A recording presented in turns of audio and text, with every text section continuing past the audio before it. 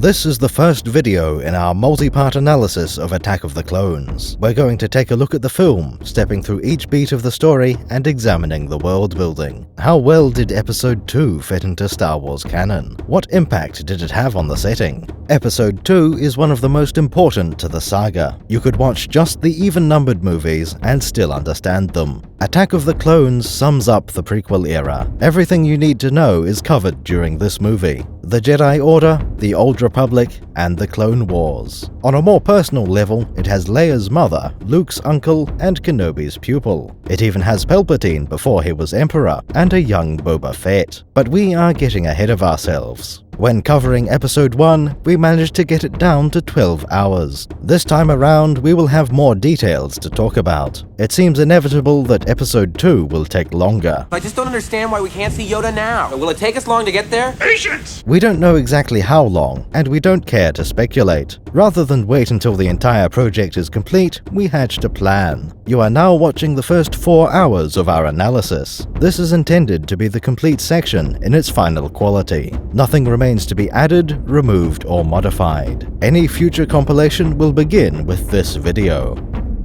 In order to get anything to happen, you have to take a certain amount of risk. Here we go again.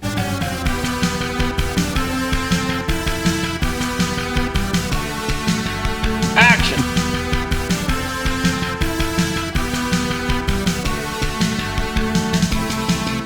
Two, take one, Mark.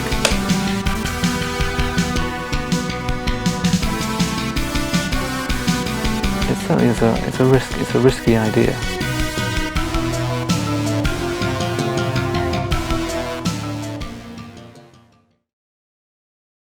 Where the previous movie had established the Old Republic, Episode 2 changes things. The setting had already been presented, so all we need is to learn some history. Like in Episode 5, events happened off-camera before the middle of the trilogy. The Rebellion moved their hidden base, and the Republic has moved on as well. There is unrest in the Galactic Senate. Several thousand solar systems have declared their intentions to leave the Republic. Previously, the dispute had been about the Outer Limb trade routes. Who should be responsible for securing them against pirates, the traders or the Republic? How much tax should be charged, given the amount of security being provided? 10 years later, this had escalated into a more general discontent. Thousands of star systems have lost faith in the Old Republic. Some of these systems will make up an entire sector, all in agreement. In these cases, there will be a senator who can argue on their behalf. Other times, a separatist world will have no voice in the Senate. Being part of a loyalist sector, their senator will fail to represent their position.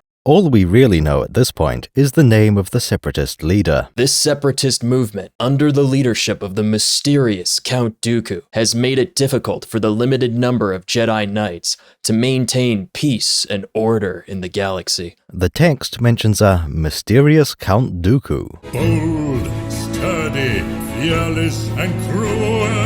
We will go on to learn much more about him, but this is not the time for it. The role of the opening text is to set up the new characters and the scenario. This paragraph of the text says Dooku is making it hard for the Jedi to do their job. The Jedi Knights were guardians of peace and justice in the Old Republic. With a growing splinter faction, the situation could easily turn into a war. Most of the time, Jedi diplomacy and intervention is enough to keep the galaxy stable. As the disagreement grows, it scales beyond the Jedi Order. Senator Amidala, the former Queen of Naboo, is returning to the Galactic Senate to vote on the critical issue of creating an army of the Republic to assist the overwhelmed Jedi.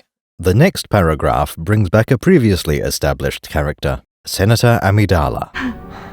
In Episode 1, the story was centered on Naboo and its leaders. Episode 2 will turn out to be a galaxy-spanning story, with Naboo being a minor part. Padme is no longer the Queen. She has been given a new, more relevant position of authority. The Phantom Menace showed Palpatine ascend to being Supreme Chancellor. This leaves a job opening for the Senator of Naboo. Congratulations on your election, Chancellor. It's unlikely for Amidala to have become a senator as soon as the battle was over. There would have been a temporary replacement already in position, an aide of Palpatine for when he's busy wearing the spooky dark robes.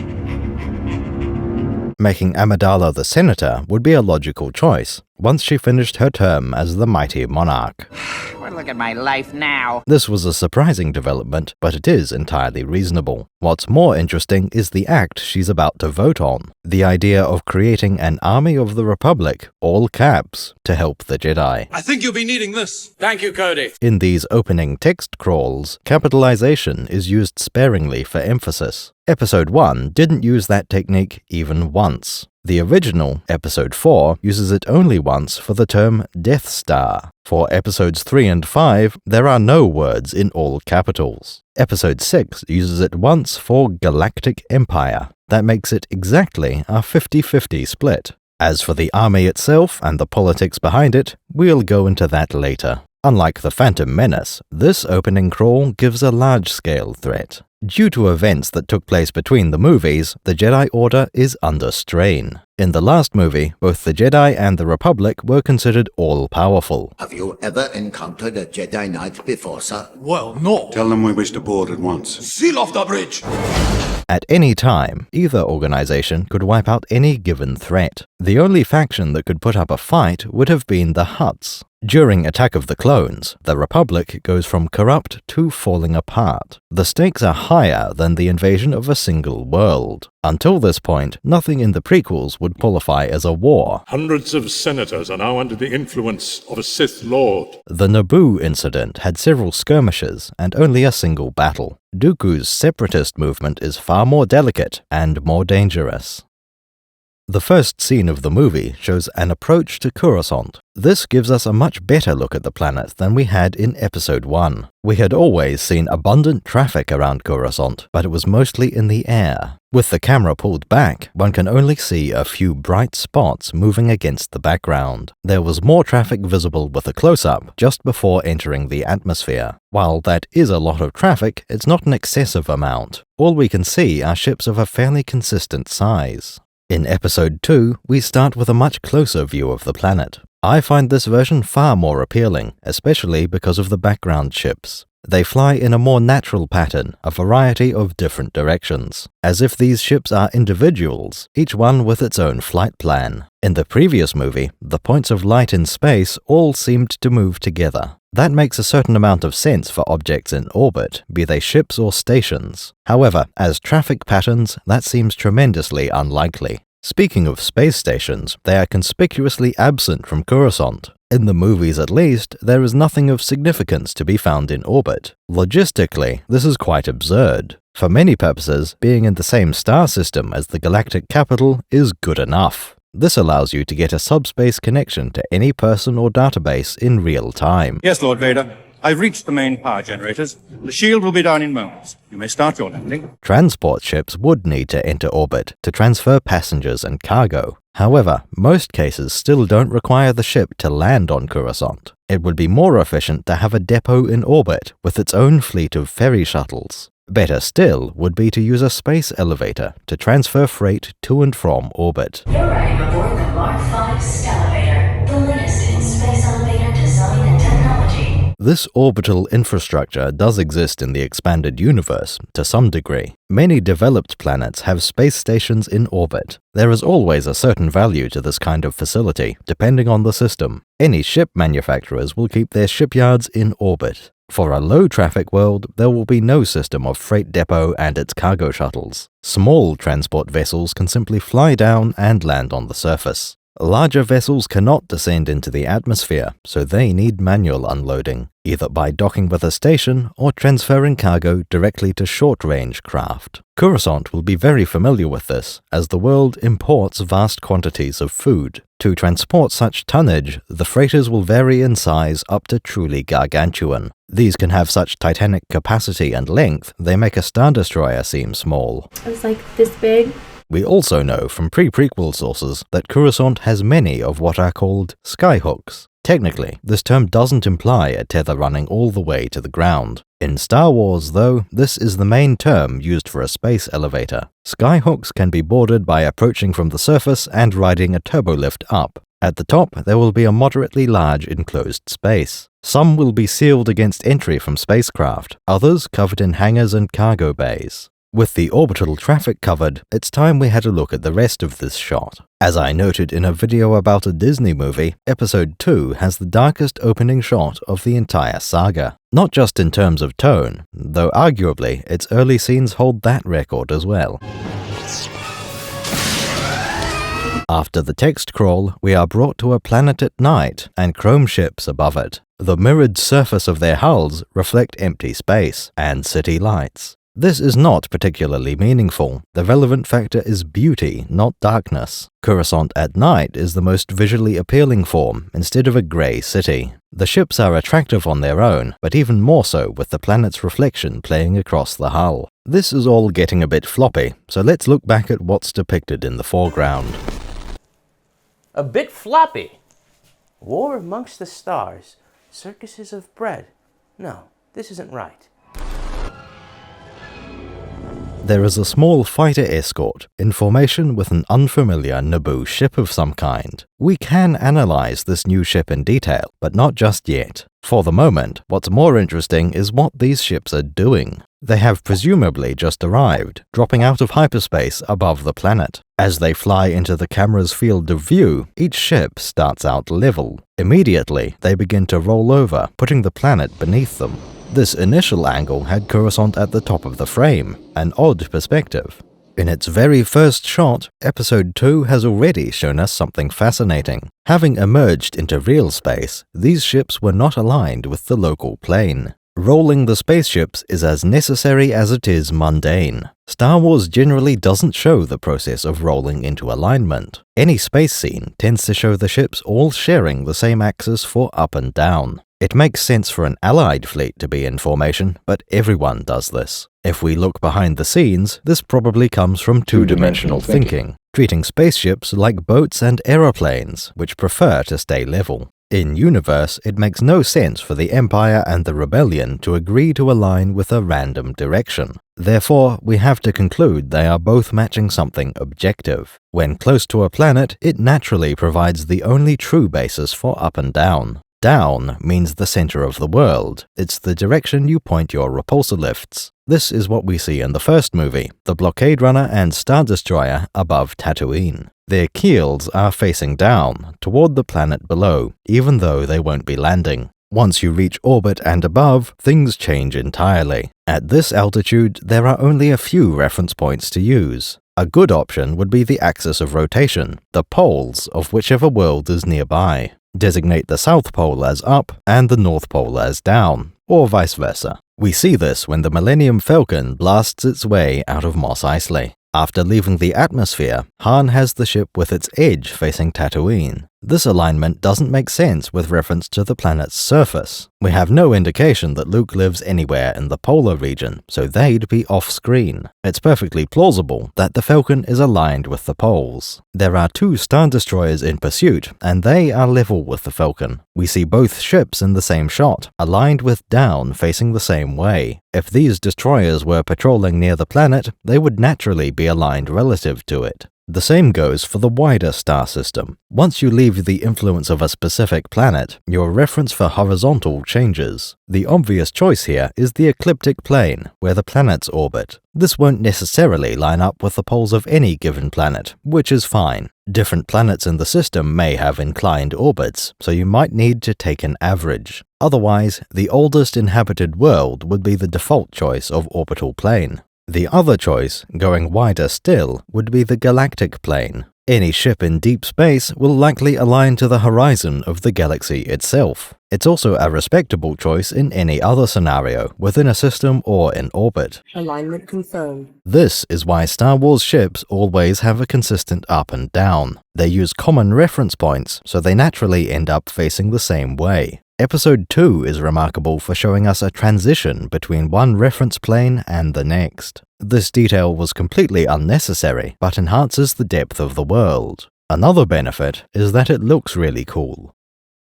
This shiny new Naboo vessel has no particular name. The cross-sections book calls it Naboo Cruiser. In the new Essential Guide, it is called the Royal Cruiser. Neither of these names is satisfactory. They aren't unique. Episode 1 features the Naboo Royal Starship. Newt Gunray once described that ship as a cruiser. One Naboo cruiser got past the blockade. We can't use Naboo, Royal, or Cruiser to distinguish the ships. Starship is also a generic term, it just means that they have hyperdrives. Regarding the Royal part, that seems inaccurate. As far as we know, this ship was designed for Senator Padme. She was granted permission to use the Royal chromium hull, but she's not royalty. Other terminology for this ship is similarly confusing. The Cross Sections book calls it a custom-built diplomatic barge. This is by far the most distinctive name for the ship. Personally, I replaced diplomatic with a more precise term. My name for it is the Naboo Senatorial Barge. This uniquely identifies the ship, but it does have one issue. You're braver than I thought. I perceive barge to be an insult when applied to a ship. Barges are very useful cargo vessels, but they are limited. They have no keel, making them suited for rivers and canals. They may not even have an engine or sails. To get anywhere, a barge might be pushed using a pole. It could also be towed by a horse, walking along the side of the canal. I have need for you on the Master's sail barge, and I think you'll fill in nicely. None of these features sound anything like the Senatorial Barge. For a start, there is little to no cargo space on the Naboo ship. Where a barge isn't seaworthy, Padme's ship can cross the galaxy. A barge might have no propeller, but the Senator's ship has 4 sublight engines. Speaking of engines, it's time to look at the drive systems. The Senatorial Barge is always classified as J-type. We learnt in Episode 1 that this means twin radial sublight engines. Assuming this is part of a larger system, there must be other type letters. One set of them for conventional engines instead of radial. The other group would be for different numbers of radial engines. Now, the barge has 4 radial sublight engines. Unless J-type means something else, the barge should not have that letter. The Episode 2 Cross Sections book doesn't feature a definition for J-type. I reckon it was just a missed detail, as the books have different authors. It was only given the label J-type because Qui-Gon's dialogue used that as the class of Padme's ship. I need parts for a J-type 327 Nubian. Looking inside the barge's engines, we see some interesting details. Right at the front of each engine, there is a power generator. There are no visible fuel lines running to the generator. This is odd because we don't see any reactors elsewhere on the ship. That would mean the engines supply all the electricity to this barge. We do see fuel injectors near the front of the engines. Behind them is a magnetic turbine, which is to be expected. What's odd is that after the turbine, we have a reaction chamber. That doesn't sound right at all, not for an ion engine. At this point, we need to distinguish between fuel and propellant. Fuel goes to the reactor, generator, power converter, whatever component you have that turns fuel into energy. Given that these are ion engines, the propellant gets ionized. Then it passes through the magnetic turbine. Power is applied through the turbine to create high-velocity exhaust. All the elements are there, but there's no need for this reaction chamber. That's copied from a rocket engine, where it would be burning fuel. A reaction is not necessary with this kind of drive. Other than that, the barge engines are fine. If we go back to the cross-sections for Episode 1, we see a better version. This seems to be the origin of the magnetic turbine. The Radiant 7 has the front of the engine taken up by fuel systems. Power generators must be placed elsewhere in the ship because they aren't here. At the very front, fuel is atomized and then ignited. As it passes an ion generator ring, the fuel is ionized. Then it follows a space-filling curve, presumably to match the shape of the ship model. Finally, the ionized fuel hits the magnetic turbine. This happens right at the back, near the exhaust nozzle. Note that the magnetic turbine has very thick blades and narrow gaps between them. It's not clear if the turbine spins, or if it's purely a magnetic field.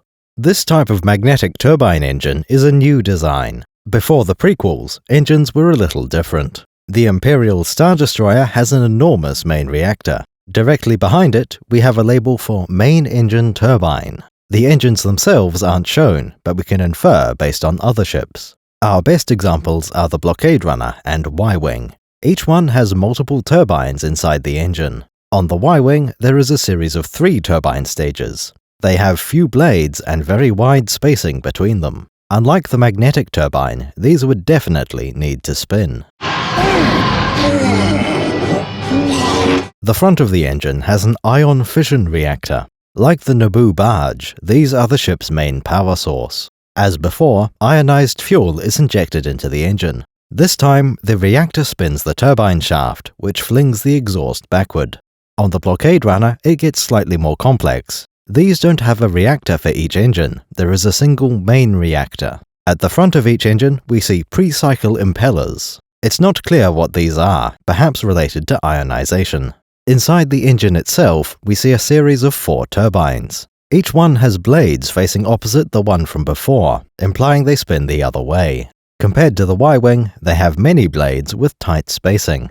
Engines on the Falcon are the odd ones out. They appear to have no turbine system whatsoever. Instead, we just see a wide manifold on the rear arc. The fuel seems to flow around a pair of small devices, perhaps electrodes. After that, it leaves out the back of the engine. This design doesn't use turbines because it functions like a conventional ion engine. On the Disney cross-sections, we can see a better angle of the drive quarter. These clearly show an electrified grid at the back of the engine nozzle. Earth ion drives use these to accelerate the exhaust plasma. The bottom line is that an ion engine propels charged particles out the back. It takes in electric power and fuel to create thrust. In the era of the original trilogy, that seemed to be using physical turbines, perhaps with electromagnetic assistance and chemical reactants. Prequel-era engines use a magnetic turbine, but are otherwise very similar. Fuel goes in the reactor, which transfers electricity to the engine. The electric systems ionize the propellant and power the turbines. Finally, the ions leave the exhaust nozzle as reaction mass.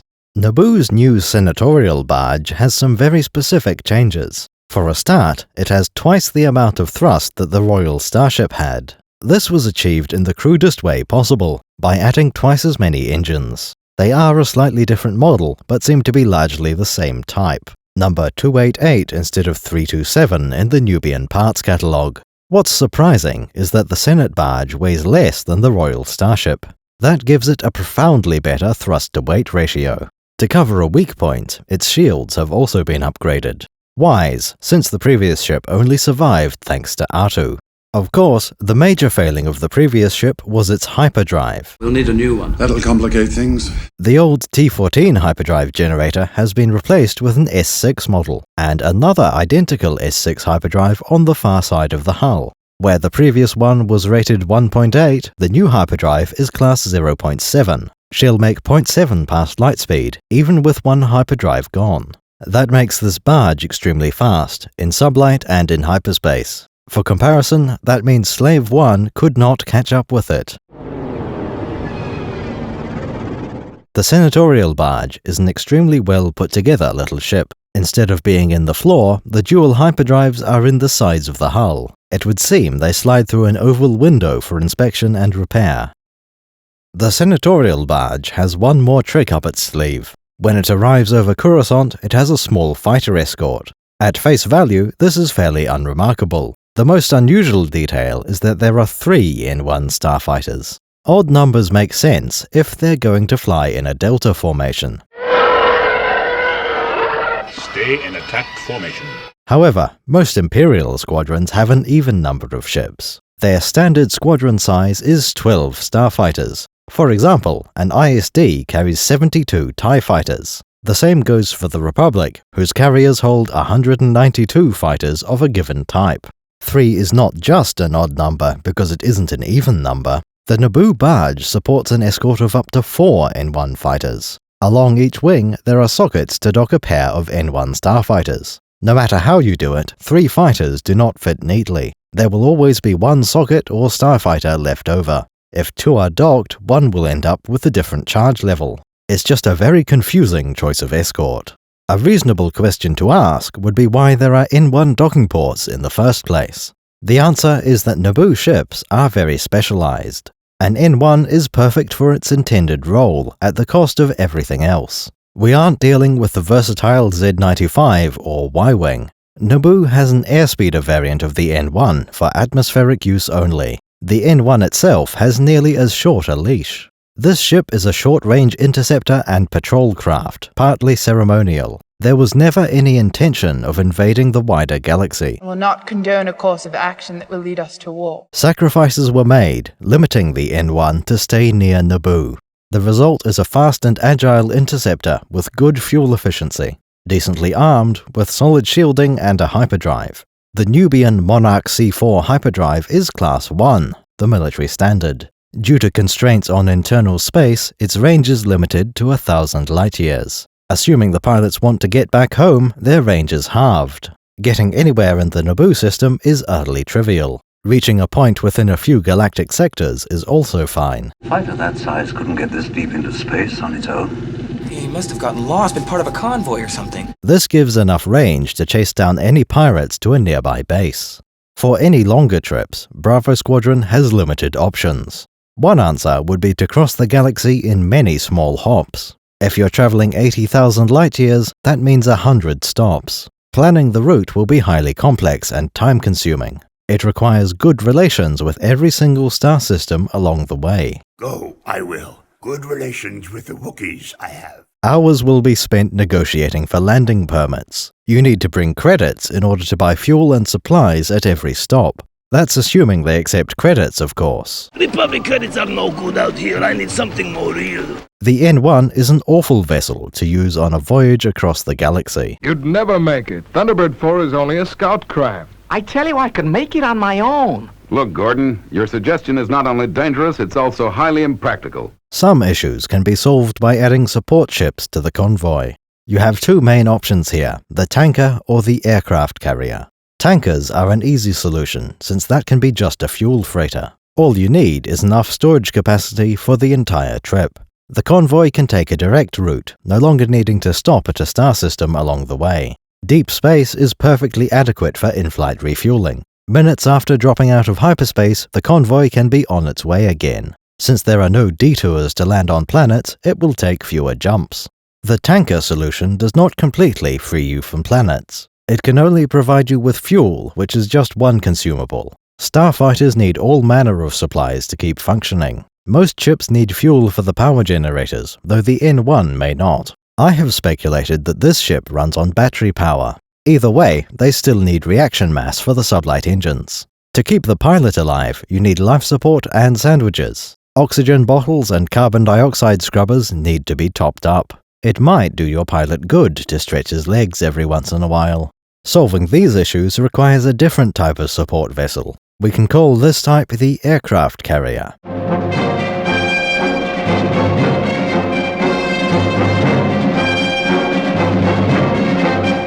This would require an enclosed hangar large enough to fit at least one fighter.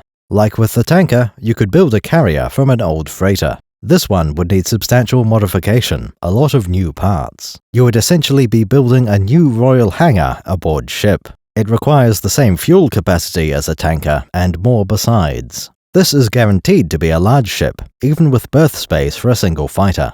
Now, if Naboo wanted to get serious about the convoy, we can go bigger. What you need is a bulk cruiser to repurpose. Our best example here is the Flurry, as used by the Rebel Alliance. This started life as a 350-meter-long Solistan freighter. One source says 340 meters. That would make them 97% the length of a Karak-class cruiser. The Quasar-Fire class had a huge cargo bay, ideal for modification. To make room for a starfighter hangar, the cargo section was gutted. With the innards torn out, that left a huge empty space in front of the engines. Magnetic field projectors were used to close off the front, while letting ships through. The result is a capacity of about 50 starfighters. This allows you to transport them using the carrier's drive systems.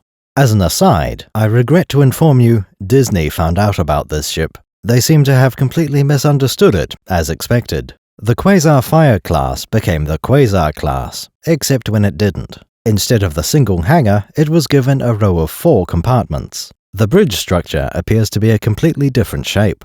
Strangest of all, it seems to have completely switched sides. No longer a modified freighter, used by the Alliance for lack of better options. Disney's Quasar class is a standard part of the Imperial Navy. A surprise, to be sure, but most unwelcome. Back in the Star Wars universe, large freighters are expensive. Buying and reworking a quasar fire would cost as much as several N1s. You might be able to find a better candidate, but you'd want 2 carriers either way. On the other hand, we know Royal Naboo ships are expensive. You can buy a second-hand ship for the price of a T-14 hyperdrive. Certainly, an old freighter would be cheaper than a luxury Nubian parts kit. The cost to modify would be less than the development of a new Royal Starship. Adding a pair of carriers would be only a minor expense compared to the overall N1 program. Instead of a carrier, all we see is the senatorial barge. While I would have liked to see the convoy logistics, the barge is adequate. This ship served for at least 2 years, potentially up to 10. For an extremely minor additional cost, the barge became a substitute support ship. Wing sockets to dock the N1 escort allows it to function as a tanker. Those sockets aren't just for refueling though. They allow the barge to transport the fighters without needing a hangar. Since that uses the barge hyperdrives, the speed is much higher. More importantly, the constant small jumps are eliminated. Padme's barge can travel 80,000 light-years in one go. With the help of the barge, there is potential to make the journey in an N1. It doesn't take long enough to need resupply along the way. The novelization implies Padme had traveled directly from Naboo. Still, there is room for a stop or two along the way. The Essential Atlas shows a route with several corners in it. It isn't clear if these are intersections where the ship drops out of hyperspace. Personally, I don't believe in turning corners in hyperspace. Following a curved hyperlane is plausible though. Either way, each corner in the route is a potential stop.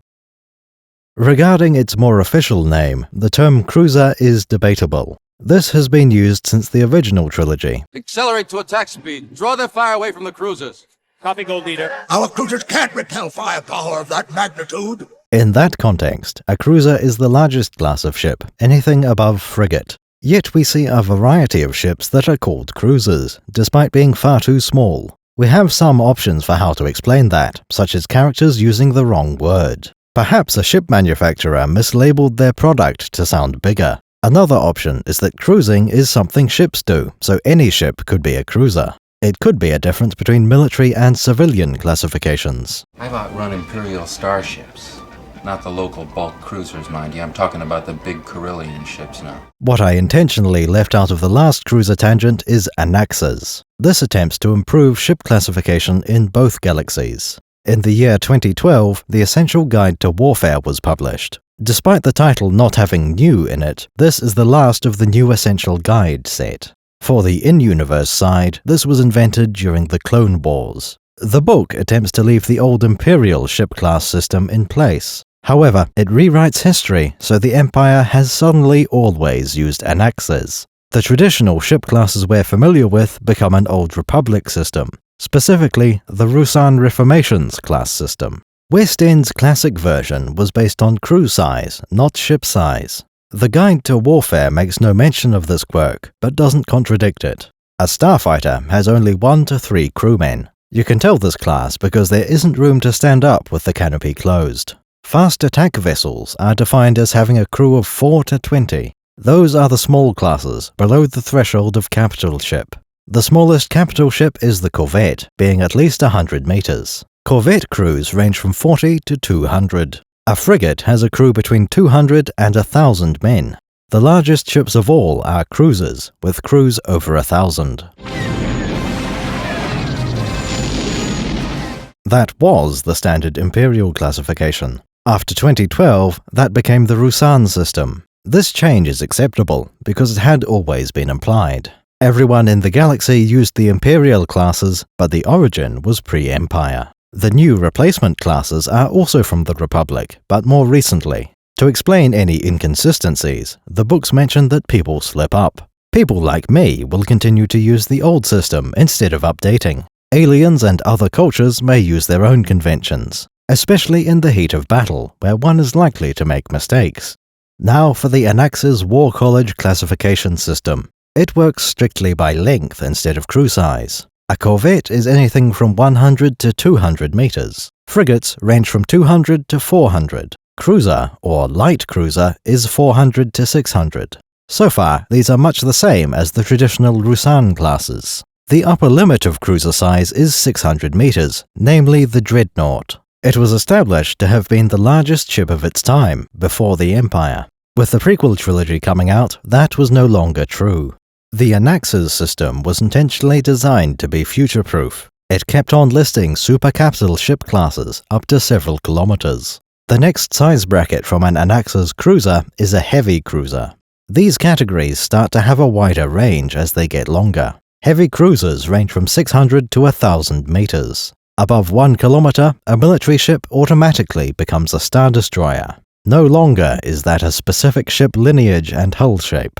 The book acknowledges this as being controversial in-universe as well. It is described as advertising for Kuat, yet also being in common use.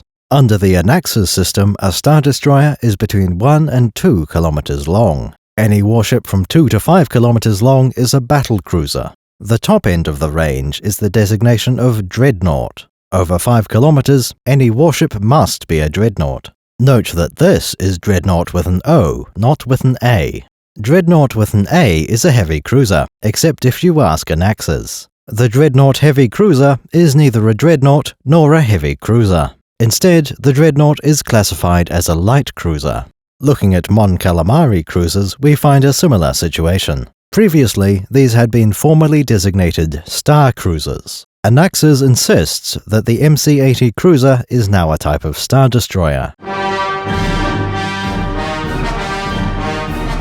An Old Republic cruiser, the Chuanthor, belonged to the Jedi. Because its length is 2 kilometers, the cruiser becomes a battle cruiser. Either that or a Star Destroyer. It's never been clear how to handle edge cases. Luckily, there is a feature that Anaxes carried over and codified. Under what we now call the Rusan system, one can just get it wrong. No, my father didn't fight in the wars. He was a navigator on a spice freighter. Call a corvette a cruiser, or vice versa. Anaxes considers the classifications to be flexible. If you can think up a rationale, you can just move a ship to a different class. The Karak, for example, is a 360-meter light cruiser. That would be considered a frigate by the Anaxes War College. Since they are heavily armed, though, we can leave them as light cruisers. There is one other feature of the Anaxes system. It includes a simplified version that reduces the list to 3 classes. Corvettes become gunships, as do any irregular ships. That would include the Millennium Falcon and Naboo Royal Starship. Actual gunships are much smaller, more like 25 meters than 200. Theoretically, a large non-combat freighter could be called a gunship as well. The intention here must be to sweep all minor ships under the rug. Cruiser captains can largely disregard these so-called gunships. The shorthand system continues with a slightly less misleading group. Frigates and light cruisers become cruisers. In terms of relative threat, that makes sense. Frigates will still hurt. Well, except the Lancer frigate, but frigates are not toothless. Finally, the shorthand groups together all ships of heavy cruiser and larger. These are called battleships, not to be confused with battle cruisers. It seems clear this shorthand is just a layer of fuzz to excuse mistakes. Flexible categories, fallible characters, and now shorthand. All handy when someone who should know better uses the wrong word. Having rolled to face the right direction, the Naboo convoy glides down through the atmosphere. At these speeds, the N1 fighters will be entirely relying on their repulsor lifts. This is the normal scenario for any ship in Star Wars, with very few exceptions. The Naboo flying wing might generate a decent amount of lift, even when flying this slow. Each wingtip leaves a visible trail once deep into the atmosphere. That's an interaction with the airflow. It wouldn't happen below the stall speed. I don't believe the engines are running at full throttle, so this is well below maximum speed for the ship. The Naboo convoy makes its final approach in the daylight region of the planet. There is a dense layer of cloud, with a few of the tallest buildings extending up into clear skies. If we consult the reference material, it turns out that Coruscant has planned weather. Right on the tick.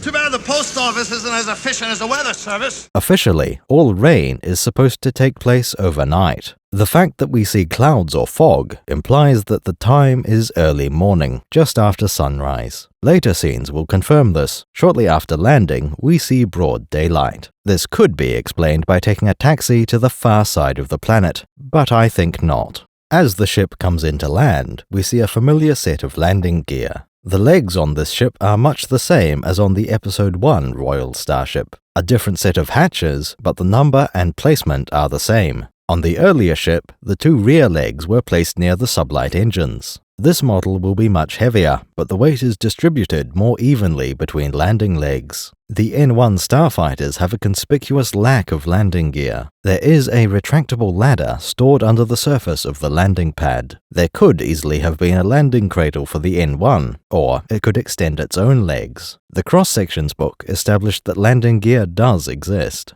Instead, the parked fighter is floating in midair, in much the same way an X-Wing doesn't. There is plenty of evidence of repulsor lift vehicles at rest. Luke's land speeder is a great example because it always stays in the air. There are no legs or wheels, it's expected to hover forever. Cloud City also has its repulsor lifts working around the clock. On the other hand, the Millennium Falcon and X-Wing rely on their landing gear. They both take off and land using repulsors, but they sit on landing legs in between. Attack of the Clones also shows us 2 chrome ships of different sizes, both with legs. The pattern generally seems to be that smaller machines can stay afloat, while larger ones need legs. There are so many exceptions, though, that we can tell nothing. The Naboo fighter pilots disembark, along with their astromech droids. They walk over to the Senator's ship, and one removes his helmet. This is a new design, upgraded from the ones used during the battle for Naboo. Fighters, straight ahead. Roger, Bravo, leader. Roger, Bravo, leader. Most notably, it features a face mask and visor instead of aviator goggles. A silk scarf and set of goggles might be all Biggles needs to ride a motorbike. For a starfighter pilot, we would expect a little more, an oxygen mask at the very least. This new Naboo helmet has room for that, but it still isn't sealed. If I were a molecule of air, I might be able to sneak through that gap behind the jaw. The helmet will do no good if you lose pressure, but neither would the X-Wing helmet. One of these pilots is considerably shorter than the other. Perhaps this means the short one is a young boy of indeterminate species. You believe it's this boy? I don't presume to. But you do. Revealed your opinion is. The man with the eye patch turns to the child and remarks on how safe they are. The moment he stops speaking, There was no danger at all. an explosion rocks the landing pad. It appears to originate at the top of the boarding ramp, on the starboard side. A second later, secondary explosions go off inside each of the engine clusters. The wings are shattered, falling onto the landing pad. A white fluid starts leaking from the hull, perhaps a hyperdrive coolant. This is something of a strange location for a bomb, at the top of the ramp. On one hand, it's relatively easy to access when the ramp is down. However, you can't just lob a grenade in there without the Naboo guards noticing. There are 2 varieties here, with familiar uniforms and weapons. Some carry the CR-2 blaster rifle, while others have the Security S5 heavy blaster pistol. Though there are people waiting on the landing pad, none seem suspicious. I don't believe this bomb was planted after landing, or in flight. That would imply it was an inside job, with someone on Naboo having the right credentials to access the ship. Another question is how and where you hide the bomb. If the bomb was there for the entire flight, it can't be out in the open. It would have to be hidden in some kind of cargo crate, perhaps in the Senator's wardrobe. Certainly, it can't be in any container that might be needed during flight. The bomb would also need to get past the security screening on Naboo. That would mean the most likely culprit is someone working in security for the royal hangar. To organize such a thing, I would suspect Chancellor Palpatine. He is the only one likely to have enough contacts on Naboo to organize the assassination. Getting the bomb aboard isn't the only question. Suppose you had the ability to plant an explosive device on Amidala's ship. You're sure the explosive device is secure aboard their ship? Why wait until it lands to trigger the bomb? An explosion in space, or hyperspace, would be far more deadly than in the atmosphere. The fighter escort doesn't have airlocks or passenger seats. If the Senator's ship had a hull breach, there would be no chance to rescue survivors. Detonating it in deep space would have been the most effective use, if the bomb had been aboard. Looking at the cross-sections book, it mentions the assassination attempt. It admits that the natural assumption is a bomb stashed somewhere aboard ship. Unexpectedly, the book says this is not what happened. Instead, the bomb was hidden on the landing pad. Another detail is that it was remotely detonated instead of using a timed fuse. That means the person responsible was almost certainly within line of sight. Despite being on a levitating vehicle, there was evidently no damage to the landing pad itself. The explosion looks nothing like the spherical blast of a thermal detonator. This bomb must have been a shaped charge, blasting through the platform and the ship's hull. We know there is room underneath the surface for storing ladders and such.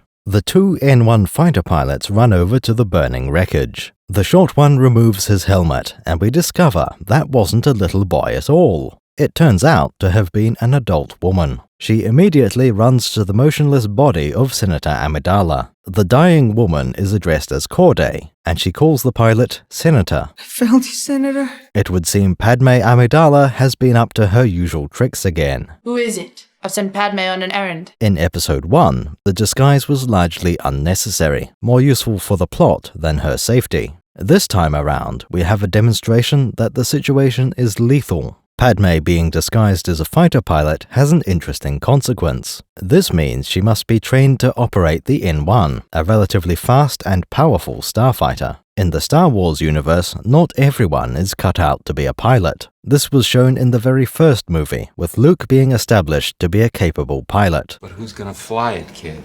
You? You bet I could. I'm not such a bad pilot myself. We don't have to sit here. Han doesn't know this, so he dismisses the idea of Luke ever flying a ship.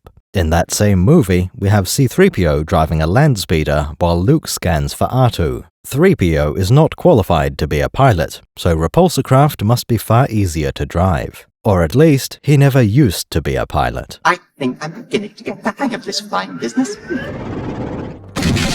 Episode 1 has no indication that Padme can even drive a land speeder, let alone pilot a military fighter. After seeing the Battle of Naboo, I suspect she asked Rick Ollier for flying lessons. Nothing implies she ever became a particularly good pilot. It takes a certain amount of talent as well as training and practice. Still, there is a minimum standard we can expect from her. Not crashing the N1 into a mountain or its hangar, that would be a good start. She's going to crash!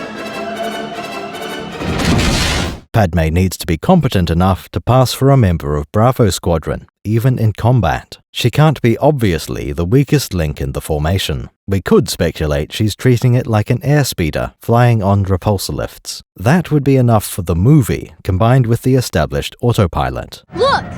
There they are! That's where the autopilot's taking us! The problem is that Naboo security would never allow her to fly a ship that she's unqualified for. The other fighter pilot is her chief of security, Captain Typho. According to the novelization, he is the nephew of Captain Panaka. This is quite dubious, since the two actors don't look anything alike. Perhaps to a journalist, who can only imagine two categories of people, they might look the same. The actor for Panaka comes from Ghana, and did an excellent job in a prominent role. Captain Typho's actor is from New Zealand, literally the opposite side of the world. This is Mr. Harris. He's an atheist. Father Crisanti, a Roman Catholic. Ms. Nigel, a Maori. His role is far more limited, with only a couple of minutes in the entire movie. This makes Typho a far less memorable character, through no fault of his own. Senator Amidala, please. Next, we have a real treat. Naboo has several blasters available to its security forces. In our Phantom Menace analysis, we examined 4 of them.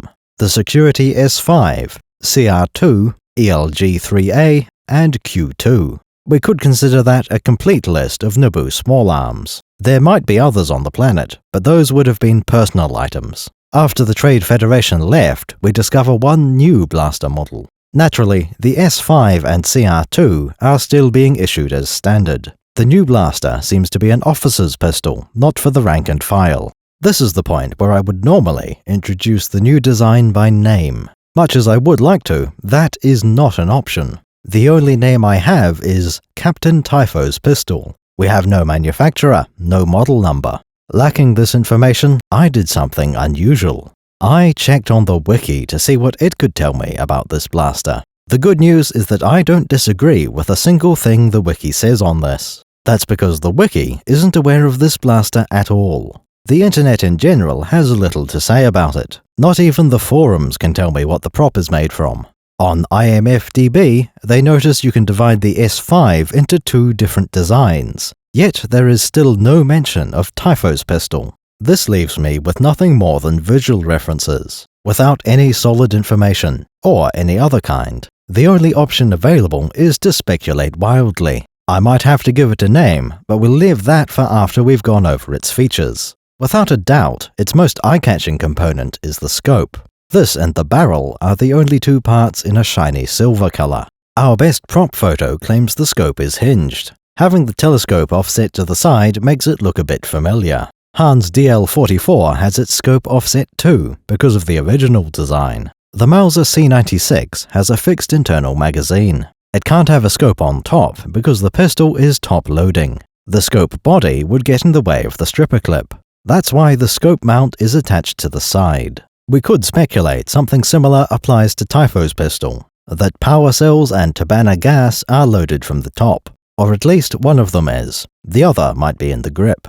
Blaster gas has two main solutions to replenish it. One option is to have a detachable gas canister you can swap out. A variation would be to include a small gas canister inside each power pack. Batteries always have to be replaced. They're the main limit on number of shots. The other option is a fixed internal gas bottle and a filling port. On Typho's pistol, I'd say the filling port could be at the bottom of the hand grip. Alternatively, perhaps the bit with the finger grooves is the battery. In that case, gas storage would be behind the barrel. At the end of the barrel, we see an angled, slotted muzzle device. I'm not sure what to make of this. It could be a flash hider or a compensator. I suspect the former, since there should be little to no recoil on the blaster. One of the few remaining features is a set of finger grooves on the grip. My understanding is that these go in and out of favor on Earth. Not detrimental, but also not a significant help. With that, we have examined every element the blaster pistol has to offer. Typho has a weapon that is, frankly, boring. It isn't a design from 1896 that seems strange to young eyes. It doesn't have extra gubbins all over the surface to make it look more complicated. This blaster looks practically identical to any number of modern pistols. As long as you say polymer instead of plastic, the material seems normal. What's surprising is that it lacks a moving slide, but that's all. Perhaps the grip being a bit too ergonomic for a magazine to fit in there. All of this sounds a little familiar to me, and it leads me to a name. What blaster looks a lot like an ordinary pistol of the time? The best example I can think of is Princess Leia's sporting blaster. I love you. This one is very clearly a mundane handgun with the barrel of a ray gun. The name of her blaster is the DDC Defender. Drarian Defense Conglomerate is the manufacturer. They aren't one of the largest companies, but they have a good reputation. DDC is associated with the Inner Rim and Expansion region. Naboo is in the Mid-Rim, so it would be appropriate to go next door. I declare that the Royal Security Forces adopted a new service pistol for its officers. This won't be a custom design for Naboo in particular, but they may have asked for the scope. I have decided its name is the DDC Commander. Compared to the Security S5 and the CR2, the DDC Commander is quite small. It fits in closer to the Handmaiden blasters than the standard issue ones. A DDC Commander has a bulkier frame and shorter barrel than the ELG-3A. This makes it a perfect service pistol for a high-ranking officer, like Captain Typho. As Chief of Security, he should rarely need to draw and use his pistol. Typho's DDC Commander will have a reliable stun setting. It isn't quite as powerful as a heavy blaster pistol. Capacity is only 70 shots per power pack. The gas chamber holds 350 shots worth of Tabana. I'll give it an ideal range of 40 meters, quite exceptional for what it is. Maximum range will only be 100 meters though. The DDC Commander is quite expensive, but I'm trying to balance it against the other options. More precise than a DL-44, if less powerful. On the other hand, it's generally inferior to the very bulky DH-17. The Commander needs to be an upgrade over the S5 for Typho to want one, but it can't be the bestest blaster in the galaxy. Shut up and take my money! Amidala's Chief of Security hurries her away from the landing pad. We in the audience see a classic screen wipe transition. This takes us to a Coruscant cityscape with clear skies instead of dense fog. The focus of the shot is a large dome, sticking out from the flat terrain around it. This is a fantastic bit of world building, I thought during my first watch. That dome structure was established in Episode 1 as being the Senate. At the time, it was a mushroom-shaped building, dome on a stalk. Do not touch that mushroom, you'll die! This shot from Episode 2 clearly shows a lack of stalk. Coruscant is made of buildings stacked on top of each other, going several kilometers deep. The only conclusion can be that the sprawl has overgrown the stalk. The Republic Senate is nearly buried in other buildings. As it turns out, that was not the case. Attack of the Clones will show the Senate building later on, stalk and all. The Senate has not been built over. This is something else. We wouldn't find out their relationship for certain until Episode 3. This one showed the mushroom in the background, looming over the low dome. This is clearly a support building for the Senate, holding extra officers and such like. It has a triple ring of landing pads around the outside, and an underground Corvette garage. In what must surely be the finest office in the building, we find Chancellor Palpatine. He is sitting with his back to a window, in a throne that looks awfully familiar. Welcome, young Skywalker. I have been expecting you. Anyone who has seen Episode 6 will recognize it as the same one from the second Death Star. In the background, we can see the same red royal guards from that throne room. Guards, leave us. I'm looking forward to completing your training. In time, you will call me Master. The future Emperor is in a meeting with half a dozen members of the Jedi Council. When the camera arrives, Palpatine mentions that he has been trying to delay a vote. I don't know how much longer I can hold off the vote, my friends. More and more star systems are joining the Separatists. At this point, the only vote we are aware of is about the creation of an army of the Republic. There is also the question of the Separatists, but it's not clear if voting is involved there. Supreme Chancellor Palpatine is about to make a huge mistake. He is trying to say that he will negotiate the Separatists to death. I call it aggressive negotiations.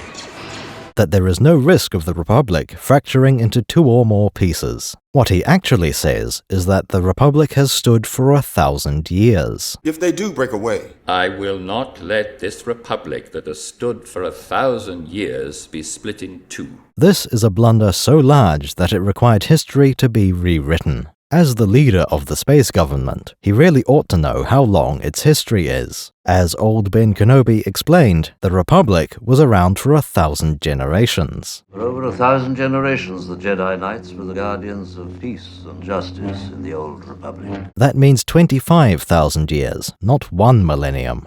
In order to prevent Palpatine from being laughably wrong, the Ruusan reformations were invented. This is the same event that rescued Ki-Adi-Mundi from a similar fate. He also mentioned 1,000 years, and it was just as risky when he did it. Impossible. The Sith have been extinct for a millennium. He said the Sith had been extinct for that long, so that's the last time Sith were active. That coincides with how long Palpatine claimed the Republic had endured. Clearly, this period involved the Republic having fallen, and the Sith moving openly. This is what Palpatine has suddenly always been referring to. The most recent incarnation of the Old Republic, restored after the Ruusan reformations. This conversation continues by reiterating information from the opening text. You must realize there aren't enough Jedi to protect the Republic. Mace Windu tells us that the Jedi have a limited ability to defend the Republic. We're keepers of the peace, not soldiers. The Separatist movement could create a hostile nation on the borders of Republic space. Jedi are absolutely the wrong tool to use for this situation.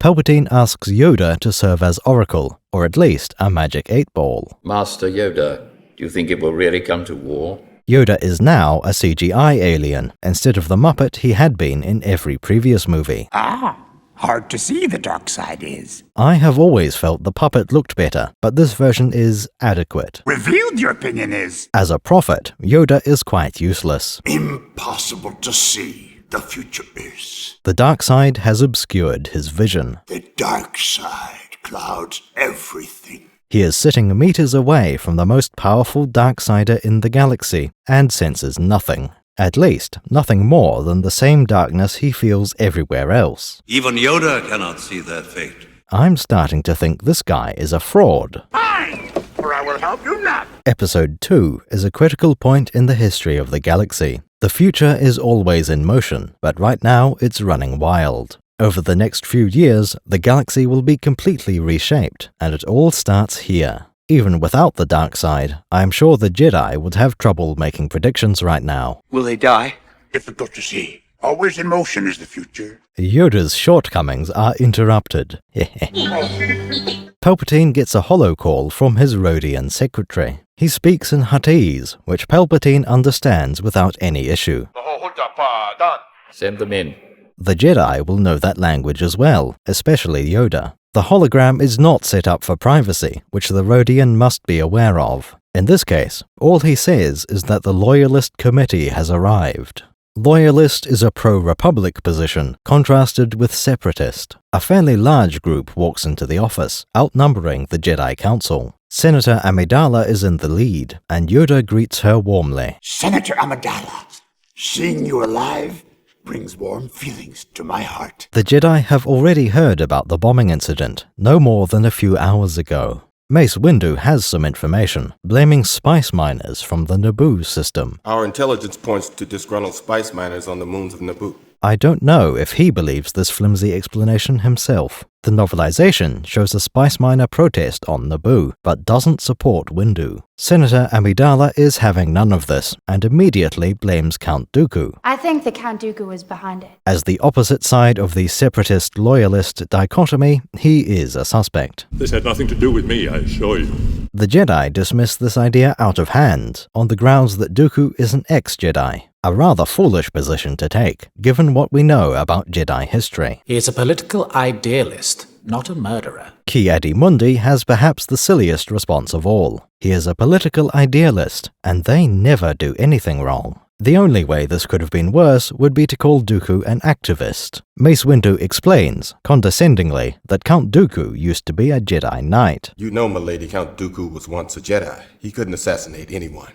It's not in his character. Despite having left the Order, Windu assumes that Dooku still follows the Jedi way. These incompetents are meant to be the greatest minds the Jedi have. They were unhelpful in Episode 1, but now they're actively getting in the way. At the very least, Yoda admits the assassination threat is real. Palpatine slyly interjects, proposing that the Jedi protect Amidala. May I suggest the Senator be placed under the protection of your graces? This is likely to be part of his plan. He delayed the Jedi meeting until Amidala arrived. This allowed him to arrange a Jedi bodyguard without going through official channels.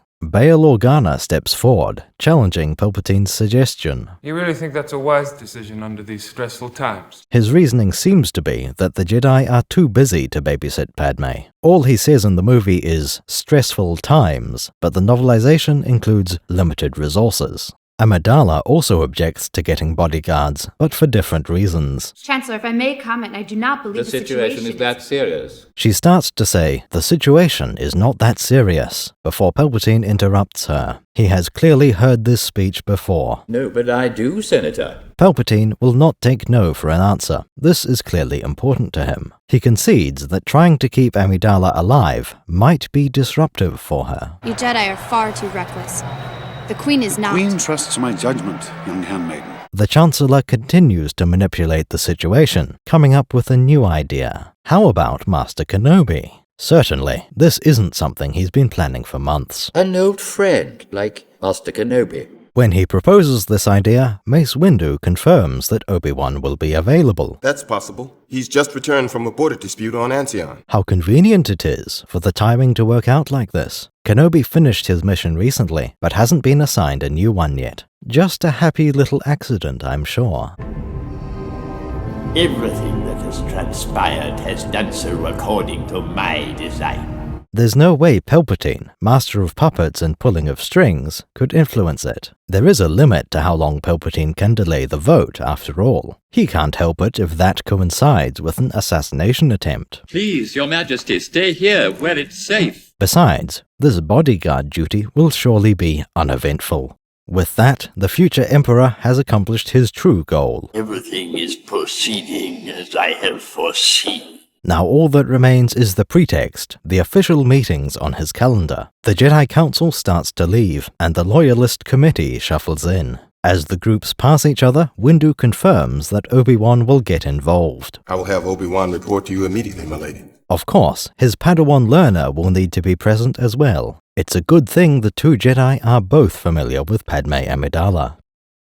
After meeting with the Chancellor, everyone goes their separate ways. The Jedi will return to their temple, their Wizard's Tower. Politicians dwell in their own kind of tower. Senator Amidala's tower is a rather elaborate building with an unusual shape. It reminds me of the Chrysler building, with its curves at the top. This is not one we're familiar with from The Phantom Menace. The air taxi took the party to a cluster of 4 buildings with bridges between. Senator Palpatine seemed to live in a flat-topped rectangular block of flats. It doesn't appear to be a very posh place, implying Naboo is unimportant. There is another building shown in Episode 1, with a significant amount of focus placed on it. We have no indication that Palpatine lives here, like we did with the air taxi. It seems likely this building is what can be seen if you look out Palpatine's window. The camera is looking up at this structure, a far more appealing design than Palpatine's home. By the next movie, the Naboo senator has moved up in the world. Quite literally, Amidala resides at the very top of her building.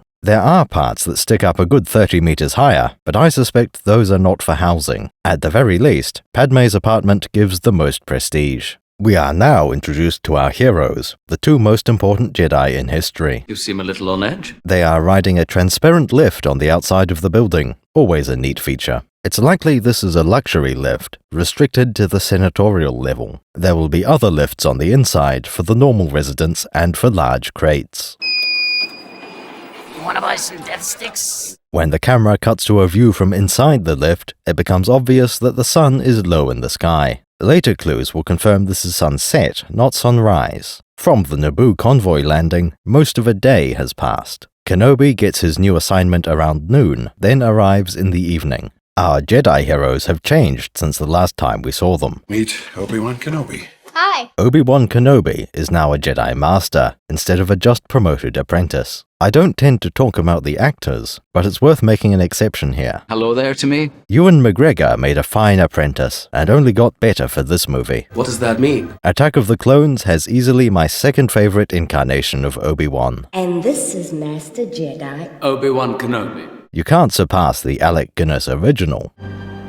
Lightsaber. But Ewan here comes very close. We must be cautious. That's why I'm here. Little Annie has also changed, with his actor swapped out entirely. Personally, I've never liked the Hayden Christensen version of Anakin. I understand. That isn't to say there's anything wrong with the actor or his performance. Quite the opposite. He doesn't understand. It's not fair. Moody teenage Anakin is exactly the way we'd expect him to be. But I am grown up. I'm just not as fond of that as I was of the wee lad. Qui-Gon, sir, I don't want to be a problem. One last thing, before we move on by a few seconds. Really looks beautiful. There's my school, Grandpa. If you were the sort of person to read far too much into the visuals, there's something here. The golden light of the evening sun is reflected off the cityscape behind the Jedi. For those who are so inclined, you could interpret this as a halo. To take it even further, the brightest spot is behind Obi-Wan, while Anakin's side is darker. We are certainly getting a little shaky, a bit floppy even, but it isn't baseless. In Episode 1, Palpatine's room has a ring mounted on the back of his couch. It serves no practical purpose, but it does line up with Padme's head. This is no accident, so you have a reason to hallucinate halos elsewhere. Are you an angel? What? Anakin Skywalker is nervously adjusting his robes. This is an echo of Obi-Wan's apprenticeship, when his master called him anxious. Don't center on your anxieties, Obi-Wan. Keep your concentration here and now where it belongs. In that case, young Kenobi was trying to sense the future using his Jedi powers. This isn't quite the case for Skywalker. He just anticipates the future. Obi-Wan describes the lad as on edge and tense. You seem a little on edge. I haven't felt you this tense since we fell into that nest of Gundarks. We then find a reference to a shared history, a mission these two were on some time ago. The Master casually mentions falling into a nest of Gundarks. This is the sort of situation one would prefer to avoid. A Gundark is something like a gorilla, except stronger, more violent, and less intelligent. As it happens, we were already aware of their nesting habits before Episode 2 was released. How the characters respond here helps to tell us about them as people. The apprentice is quick to emphasize that it was Kenobi who fell into the nest. You fell into that nightmare, Master, and I rescued you, remember? Anakin is keen to talk about his abilities, that his master was the one to slip. In fact, it was Annie who saved both of them. It wasn't my fault, mostly. The situation was shown in the Jedi Quest series, where explosives knocked Obi-Wan into a crater. Gundarks had been nesting around the edges, and Anakin had to jump in to help. Not all of those Gundarks survived the encounter. We should also mention that Skywalker was dealing with a handicap. That morning, Anakin had used the shampoo with the POW tranquilizers in it. Obi-Wan doesn't respond to this by arguing or trying to make himself look better. He starts laughing with what appears to be a genuine chuckle at the memory. Anakin joins in after a moment, showing the bond these two have established. Master Kenobi continues trying to get Skywalker to calm down. You're sweating. Relax. Take a deep breath. The lad seems to be in full combat alert mode for the easiest assignment he's had in years. At this point, Anakin gives us one of the most important lines of the entire movie. I haven't seen her in 10 years, Master. If he hasn't seen Padme in 10 years, then we know how long he's been training. That makes this the year 22 BBY and tells us a variety of other things. Anakin has gone from 9 to 19 years old. Queen Amidala was 14, and Senator Amidala is 24 years old. Assuming Kenobi had been in his early 20s before, he is now in his early 30s. At the top of the lift, we find the greatest threat to the galaxy, Jar Jar Binks, representative of Naboo.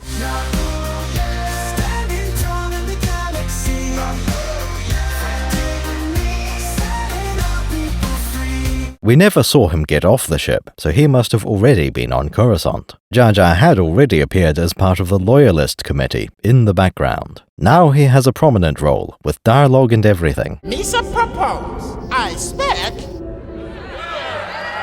It seems Mr. Binks has done well for himself over this past decade. He is now a serious character, with no trace of his clumsy origins. Jar Jar now has elaborate robes, with a curtain of beads over his shoulders. Around his neck is, apparently, a sacred Gungan amulet of trust. This likely represents his authority to speak on behalf of the Gungan people.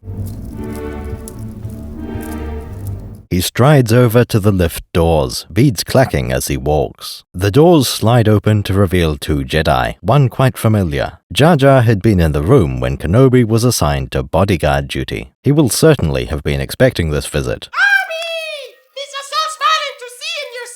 Binks greets Obi with far more enthusiasm than you may expect. They didn't really get on well last time they met. What's this? A local. Any help here with the hat? Master, we're short on time. Why do I sense we've picked up another pathetic life form? It seems unlikely they kept in contact by sending letters to each other. Jar Jar must be remembering the pair of Jedi, including Qui-Gon. He barely ever interacted with Kenobi. After shaking Obi-Wan by the hand, Binks leads the pair into the main room. My Gunganese is a bit rusty, but I believe this visitor announcement is an informal one. These Apollo's here. Looky, Senator. Senator Padme and Captain Typho turn around, smiling when they see the Jedi. The Handmaiden has no reaction whatsoever. Understandable, since this is Dorme, not one of the original set. She will have no memory of Obi-Wan from the Naboo incident. The Jedi moment averted, it's time to get down to business. Obi-Wan opens the bidding by claiming nobody will notice the two Jedi. Our presence here will be invisible, milady, I can assure you. Captain Typho takes this chance to become a named character, introducing himself. I'm Captain Typho of Her Majesty's Security Service. We could have inferred that he was the head of security by his uniform. Typho goes on to mention the new Queen of Naboo, named Jamila. Queen Jamila has been informed of your assignment. Uncle Panaka is still guarding the Queen, while Typho looks after Padme. This job is tougher than he may have expected, and not just because of the enemy. Amidala seems to take every opportunity to sabotage her own safety. Even now, she insists that she doesn't need any extra protection. The situation is more dangerous than the Senator will admit. I don't need more security, I need answers. Padme is curious about who might be behind the attempted assassination. It would seem she'd rather die knowing that answer than live without learning it. I want to know who's trying to kill me. Even if the Senator doesn't want more security, her deceased decoy might disagree. Obi-Wan doesn't really care what Amidala does and doesn't want. Politely but firmly, the Jedi Knight explains the position. We're here to protect you, Senator, not to start an investigation. We are here for security, not stalking. If she wants a detective, she'll need to hire one. This is standard Jedi procedure. It doesn't matter what their ward would like them to do. We have no army, and I can only protect you. I can't fight a war for you. The moment Kenobi finishes speaking, rebellious teenage Annie contradicts him. We will find out who's trying to kill you, Padme. I promise you. I promise, we'll do what my master just said we wouldn't. This is not the interaction between master and apprentice we're used to seeing. Qui-Gon and Obi-Wan had their disagreements, but it wasn't like this. It's not disrespect, Master, it's the truth. From your point of view? Kenobi argues with his master about internal Jedi matters, usually in private. The Council will decide Anakin's future. That should be enough for you. Now get on board. Their disagreements are minor, easily resolved, and handled tactfully. I'm sorry for my behavior, Master. You've been a good apprentice, Obi-Wan, and you're a much wiser man than I am. Anakin does not merely have a different opinion on what should be done. He has started making promises to their client, just to impress her. Obi-Wan's response is harsh but fair. He counters the statement and highlights why it should not have been made. We will not exceed our mandate, my young Padawan learner. He emphasizes Annie's youth, A young subordinate rank, Padawan and lack of training. learner. If this had been a minor one-off infraction, that would have been a bit much. It would look better to issue a reprimand in private. I meant it in the interest of protecting her, Master, of course. Anakin tries to downplay it, talking about how he wants to protect his angel. At face value, this seems like an acceptable response. The apprentice doesn't admit he was out of line or apologize, but that could be okay. What we do not, and could not have known, is that Anakin does this a lot. He's overly critical. He never listens. He doesn't understand. It isn't just a matter of misbehaving, because he hasn't seen his future wife for a decade. Obi-Wan rejects this with, "Not going through this again, Anakin." We will not go through this exercise again, Anakin. He's seen this reaction before and cannot let it slide. Kenobi set a clear stance for how this job should play out. Young Skywalker had deliberately ignored his lead. Still, at least the situation is resolved now. It was getting a bit embarrassing, doing this in front of Padme and Jar Jar. The Jedi says to his Padawan, "You will follow my lead." And you will pay attention to my lead. The teenager immediately retorts with, "Why?" Why? And everyone looks at him in disbelief. What? Jar Jar gulps nervously, sensing that this will not end well. The Gungan has a finely tuned sense for avoiding conflict, and Annie is doing it wrong. This time, even the kid realizes that he can't get away with this level of disrespect. He tries to play it off as if he was saying something slightly less rude. Why else do you think we were assigned to her if not to find the killer? Why can't we investigate instead of why listen? Anakin explains that he is too important to be a mere bodyguard. Protection is a job for local security, not Jedi. Jedi should be chasing down baddies, not protecting people. Help me! Please! Someone! Help me! Powerful Jedi. This exchange could have been avoided entirely, or ended much faster. Anakin has shamelessly prolonged it, making everyone else uncomfortable. It's overkill, Master. Investigation is implied in our mandate. Obi-Wan does not approve of loosely interpreting their orders. If you can infer that protect the senator means investigate and chase assassins, there is no limit. Any instructions can mean whatever you'd like them to mean. This is very convenient, but not very knightly. You can't have a mission to go wherever you want and do anything you feel like. We will do exactly as the Council has instructed. Kenobi proposes that instead, they could try sticking to their actual assignment. Young Skywalker has shown contempt for his mission and his master. He will receive training to correct this defect. This conversation has achieved little of value, but it has made the Jedi look bad. Captain Typho must have doubts by now, as will the Handmaiden and Senator. Obi-Wan is clearly not as good at training as Qui-Gon Jinn was. I thought that I could instruct him just as well as Master Qui-Gon. I was wrong. Alternatively, perhaps Obi-Wan is just a better student than Anakin. Most likely, a mixture of the two. Perhaps with merely your presence, the mystery surrounding this threat will be revealed. Padme suggests that perhaps having Jedi involved will unravel things. This has some basis in her past experience with Darth Maul. And draw out the Queen's attacker. Go with the Queen to Naboo and discover the identity of this dark warrior. We'll have to wait and see how things turn out. For now, Amidala is going to bed. Now if you'll excuse me, I will retire. Despite his best efforts, Anakin wasn't invited. Captain Typho, glad that's over, walks off camera with Obi-Wan to discuss security. I'll have an officer stationed on every floor and I'll be in the control center downstairs. From this, we learn something a bit surprising. There will be a Naboo security officer stationed on every floor of the building. Given that they're in a Coruscant skyscraper, that could be quite a lot. Granted, this slender building probably isn't 5 kilometers tall. It doesn't extend all the way down to the surface. That could reduce the number of officers from thousands to dozens. An alternative would be to say that Typho is only talking about the top. Naboo has reserved the 20 or 30 floors at the tip of the building. Those will be filled with support staff, off-duty guards, handmaidens. Somewhere on the lower levels, there is a security station. Interesting that Typho says downstairs, even though we've only seen a lift. For an intruder to get in, they would need to enter from the lower levels. That, or breach through the exterior walls or windows. Either way, there should be a guard nearby.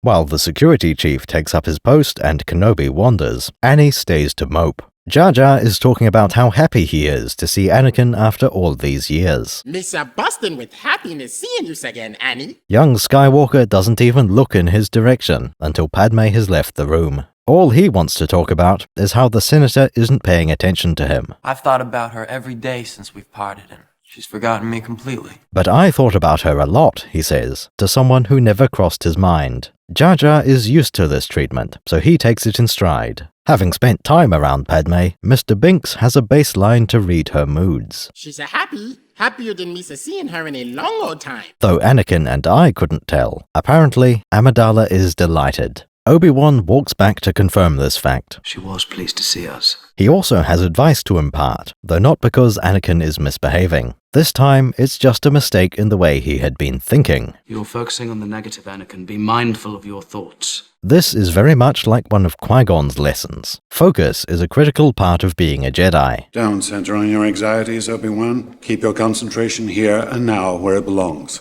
Maintaining your concentration is essential for most advanced techniques. Always remember, your focus determines your reality. Obi-Wan is absolutely right to give this bit of advice to his pupil. A shortcoming here could lead to failures later on. With this lesson delivered, it's time for the Jedi to explore. They have been tasked with securing an unfamiliar building, after all. Why else do you think we were assigned to her if not to kill her? The next thing we see is the passage of time during a wipe. Nothing happens until well after dark. We next see a set of Blade Runner ads, with an airspeeder parked underneath them. One armored figure climbs out and walks over to another, lurking in the shadows. Who knows what kind of skullduggery these two might get up to. They are going to explain themselves in a moment, but first, allow me to be distracted. Look at this shape, and this one over here. To a fan of Star Wars, those outlines are entirely unmistakable. That shape behind the helmet, like a miniature RPG-7. That nozzle on the backpack, just above waist height. They can belong to only one man. Boba Fett. You may take Captain Solo to Jabba the Hutt after I have Skywalker. The other figure, the one who isn't Boba Fett, is here to report back. I hit the ship, but they used a decoy. She takes credit for the attack on the Naboo ship, and knows she failed. This is Zam Wessel, a bounty hunter much like the ones we already know. The other figure seems to be running the operation. We'll have to try something more subtle this time, Sam. My client is getting impatient. He mentions that he has an impatient client, and sends Zam back out. That makes Zam a subcontractor, which seems a little strange. We'll cover the bounty contract itself later on. For now, there's one fascinating detail to focus on. This chap in Mandalorian armor has a distinct Maori accent. Be careful, they're very poisonous. Sam, there can be no mistakes this time. May the Force be with you, bro. You boys here for the Northland Tally Fast, I'm guessing actually seniors, eh? Aye, halftime entertainment. That can't be Boba Fett. He doesn't have a Maori accent. What if he doesn't survive? He's worth a lot to me. Put Captain Solo in the cargo hold. Anyway, the mystery Mandalorian has a new tool to offer Zam. Be careful, they're very poisonous. A bottle of space centipedes, highly poisonous. He warns Zam that she will need to get it right. Sam, there can be no mistakes this time. Presumably, there is a time limit on the contract. Perhaps not a specific date. Rather, it would be before the vote. I don't know how much longer I can hold off the vote, my friends. These two make no mention of increased security around the senator. This implies they don't know the Jedi are involved. That or they don't care. No bounty hunter is that strong. Jedi are always a risk. Back in the Senator's building, Obi-Wan returns to the top floor. He just got back from examining the security on the lower levels. Naboo security does seem to be effective. Nobody does get past them. That shaped charge on the landing platform was already there before they arrived. We discover that while Kenobi was away, Anakin and Padme had been talking. In this time, they have made plans and she has gone to sleep.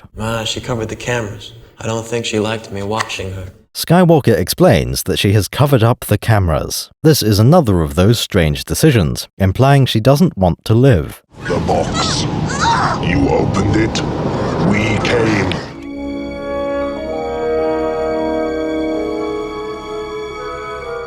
Apparently, she also programmed R2 to warn of intruders. She programmed R2 to warn us if there is an intruder. Programmed is a strong word. It implies some kind of technical operation, or at least a detailed plan.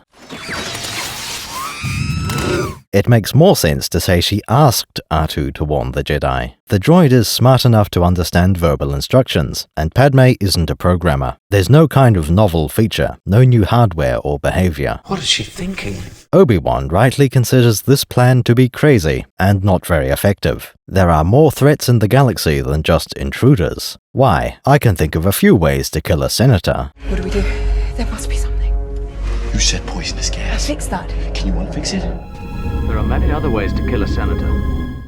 Using poison gas is fairly easy to counter, but there's no indication Amidala is protected. It would depend on the ventilation and the kind of gas. That isn't the only option. We already know that you can build a small droid with repulsor lifts. What if you installed a blaster? That wouldn't count as an intruder in the room. You could also revisit the idea of explosives. They worked just fine on the decoy. There are many other ways to kill a senator. Throw me another charge. We also want to catch this assassin, don't we? A sufficiently powerful thermal detonator on the roof should do the trick. Another option would be a bit more excessive, but still possible. An assassin could ram the senator's bedroom with a spaceship.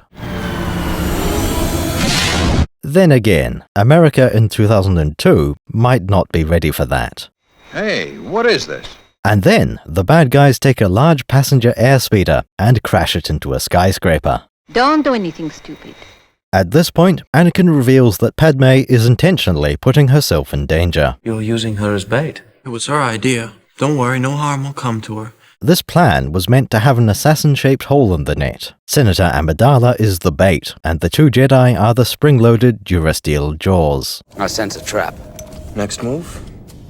Spring the trap. And close shut the jaws of oblivion. Obi-Wan Kenobi can fairly be described as cautious. He thinks this plan is far too dangerous. It might lead to catching the crook behind the bombing, but it might fail. Padme clearly considers the risk of waking up dead to be worth it. This scene is also a useful benchmark for measuring Jedi abilities. Properly trained Jedi from the Old Republic at that. At this point, two Jedi are standing within 20 meters of a woman's bedroom. One is Anakin, the most naturally gifted student in living memory. I can sense everything going on in that room. He believes he can sense everything happening in that room and would feel any danger. The other is Obi-Wan Kenobi, an experienced Jedi Knight, one of the best in the Order. He does not share Anakin's optimistic appraisal of the situation. Obi-Wan is not as forgiving as I am.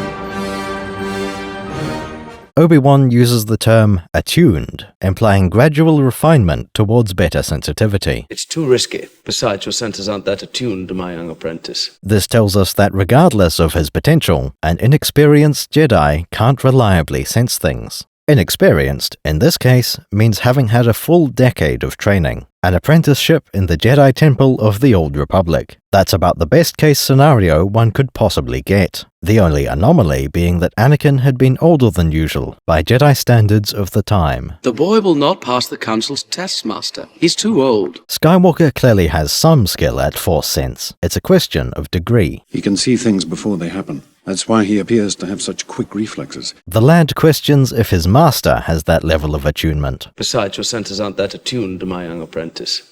And yours are. All we get in response is a single delightful word. Possibly.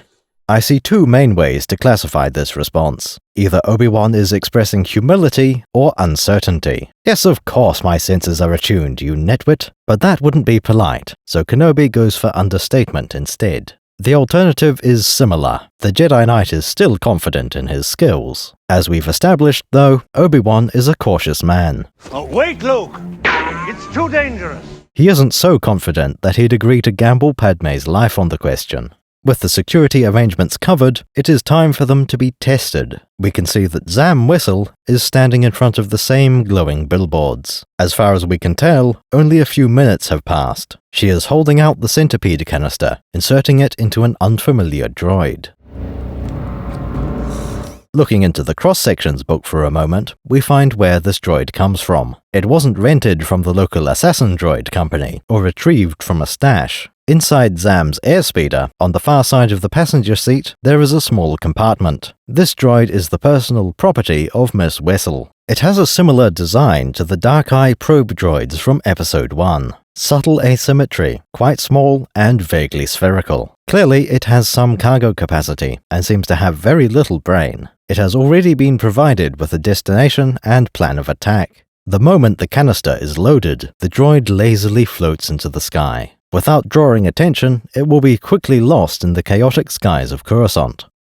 Zam's droid is a unique design, never seen before or since. Nothing about the exterior looks particularly suspicious. There are no obvious clues as to its function. I've compared it to certain other floating droids. This general size and layout of droid is well established in Star Wars. Many examples are nefarious, but they don't need to be. That's just a bias because we're dealing with a Star War. Military and espionage are exactly what we'd expect to see. A civilian probably wouldn't look twice at Zam's droid. Perhaps the most benign example of a small floating droid would be the hovercam. These seem to first show up in Episode 1 in two different contexts. First, we see a small set of drones hovering above the podracing grid. This network of camera droids is stationed around the entire track. These are what allow for the spectators to see anything beyond the finish line. We see Shmi holding a handheld display, trained on Anakin. The audience in general has a good distribution of screens. Not one per person, but a ratio like Shmi's party. The other camera drone is also from Phantom Menace. These are far more prominent, visible, and very audible. In the Senate, there are very few sounds, mostly voices. The two sound effects are both repulsor lift engines. One being the Senate pods, whenever they accelerate. Hovercams are responsible for the warbling in the background. The chair recognizes the senator from the sovereign system of Naboo. These camera drones help create the official Senate transcripts. An important job, even if not a very exciting one. There must be hundreds of them in racks below, and dedicated technicians. This is the capital world of the Republic, after all. Various other droids follow the same basic layout. The one I'd call most similar in size and role is the Prowler 1000.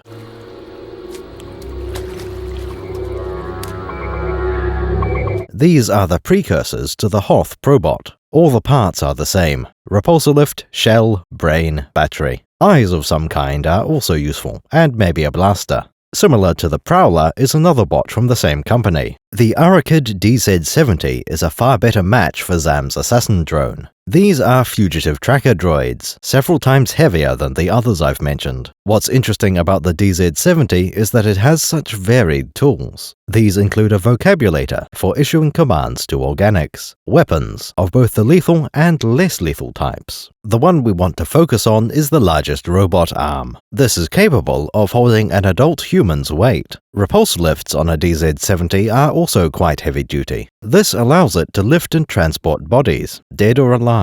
Zam's droid has no such arm and is not built for such tasks. However, the repulsor lifts are similarly strong. At least for a time, Zam's droid can operate while carrying several times its own weight. This is clearly not the intended use, so that may not last. If Kenobi held on for several hours, something could malfunction.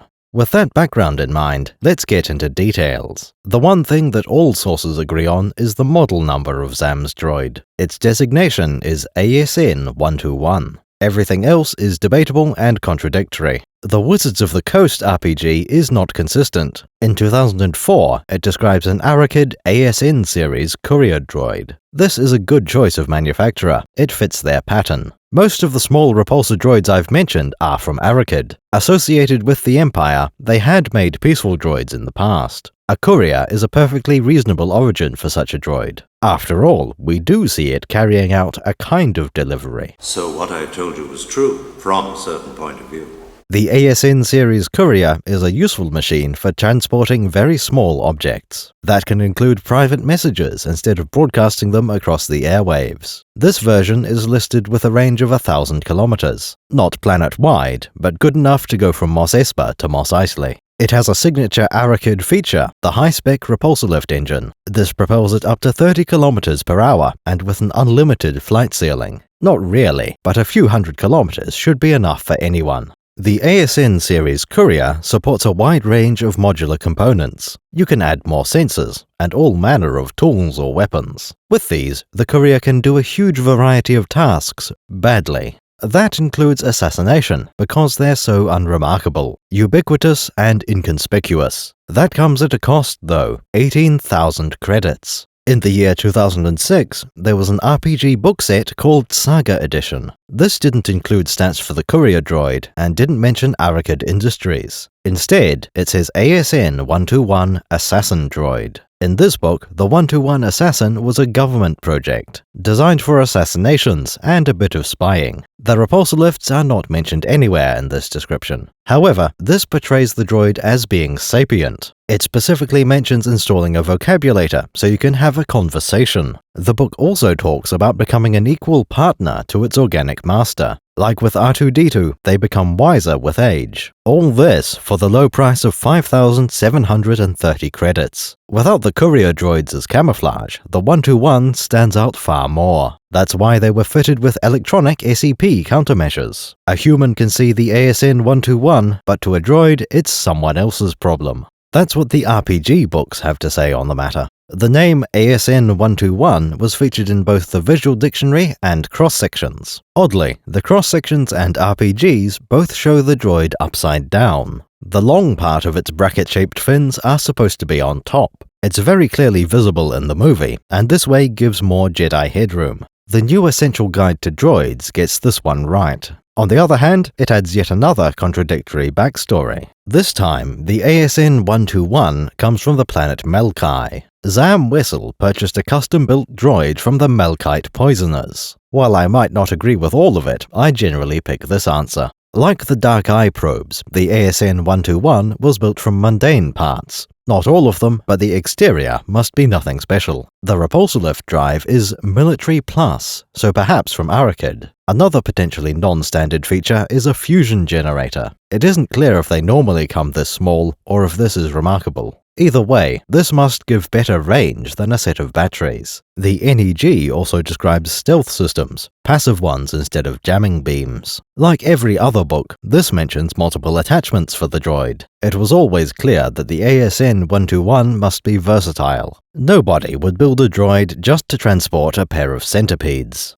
Perhaps the bit I like most is that the NEG doesn't imply sapience. The droid has good environmental awareness programming. It can't carry on a conversation, or help plan an assassination. All it can do is carry out the simple objectives it was given. Reach its target stealthily, make a delivery, and watch. Regardless of the method, you want to make sure the target's life signs go out. This is generally a wise move, unless something strange happens. For example, some guard could attach a homing beacon to the ASN 121. One last variation comes from the novelization. That one tells us Wessel procured a probe droid. Nothing wrong with calling it a probe droid instead of Courier. The surprising part is that it was for this exact job. According to this, Zam resents using a droid for the kill. Every other variation has it as part of her modus operandi. In the NEG, it says that she used the ASN 121 many times. After the chase, parts of the droid were salvaged. This included records of several assassinations. The Jedi have no idea there is an assassin droid on the way. Well, they expect some kind of attack, and very possibly a remote one. I did feel something. I could almost see the remote. Let's go. What they don't know is when and where the danger will appear. All they can do is stay alert for any change in the room. Anakin is standing out on a balcony, looking into the endless city. The ambient noise out here will make it harder to hear anything happening in the bedroom. That's a fine trade-off to make, since he can hear and see what's going on outside. This time, let go your conscious self. Your eyes can deceive you, don't trust them. The sense they're relying on isn't hearing anyway. You look tired. Obi-Wan remarks that Anakin looks tired. We could say some of this is jet lag, which gets complicated in space. You can leave a planet from any time zone, and arrive at any time of day too. Blast! This is why I hate flying! Still, Jedi are used to that kind of travel. I don't sleep well anymore. I don't know why I keep dreaming about her. It's okay. I also dream about your mother. Anakin admits that he hasn't been sleeping well, his rest disturbed by bad dreams. We don't realize it at the time, but these dreams will be his undoing. At this point, everyone seems to assume the dreams are normal, not prophetic. Pregnancy? Pregnancy. After all, does the dream arrive, though what kind of? Obi-Wan advises that eventually, he'll get over it. This is not some baseless claim, coming from a lack of experience. Even at Anakin's age, Kenobi had been through a bit of hardship. Despite being raised in the temple, Obi-Wan has left the Jedi Order twice. He has fought pirates, mad scientists, ex-Jedi, and a Sith Lord. Out of my way, beast! That's more than enough to cause some bad dreams. Anakin changes the subject, bringing up Padme again. I'd much rather dream about Padme. Just being around her again is intoxicating. He probably doesn't do that a lot, but she is right there in the other room. The two Jedi walk back inside, with the sloped door closing behind them. Be mindful of your thoughts, Anakin. They betray you. You've made a commitment to the Jedi Order, a commitment not easily broken. Obi-Wan urges caution once again, since this is a dangerous line of thought. Liking girls is the path to the dark side, as the Jedi proverb goes. It is very much against their religion, from a certain point of view. A certain point of view? Kenobi still has relevant experience here, having fancied a fellow Padawan. He and Siri Tachi both decided it was probably worth continuing their training. Besides, Obi-Wan doesn't approve of Anakin's taste in women. Having seen a few in his time, Obi-Wan declares that politicians are never to be trusted. And don't forget, she's a politician and they're not to be trusted. This is a dangerously insightful position to take. If it wasn't clear already, this confirms Based Kenobi as being the greatest Jedi of them all. We need to bring back the guillotine, Annie. Blood alone moves the wheels of history. Anakin immediately protests, saying that Padme isn't as evil as the others. She's not like the others in the Senate, Master. His master completely dismisses that distinction, and explains all politicians are corrupt. It is my experience that senators focus only on pleasing those who fund their campaigns. Senators accept bribes through funding their campaigns. And they're in no means scared of forgetting the niceties of democracy in order to get those funds. Not another lecture. They will do anything to get this filthy lucre. At least, this is the case in the present day. It is possible the Republic Senate was less corrupt in the past. While these two debate if there are any good politicians, a shadow plays across the wall. The assassin drone has arrived. Chris Redfield.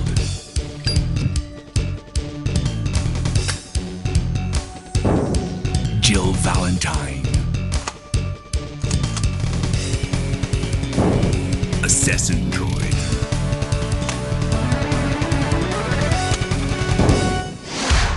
Resident Evil. It deploys a set of green beams from the tips of its bracket-shaped fins. At least not on the economics or politics. These focus on a single point, then open a rectangular aperture. In a moment, we will discover that this is not a hole in the window itself. This leaves two main options to explain it. The invisible outer layer could be a security tripwire or a deflector shield. Having a shield does make sense, given that there exist flying cars. Otherwise, a disgruntled spice miner could drive up and open fire through the bedroom window, or worse still, the aforementioned ramming technique. We are given no specific clues, so I conclude that it was a barrier. The building, or at least this part, is surrounded by a protective shield. Zam's little droid is equipped with a field disruptor array. It effortlessly slices through the security screen, bypassing the alarm systems. The droid has a glass-cutting tool, apparently laser-based.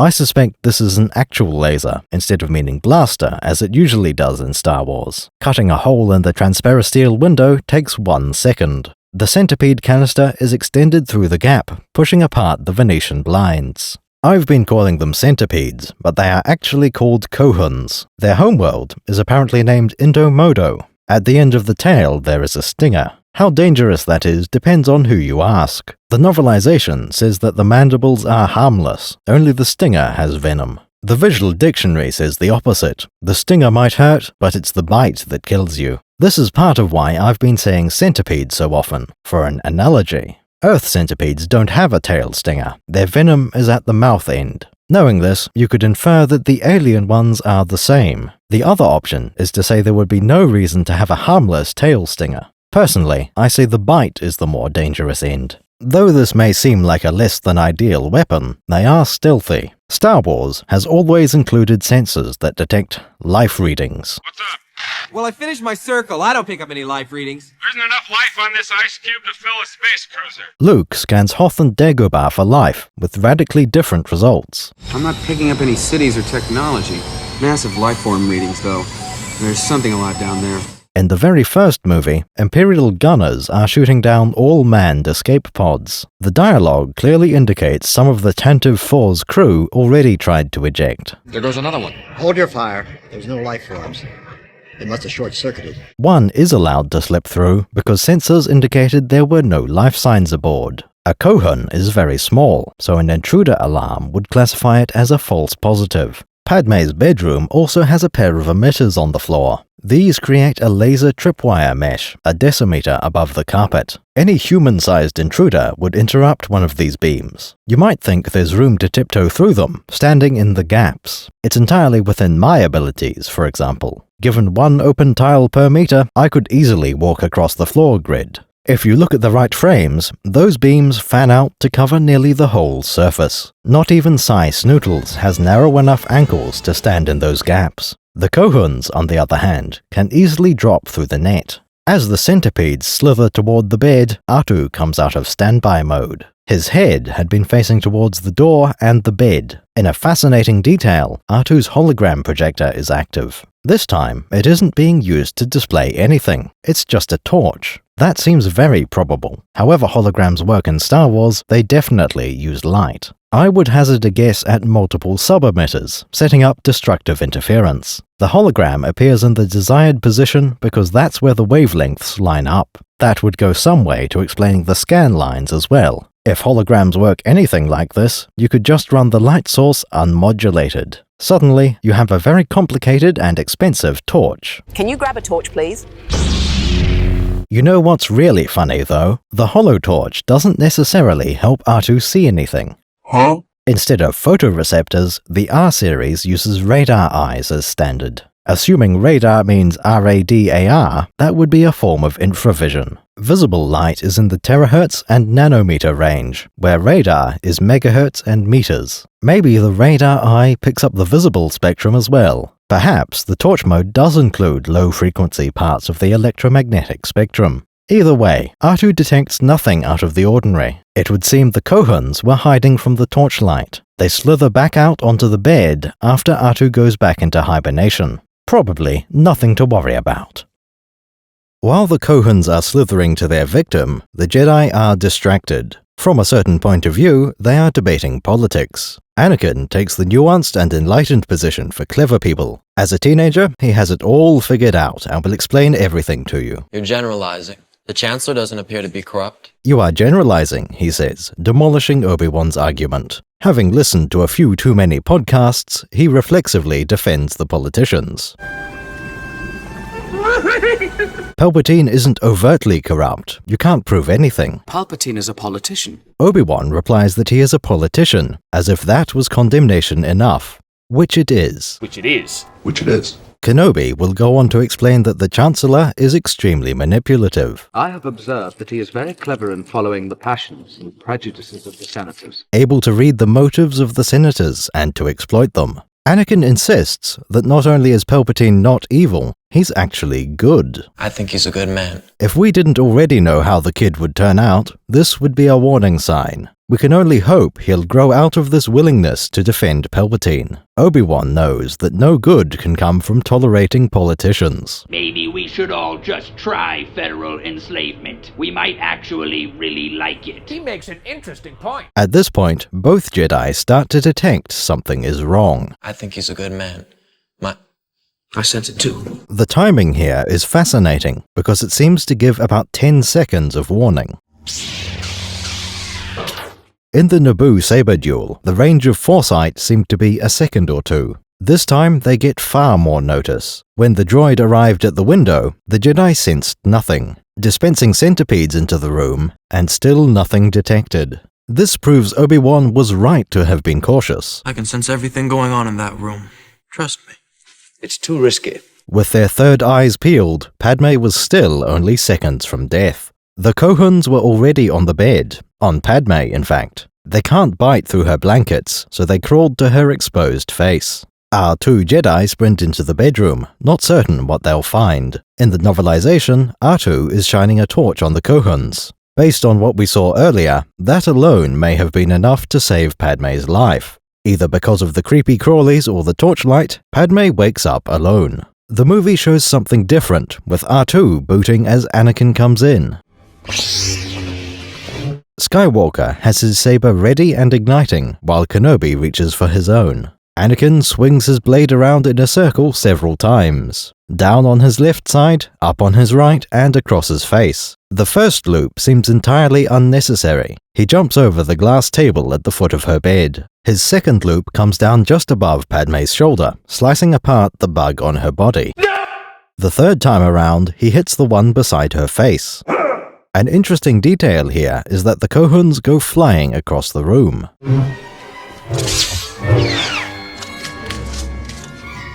Unless we assume one of the Jedi used telekinesis, we learn something. Lightsaber blades can impart force to their targets. We've always known they act like rigid swords against other sabers. I'm full of surprises.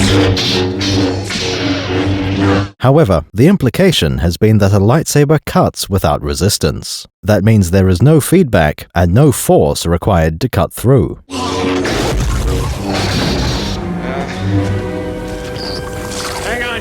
If these centipedes are knocked flying by the saber blade, that proves there is some resistance. Not a huge amount, but this is probably a good thing.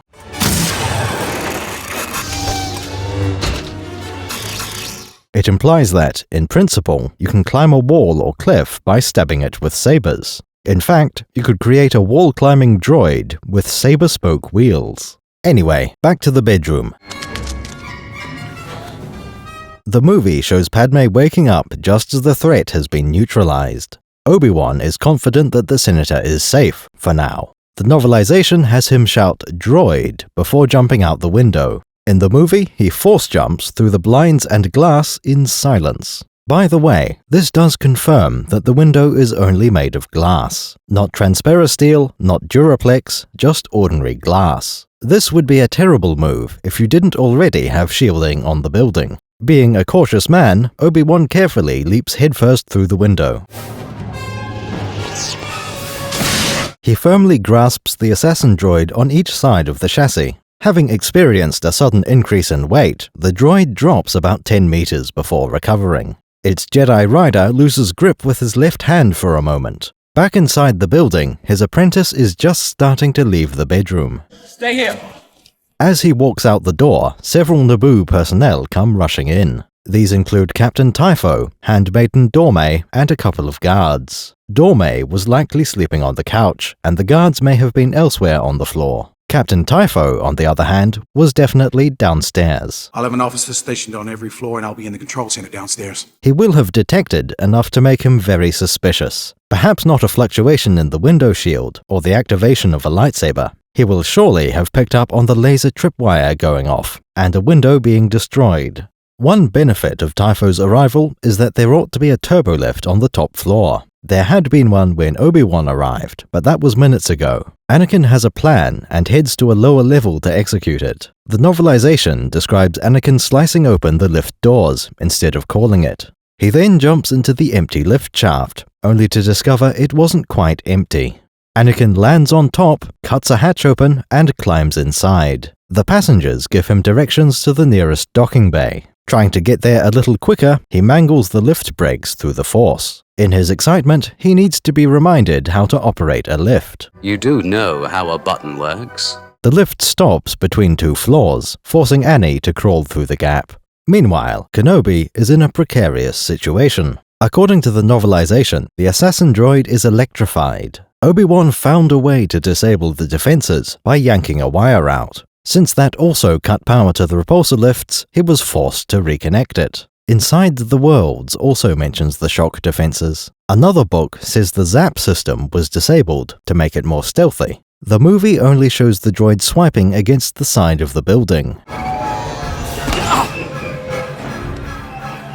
It seems this was meant to be a defensive move, but I'm not certain. Does the ASN-121 have the intelligence or programming to do this? It seems like an unrealistic scenario to prepare for. Subroutine to dislodge an unwanted rider on your tiny repulsor droid. More likely, this is for anti-fauna usage. If attacked by a bird or a Minoc, scraping them off is a viable response. Anakin has finally achieved victory over the lift. He arrives at a landing pad and surveys his options. There are several airspeeders, including 2 yellow ones. The one in the far left parking space has extremely large engines. Or are those the cockpit and passenger seat? Skywalker is still scanning the garage until he reaches the ideal one. Once he spots it, he immediately lurches off to leap inside. Anakin didn't have a lot of choice. As far as we can see, this is the only open-topped speeder. Like a professional thief, he bypasses the alarm in seconds. Instead of trying to take out the radio, he decides to steal the entire flying car. This speeder has the Norwegian flag on it, so it's quite alright to steal. Yo, fuck Norway! In his attempt to catch up with the ASN-121, Anakin commits theft. According to Inside the Worlds, he gets away with it. The owner of this airspeeder has no legal recourse against the Jedi. Because it was returned at some point, the investigation is called off. Jedi business, go back to your drinks. It doesn't even sound like this is Jedi immunity, it's just how the law works. You got the car back, therefore it must never have been stolen in the first place. Never mind all the carbon scoring and damage from the car chase. My precious spaceship, my lone source of joy in the cold December of my days. An article on the HoloNet says the thief was caught on camera. No mention of Jedi robes, just a young human male stealing the vehicle. Authorities determined that the thief had been the son of a security guard in the building. The rightful owner, Simon Greyshade, is a senator in the same building. Greyshade is one of the oldest characters in the EU, apparently coming from ancient Marvel comics. He operated a casino space station with a droid known as Mastercom. The wheel was neutral, siding with neither Empire nor Alliance. Simon Greyshade is described as being neutral in the Clone Wars as well. His airspeeder is not a standard model. The designation is Narglach XJ6, but good luck buying one. As far as we can tell, it doesn't reuse any kind of standard chassis. Like the Naboo ships, it's a custom hull wrapped around the engines. Speaking of engines, these are by far the most prominent part. At the front, we see a pair of turbojet engines. Books are consistently inconsistent on this point. They are called turbofan almost as often as turbojet. No matter how much sense a turbofan would make, I don't see any bypass duct. Therefore, the engines must be turbojets. Their origin is apparently in a giant repulsor truck. I don't know what 7th stage bank courier means, but I do know colossal truck. To show just how big, each wing nacelle has a cluster of 50 engines. Even with only 2 wings, there could be a few hundred jets. The planet Argao must have an incredible tonnage of freight to haul. Within atmosphere too, not off-world. On a small personal vehicle like this, the jets are totally out of place. We do know a little about these engines. The specifications say they have a power of 30 megawatts. Believe it or not, this is a perfectly reasonable power rating for this size of jet engine. After quickly looking up the GE specifications, I found 2 equivalents. A single LM2500 outputs almost exactly 30,000 kilowatts. This one is based on the CF6 engine as seen on jumbo jets. Alternatively, you could have a pair of LM1600s. These are rated at roughly 15 megawatts each, matching the airspeeder. The LM1600 is based on an F404 from the FA-18. Also, I'm told by General Electric at least. I'm far from an expert on aviation, I'm just reading numbers from some PDFs. However, this doesn't line up with the other information. The XJ6 airspeeder weighs 1.6 tons. Now, the CF6 ranges from 4 to 5 tons. The F404 is much lighter, barely over 1 ton each. That makes the airspeeder considerably lighter than the closest jet engines. Remember, these are built for aeroplanes. They aren't heavy for no reason. If we could build the same machine at a fraction of the weight, we would. Other data are also suspicious: airspeed and acceleration. Even at that weight, 70 G seems like an awful lot. At the same time, 720 km per hour is not too impressive. This machine could be overtaken by a Spitfire or a jumbo jet. Because these are jet engines in Star Wars, there's something to look out for. If you've seen the Podracer analysis, you know where I'm going with this. 30 megawatts is not the power output of the jets, it's an input. The cross-sections show a bank of capacitors around the engines. There are multiple mentions of electromagnetic drivers which spin the compressor. At the rear section of the vehicle, there is a generator and fuel tanks. Because the fuel is labeled as deuterium, we can tell this is a fusion reactor. It powers the repulsor lifts, the jet engines, and the CD player. Another oddity in the engines: where does the exhaust go? These are mounted at the front, not in a wing or nacelle. It's kind of important for a jet engine to have an opening at the back. On the XJ6, we see a set of ducts going around the sides of the speeder. These constrict the airflow from about 70 centimeters to 4 centimeters. I don't think that works. I just don't believe it. The only way I can rationalize this is for these to be a minor part. All the rest of the airflow goes underneath, somewhere the cross-sections don't show. The text says the opposite, that the sides are primary and the ventral ducts are for cooling. Still, at the front of the ducts is a gas flow diverter tree. Tree implies more than one branch per engine. The long grills along the bottom may even be the primary exhaust. That shouldn't be necessary, since it has repulsor lifts to keep it aloft. Vertical takeoff nozzles from a Harrier aren't required. Looking at where the exhaust actually goes, we find some contradictions. The cross-sections say the main nozzles are on the sides, the large lumps at the back. However, when we see it from the rear, the movie only shows tail lights here. I don't think it's reasonable to interpret that as being exhaust glow. On the other hand, that is exactly where I'd want the jet exhaust to come out. If we assume the red light is all thrust nozzle, that includes the center part. The XJ6 has a few tricks left up its sleeve. If you look carefully, there are seamless panels on the bottom. These are for thrust vectoring. They redirect some of the engine exhaust in a different direction. I haven't seen any other thrust ducts like this, but they could exist. To increase agility even more, the airspeeder has gyroscopes, or rather, electrogravitic gyro flywheels. These are necessary for steering, since the vehicle clearly lacks a rudder and ailerons. We see individual labels for pitch gyro and raw gyro, implying a roll one as well. Combined with shutter vanes on the thrust ducts, that explains the agility we see. Finally, we need to talk about the afterburners. On the sides, we see something of a snail shell shape. This has a tapering cone, implying the air travels past it. This is either a leading or trailing cone for an afterburner centrifuge. Whichever way the flow goes, exhaust is cycled through here. Given that this is an afterburner, we assume fuel is sprayed in and ignited inside. That would just about explain the output nozzles glowing red. Centrifugal afterburner is an odd design, but it could work. With that, we've almost finished talking about the Podracer engines. The only other feature is the cold start generator. It isn't clear what this generates or how it helps the engines start. As these are Star Wars jets, the fusion generator should turn the compressors. If the main electromagnetic drivers can't do it on atomic power, nothing will. That implies the cold start system is an air blower, a gas generator. It has air hoses running to a pneumatic starter motor. Once they're ticking over, the electric motors start pulling their weight. I'm not informed enough to be sure how this would work. 12-gauge cartridge which is full of black powder.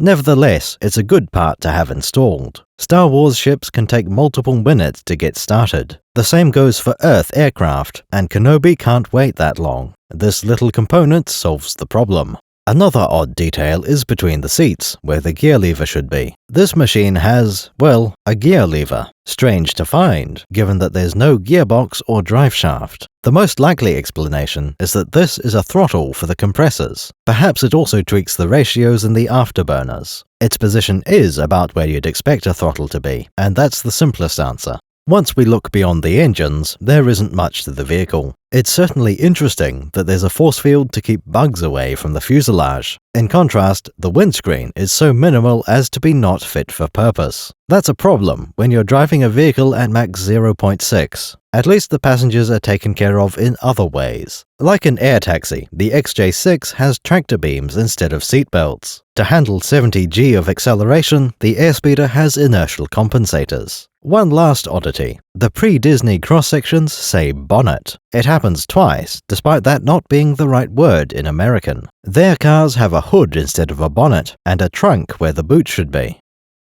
The Apprentice takes off with a roar that sounds unfitting for a twin turbojet vehicle.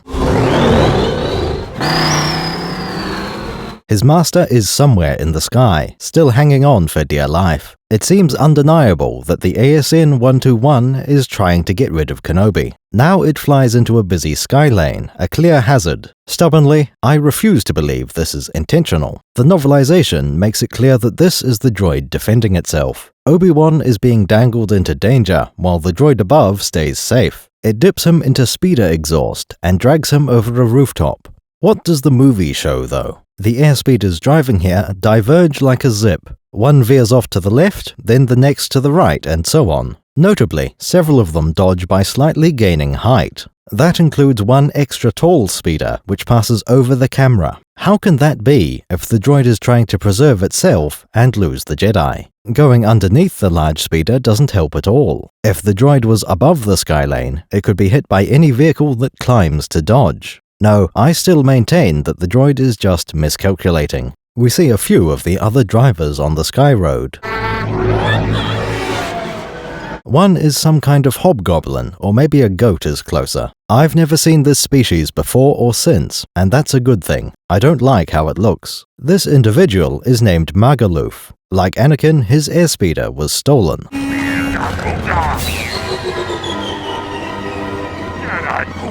In the next vehicle are an Alina and a Dug. The Alina screams exactly like Rat's Tyrell did. Apparently, this is the senator of Aline, and her name is Bog Tyrell. That implies Rats was a relative of the planet's leaders. The passenger is Saboka, a Dug actor and speaker of Huttese. Right now, Anakin is driving by instinct, and Obi-Wan is just hanging around. Without a homing beacon, or the Force, they would have little chance of crossing paths. The assassin droid has almost finished its return trip. Zam Wessel is still parked in the same location.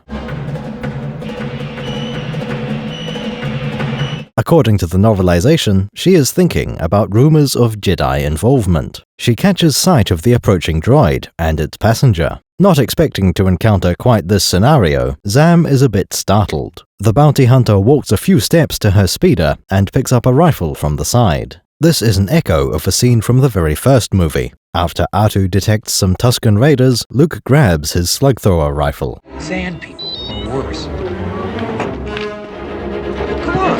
On such a primitive world, and with a stock like that, there's no way Luke is holding a blaster. As for Zam's rifle, we aren't entirely sure of its nature. The novelization calls it a long blaster rifle, which is a fair enough assumption. In contrast, the visual dictionary says this is a projectile rifle. Specifically, it is said to be useful when working invisibly in the dark. This is a good point. That's a legitimate advantage of slug throwers. They can be suppressed, and they don't launch a glowing bolt. All of which makes it a bit confusing when the rifle fires what looks like any other blaster bolt. I conclude that it's a bit of visual flair, to make it clear to the audience. Inside the Worlds also says it's a projectile rifle. It says she aims for the droid to avoid leaving an incriminating slug inside a dead Jedi. Looking at the visuals of the scene itself, the important detail is the scope. In the bottom left corner, there is a display. It shows a row of cylinders, bringing up one in the middle to show it in detail. A wide spike extends out the back, and a narrow one out the front. It seems undeniable that this is a cartridge inside the projectile rifle. I don't think that's a realistic indication of how many shots it contains. There seem to be a dozen rounds in the display, and I don't see room for them. On the other hand, that scope is fantastic. I've always loved the trajectory indicator. I don't know how practical that might be, but I'd still use it regardless. The novelization shows a slightly longer scene here than the movie. It has Wessel firing quite a few shots at the Jedi, only for him to dodge them all. Being unable to kill the Jedi and keep the droid, she changes target. Better to eliminate 2 birds with 1 slug. The bounty will more than cover the cost of a replacement droid. Zam takes the shot, and we see significant recoil.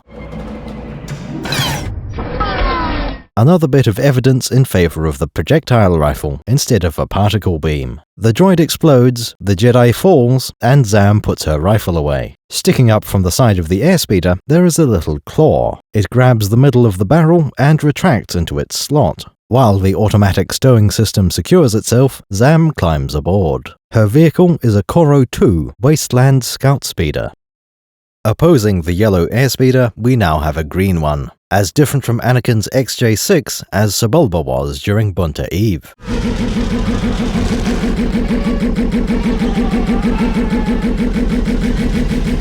This time, Skywalker has the large, aggressive design. Zam Wessel has a sleek, elegant vehicle with no obvious engines. We normally associate that with very advanced alien technology. While we putter around with jets and rockets, a UFO moves in mysterious ways. Zam is certainly a strange woman, so the vehicle is appropriate. Exotic is the perfect term to use here. Her model of airspeeder is the Coro 2 Exodrive. It comes from Desla Gij Outworld Mobility Corporation. You would be forgiven for not having heard of this company, because we had never seen them before. They seem to specialize in scout vehicles for the fringes of space. In theory, you can use them anywhere, but a scout would surely find the most value. We would assume they make a long-range, one-man scout starship. Something with a speeder bay, plenty of supplies, maybe a few droids. Everything you need to chart the uncharted frontier worlds. You would land the ship, send out a droid or 2, and make plans. Eventually, the airspeeder or swoop bike comes out. Survey the local area, then take off and try somewhere a bit different.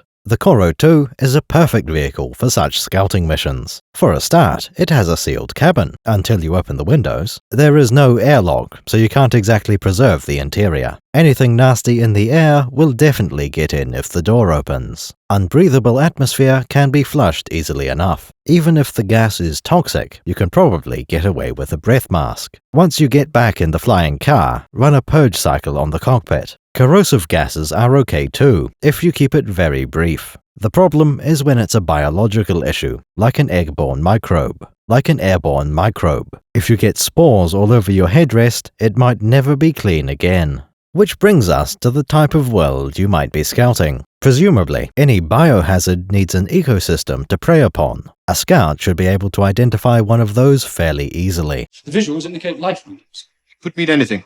Well, I finished my circle. I don't pick up any life readings. There isn't enough life on this ice cube to fill a space cruiser. You get life readings at least as strong as on Hoth. The Coro 2 is advertised as all-environment, but it does have certain kinds in mind. Wasteland, specifically, is the ideal world. Prospecting for mining sites on resource-rich, unfriendly worlds. You cannot use the Coro 2 on a barren rock with no atmosphere. For that, you need a T-16 Skyhopper with its ion engine. Most other airspeeders would instantly choke due to a lack of oxygen. Using a Coro 2 gives a middle ground between spaceship and air-breathing engines. The Exodrive system defies easy categorization. It's kind of like an ion engine, in that it moves charged particles. Vacuum renders it useless, like a combustion engine. As with a propeller, it requires a surrounding fluid medium. It doesn't care if there's oxygen or not. There are no moving parts in the airflow, like a ramjet. You could think of it as a turbofan with a bypass ratio of 100%. All the air flows around the engine core, none hits the intake. We could also compare the magneto-hydrodynamic drive. A Coro 2 Exodrive is like none of these and all of them.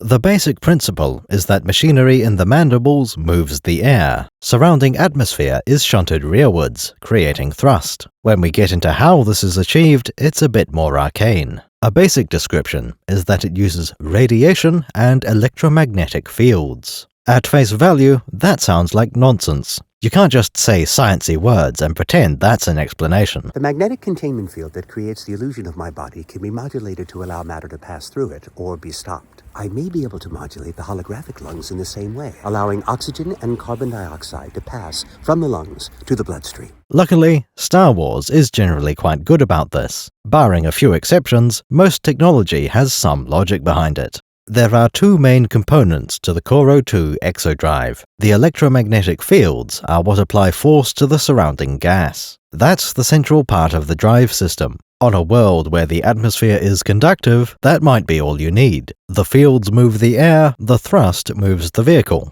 Most worlds in the galaxy don't have such conductive air, not even if there's fog. Our electromagnetic drive becomes completely useless, unless we have a workaround. Here's where the radiation comes in. Irradiating the air causes some fraction of it to become ionized. By definition, ionizing radiation tends to do that. This makes the ions a valid target for the drive fields. In basic terms, that covers the entire exodrive drive system. The details are a bit more confusing. First of all, where does it happen? The books say the machinery lives in the forward mandibles. Radiation might be all around, but the drive field is between. One consequence of this is unnecessary drag. Airflow immediately hits the windscreen and has to be diverted around the body. Obviously, the Koro can still fly, but it could be more efficient. Speaking of the interior, there are two details to point out. First, that the airstream is neutralized as it passes the cabin surface. It's not clear if this is active mechanical or natural decay. Second, status lights to warn of cabin contamination. I think this is for the corrosive wasteland, not radiation. Keep in mind that Zam has the window open while driving.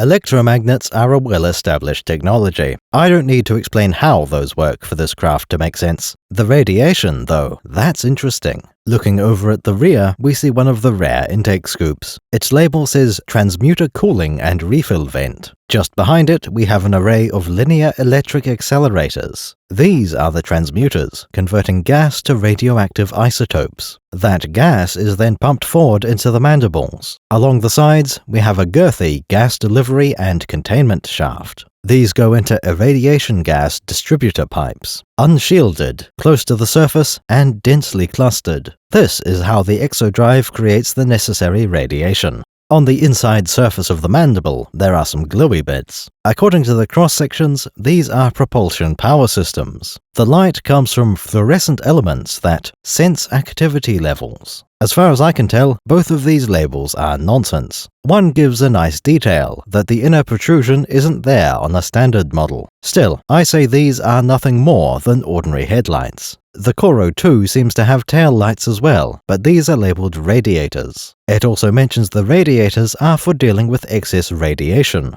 I don't believe this either. I say they look far more like tail lights. During the chase, Anakin will end up exposed to the inner mandibles, exactly where the drive fields and radiation are the strongest. We see no indication that he gets radiation sickness. I'm in agony.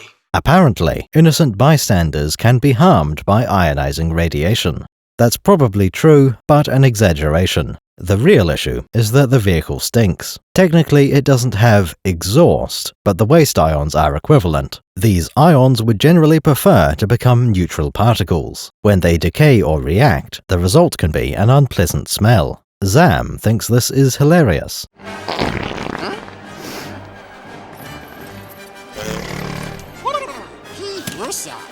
Outside its intended use case, the drive fields can be hampered. A planet like Coruscant is full of power lines, with their own EM fields. These might interfere with the steering, or weaken the thrust. Zam Wessel is a skilled enough pilot to exploit this to gain enhanced traction. A surprise, but it seems reasonable enough. The controls on this speeder are a pair of steering yokes and foot pedals. Those handles are mostly tied to the repulsor lifts, but perhaps also thrust vectoring. The pedals are in charge of power to the mandibles, so those are your throttle. Speaking of power, the Koro-2 has two power generators. The starboard one is shown in the cross-sections.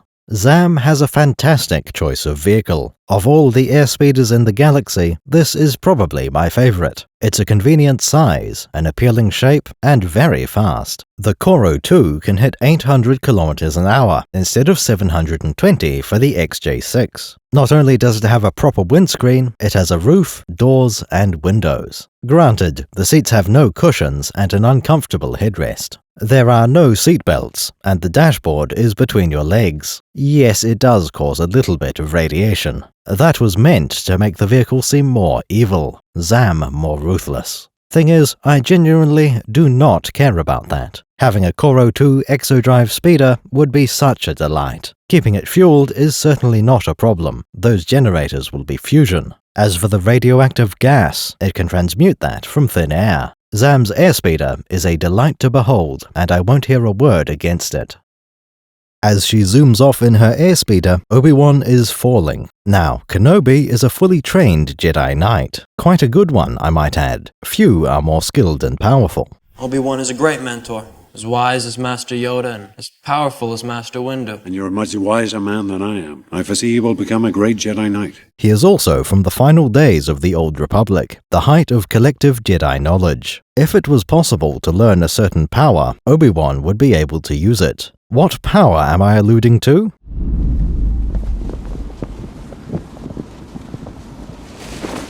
Auto-levitation, the ability to float by lifting yourself through telekinesis. This scene establishes that such levitation is not possible in the Star Wars universe. We also know that twirling your lightsaber does not allow you to fly. If any of these worked, Obi-Wan would have saved himself. By this point, young Skywalker has located his master. Kenobi will end up falling 285 meters during this drop. Anakin puts the airspeeder into a steep dive, opening the throttles. In a particularly odd move, he takes his right hand off the steering yoke. Normally, I'm able to speculate the purpose for a detail like this. Maybe he's fiddling with the repulsor lifts, or the thrust vectoring. Perhaps he's just reaching for the gear lever, changing into neutral while going downhill. The cross-sections book does say the jet engines have an 8-speed gearbox. It could be that he's turning off the radio, so Obi-Wan won't find out what he's been listening to. None of these sound plausible to me, so it will remain a mystery. Anakin easily overtakes the free-falling Jedi and starts on the tricky part, docking two moving objects in mid-air, preferably without damaging them. It takes some careful driving, but Annie manages to keep the intakes and the exhaust away from his master. Obi-Wan lands on the back deck, grasping hold of the headrests. Once he climbs into the seat, the tractor beams will keep him safe. What took us so long? His first reaction is to complain that Anakin is late. A wizard is never late. After having spent so much time in the air, I think that's reasonable. It's certainly an indication of trust, that his apprentice would be able to find a vehicle and catch up with him and the droid. The novelization extends their banter a little, making it feel more natural. Though the tone is casual, Anakin is explaining exactly what went into his choice of vehicle. I couldn't find a speeder that I really liked, with the open cockpit and the right speed capabilities. What might have seemed like a trivial operation was critical to the rescue. Obi-Wan interrupts to point out their quarry, right ahead after pulling out of the dive. There he is, with the open cockpit and... He then suggests Anakin should spend more time on his saber skills. Interestingly, he gives Yoda as the example of a master swordsman. Spent as much time practicing your saber techniques as you do your witching would rival Master Yoda as a swordsman. I've never seen Yoda as a great warrior due to being a duelist. Great warrior? Wars not make one great.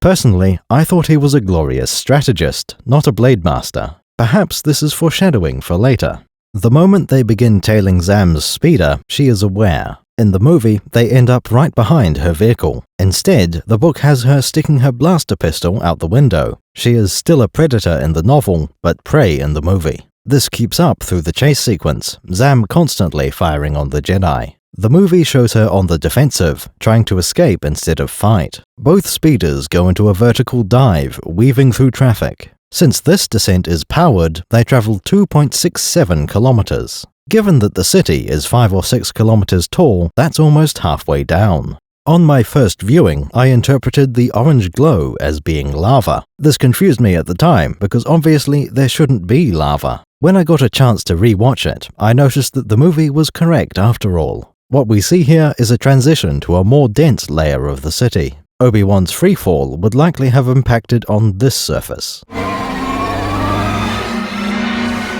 up, Anakin. Zam dodges in front of a giant blue ghost ship. This is named Ultimo Vista, a Giga-class cruise ship. It almost seems to function as a generation ship, a permanent home for its passengers. Anakin narrowly pulls up before hitting the transport ship. The two Jedi disagree on what is an acceptable risk while flying. I forgot you don't like flying.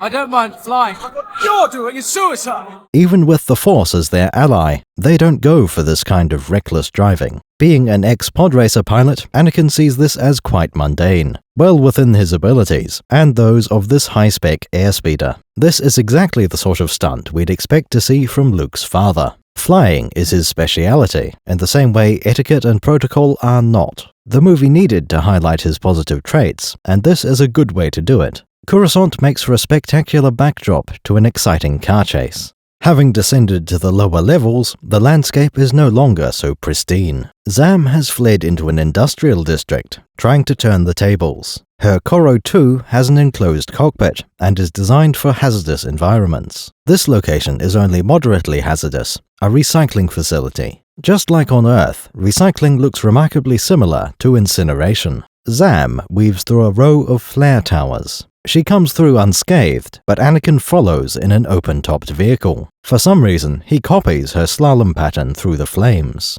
Instead of the flare towers, the novelization includes a flag incident. Anakin clips a flagpole, and the cloth gets caught in one of the air intakes. Obi-Wan has to climb forward and clear it during flight. On a different design of airspeeder, I could believe this, like the T-47, LAAT, or a swoop. However, the Icelandic speeder is effectively a podracer. It has two large exposed turbojets. I don't see any way for them to get clogged without shredding the flag. There is no screen on the intake, it's just a compressor. I'm also not sure how much suction there would be, but going near the intake seems unwise. After the recycling inferno, the next location is electrical in nature. I would have assumed this is a power station, but sources are unclear. Inside the Worlds calls it a power generating plant in one label. Elsewhere it says power refinery, as does the novelization. Refinery doesn't imply generators to me, more like a substation, possibly involving some of those power converters Luke was talking about. But I was going into Tashi Station to pick up some power converters. Alternatively, a powered refinery is where you smelt bauxite into aluminium. I'm going to assume it's a power station instead of refinery.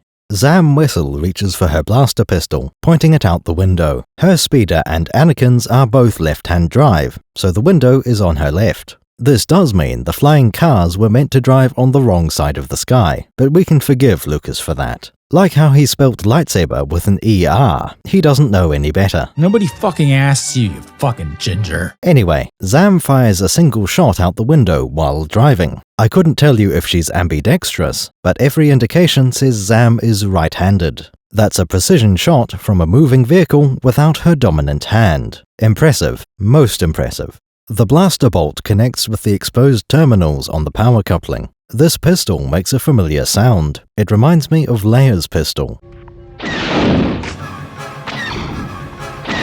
Purple arcs crackle around the machinery, and Zam barely slips through. The moment she passes, the damaged coupling arcs across their flight path. Anakin doesn't have much time to react, and he flies straight through the lightning. You've got to keep in mind that Anakin is a podracer pilot, though. He absolutely had time to avoid this hazard, and decided not to. With the lightning being purple, it seems clear this was meant to be a reference. Anakin is very familiar with energy binders, as is Jar Jar. The commentator uses the term power coupling for the same component. Ooh, there goes Quadranero's power coupling. Combined with the dialogue from Obi-Wan, Anakin must know this is safe. How many times I told you?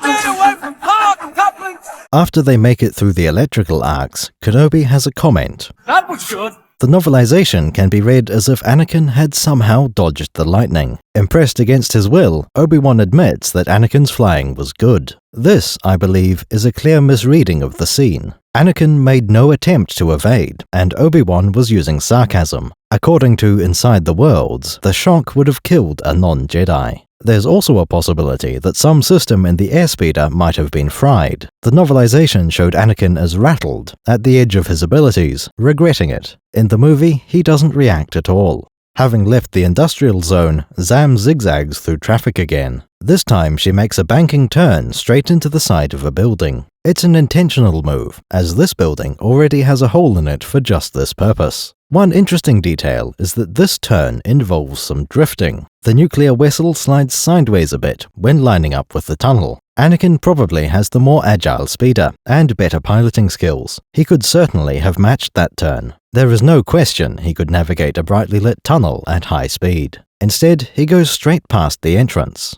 Obi-Wan had his eye on their quarry, so he notices this foolish mistake. He went that way! Master, if we keep this chase going any longer, that creep is gonna end up deep fried. Anakin explains that he's concerned for the safety of this assassin. Also, he knows where that specific tunnel goes. He is right to be worried. Zam is doing 400 kilometers an hour when the speed limit is only 200. She takes a winding route through several buildings, not just the one. If it was a single tower, that would be a straight line. The building with the entrance is only about 3 times the width of the tunnel. Inside the Worlds shows a straight tunnel through the first building, then a lot of turns later on. That doesn't line up with the movie, which does have a corner just inside the tunnel. Zam races through the sky tunnel, overtaking every other vehicle. She's visibly concentrating and is quite skilled at this. When she emerges, she triumphantly unclips the veil from her helmet. We also see her heading straight ahead, pulling up just slightly. The city map we have shows Anakin taking a more direct route, but gaining altitude.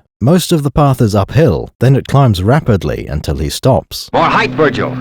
You need more height! The movie only shows a fairly level flight path.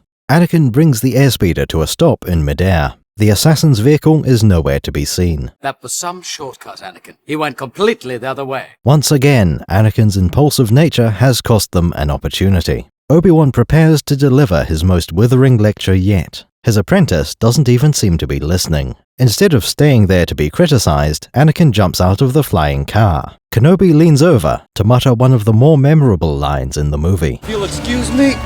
I hate it when he does that. Young Skywalker does not manage to leave a Padawan-shaped dent in the city below. Instead, he gets himself run over by precisely the car he intended to. The lad manages to grab the small dorsal intake in the middle of the roof. While it is tiny, this is the largest air intake on the Koro 2. Zam is quite surprised by this, so she takes evasive action. Braking hard manages to shake the Jedi off the roof. If you pay attention to the background vehicles, they start out falling behind, then overtake. This brings him into her only firing arc, so Zam draws her blaster. Anakin manages to dodge between the mandibles into a blind spot. Wessel takes a few fruitless shots before giving up.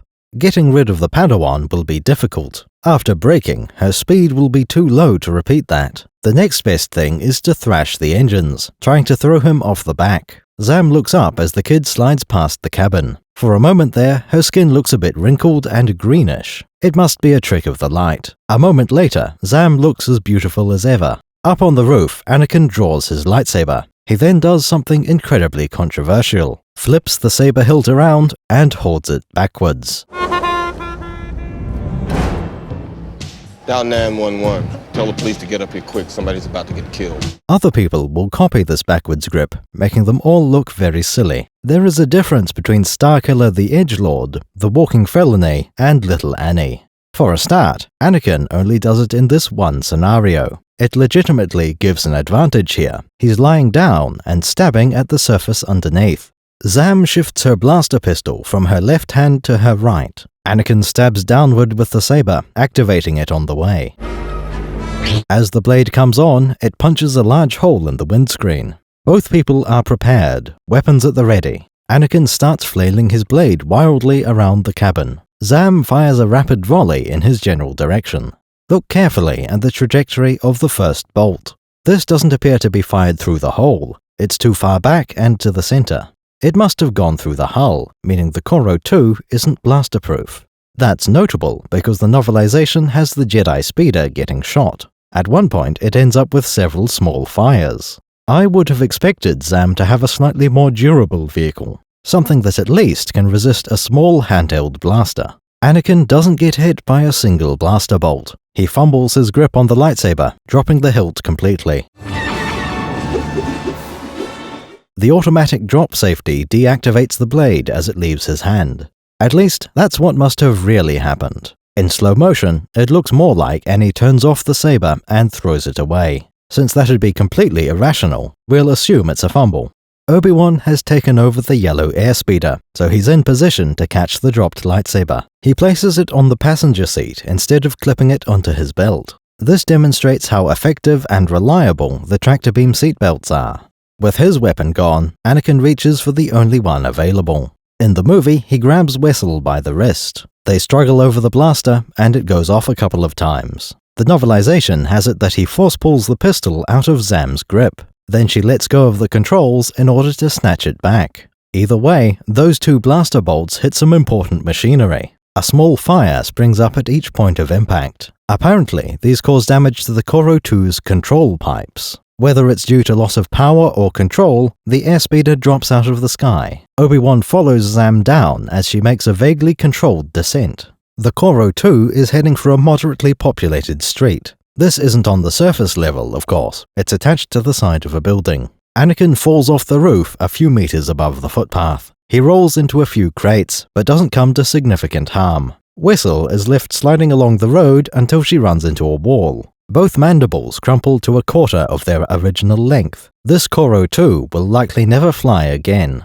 Zam climbs out of the burning wreckage and starts running. As the Jedi and assassins sprint through the crowd, we hear a siren. There are no police in sight, but there is an Obi-Wan. The people he's following are not subtle, and nor is the conspicuous fire. Kenobi brings the yellow airspeeder around to park it tidily, out of the way. Zam runs through the street, eventually finding the perfect hiding place. A building full of people, dimly lit and very noisy. In fact, some of the people in here will be wearing more outlandish clothing than her. Anakin spots a club and tries to sneak in, only for his master to call out. Anakin!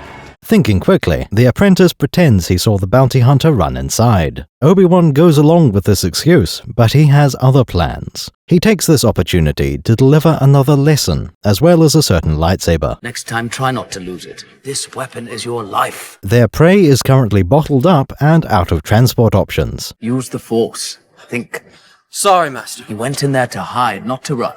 This should be a much less dangerous environment than a high-speed chase in the air.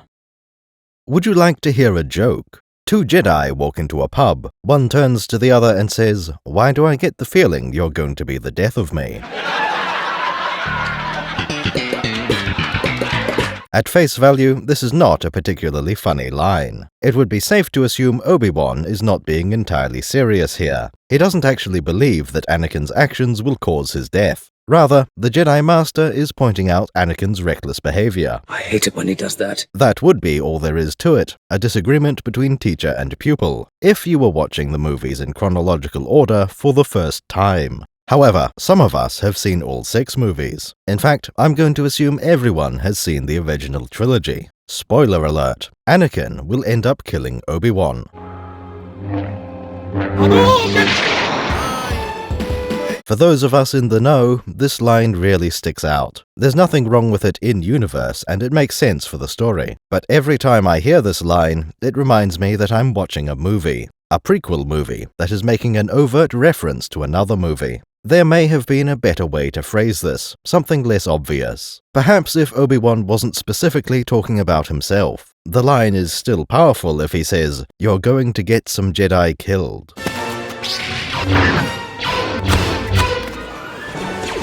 That way Kenobi is talking about Vader, but only in general. It would apply to the entire Jedi Purge, not just the death of old Ben. Anakin objects to the morbid line as well. Don't say that, Master. He mentions that Obi-Wan is the closest thing he has to a father. Coming from Anakin in particular, that's quite interesting. For a start, Anakin never knew his real father. The canon explanation is that he never had one at all. I prefer to believe that there was a father who likely died before Anakin was born. Either way, Anakin grew up knowing that there was no father. Other Jedi will know that they have parents out there. On the other hand, they were recruited young enough to barely remember their families. Anakin has the worst of both worlds. He never had a complete family. He never knew his father, but he knows the Jedi aren't that. Qui-Gon Jinn would have filled that role better. Anakin, stay where you are. We'll be safe there. But Stay in that cockpit. It's worth comparing the advice each one gives to Anakin. Kenobi says, patience, use the Force, think. Qui-Gon said, concentrate on the moment. This is not necessarily at odds with patience. However, it's clear that Obi-Wan favors thinking ahead. Qui-Gon had tried to teach him to focus on where he was, what he was doing.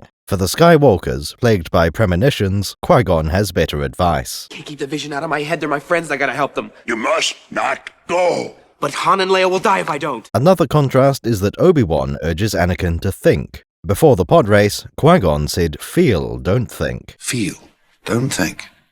Use your instincts. That's very good advice during a fast, dangerous race. On this point, I would have to go with Kenobi. He has observed that his apprentice has an underused thought organ. When he isn't flying, Anakin should have time to think. Obi-Wan told his apprentice to use the Force. Qui-Gon said Anakin should use his instincts. Arguably, these are two ways to phrase the same idea. During the race, Anakin doesn't know anything about the Force. no one can kill a Jedi.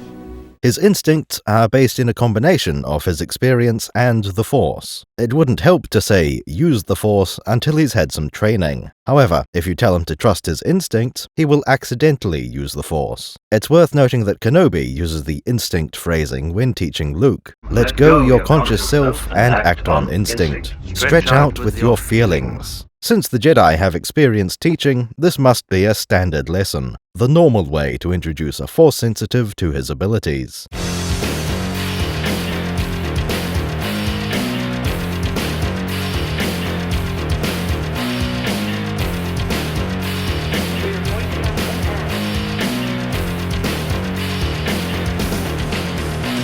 Luke, trust me.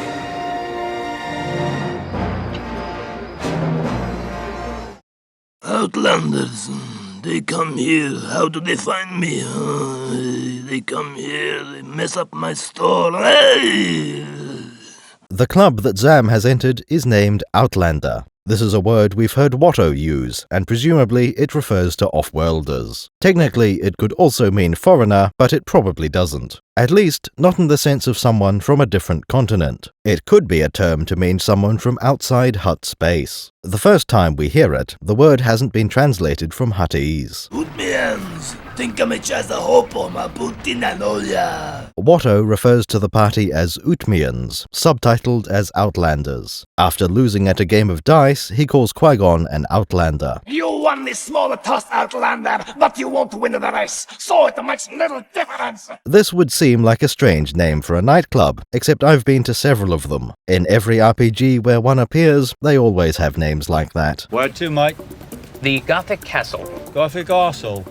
That's what I said. The name Outlander is never spoken in Attack of the Clones, nor does it appear anywhere in the novelization or the concept art. It first turns up in the Visual Dictionary, released in the same year as the movie. A year later, Inside the Worlds contains both a name and the reasoning behind it. Apparently, there is a popular game called Outlander with a rotating board. We don't see any of these in the movie, but there are drawings. As far as I can see, Outlander is essentially space roulette. That still makes it an odd name for a nightclub, but it tells us things. For example, that this place functions as a casino. We do see evidence of this in the movie, but nothing definitive. Underneath the video screens, a customer and employee exchange something small. There are no drinks nearby, so we assume this means gambling on the outcome of sports. We've always known that such things existed in Star Wars. Why wouldn't they? This was proven in Empire Strikes Back between Lando and Han. What have you done to my ship?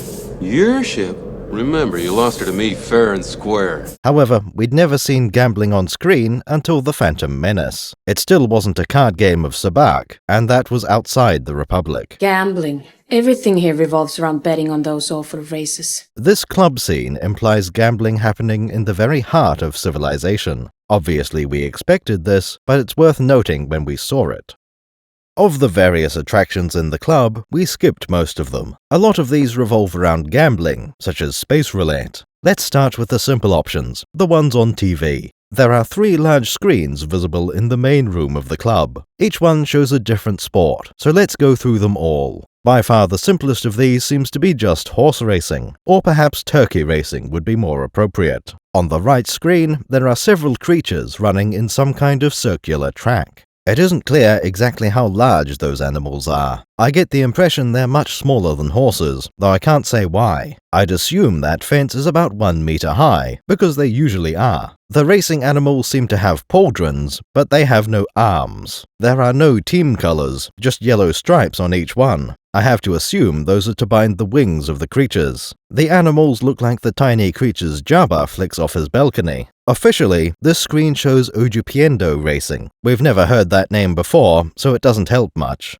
More than anything, they remind me of a creature from the swamps of Naboo. The Nuna is a small bipedal creature, seen fleeing from the MTT. That includes running beside Qui-Gon, so we can get a size estimate. That one only comes up to his knee, so about half a meter. However, there are multiple species of these frog birds. The common Nuna and the dwarf Nuna. Let them come. If that one was a dwarf, then a common one could be much bigger. We do see a larger version of the Nuna in the same swamp. This one is about a meter tall, just below waist height. Perhaps the Ootmians is another relative of the Nuna. There's no indication of what world the race takes place on. If the animals come from Naboo, the race might be broadcast from there. Alternatively, Naboo might have chosen to export these creatures. That would allow this competition to take place anywhere in the galaxy. There's no reason not to. The Nuna is far from an endangered species. On the contrary, they are described as highly fecund. They may also be exported from Naboo by accident. The description says that they stow away aboard starships. That would explain why Jabba had Nunas around on Tatooine.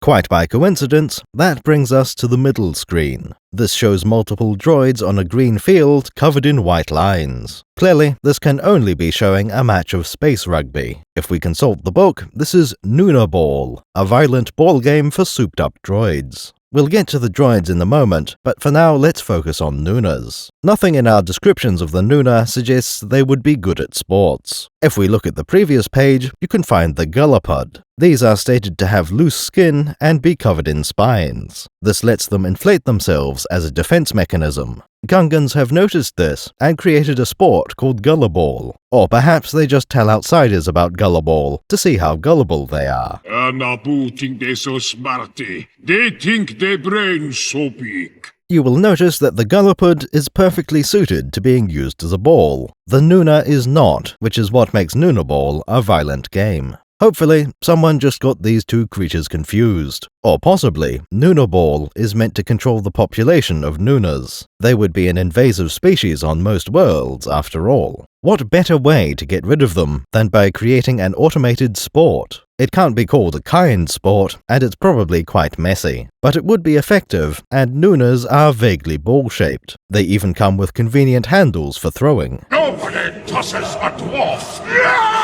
As far as I can see, that should be the last time we mentioned the Nuna. The most exciting part of Nuna Ball is the players, by which I mean the two teams of droids. Each side uses a different model, but all bots on a team are identical. One of these is the RIC from Servo Droid. Now is not the time to introduce that model. It belongs to a different scene, where we get a much better look at one. Okay. We'll get there in a few hours, don't worry. All you really need to know is that these ones have wheels. That sets them apart from their leg-using opposition. Opposite the Rick is a Podracer mechanic droid, the Otoga 222 from Veral Line Systems. They've been around since the Phantom Menace. These are easy to miss in the background of the garage. Their role isn't very prominent here either, but you can identify them. Looking at the design, something seems off to me. Both the Rick and Otoga are reasonably short. Officially, the Otoga is listed as being 1.33 meters tall, yet the Otoga seems like it should be over 2 meters. That neck can clearly hinge down like the battle droids. Even a tall Otoga could be stored in a compact form.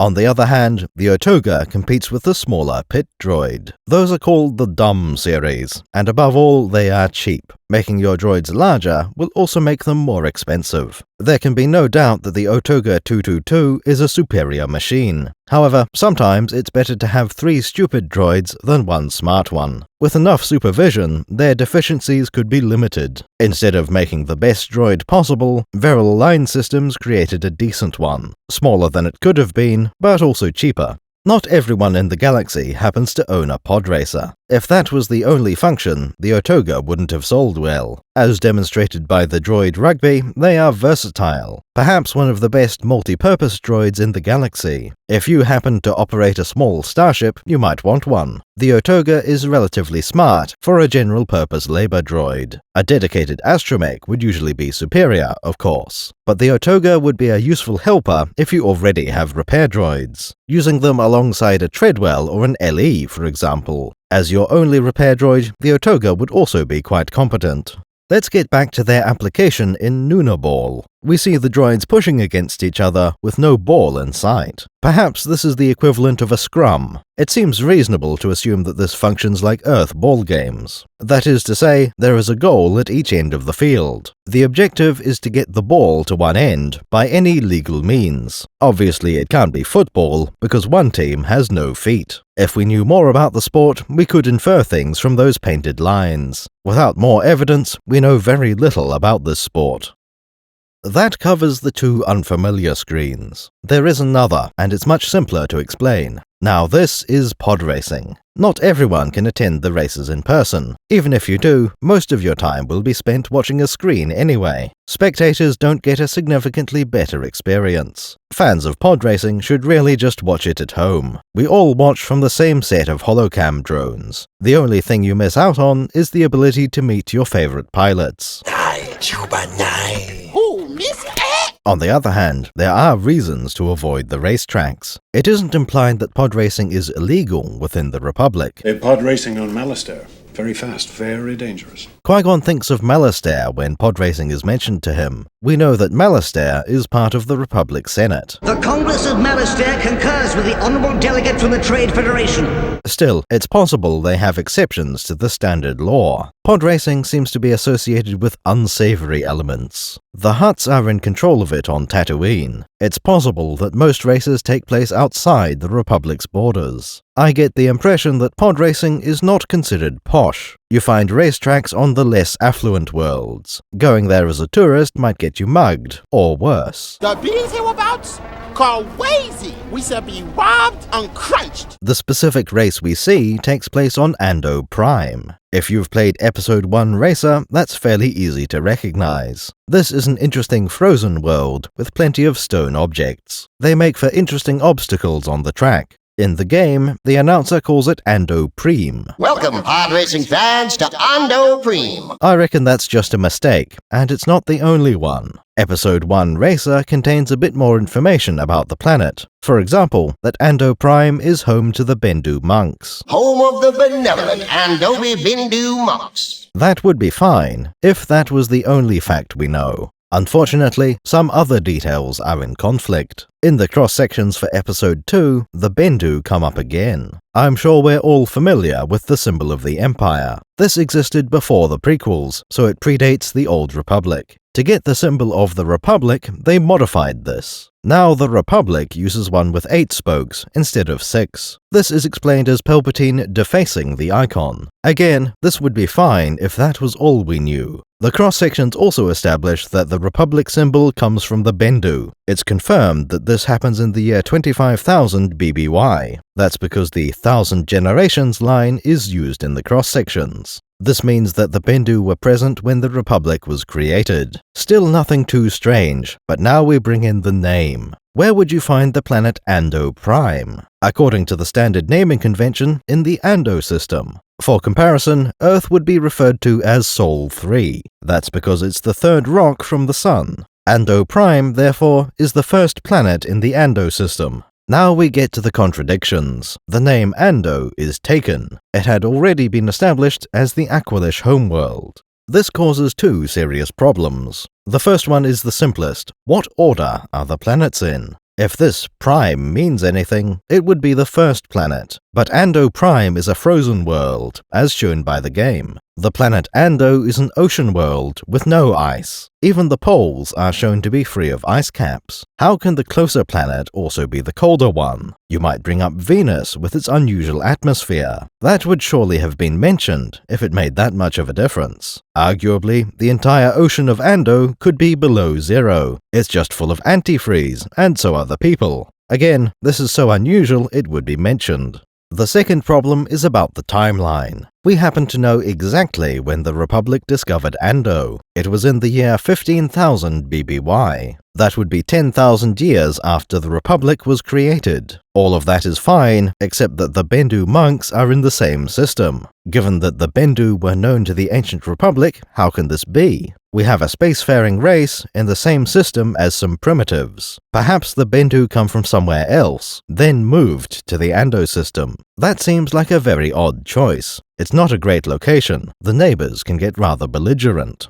We do have alternative answers. Perhaps the symbol of the Republic is relatively new. While the icon itself is ancient, it wasn't related to the Republic. At some point after making contact with Ando, they adopted the symbol. That idea could work, but I really doubt it. Why would the Republic change their icon after 10 millennia? For that matter, I don't believe that idea has been followed. But he asked the impossible. Variations of the Imperial symbol have appeared throughout the history of the galaxy. That includes ones with both 6 and 8 spokes. No, I think the Bendu helped to found the Republic. There is a way to avoid all of these problems. All you need to do is disconnect Aqualish and Bendu. Declare that Ando is completely unrelated to Ando Prime. You could even leave the latter as Ando Prime if you wanted. This lets you put Ando Prime in the core worlds. The Ando system, on the other hand, can stay where it is, in the mid-rim on the trailing edge of the slice. This is by far my preferred solution to the Ando collision. It was never intended for these two worlds to be in the same star system. For someone like me, adjusting that is easy. Nothing actually ties the Aqualish to Ando Prime.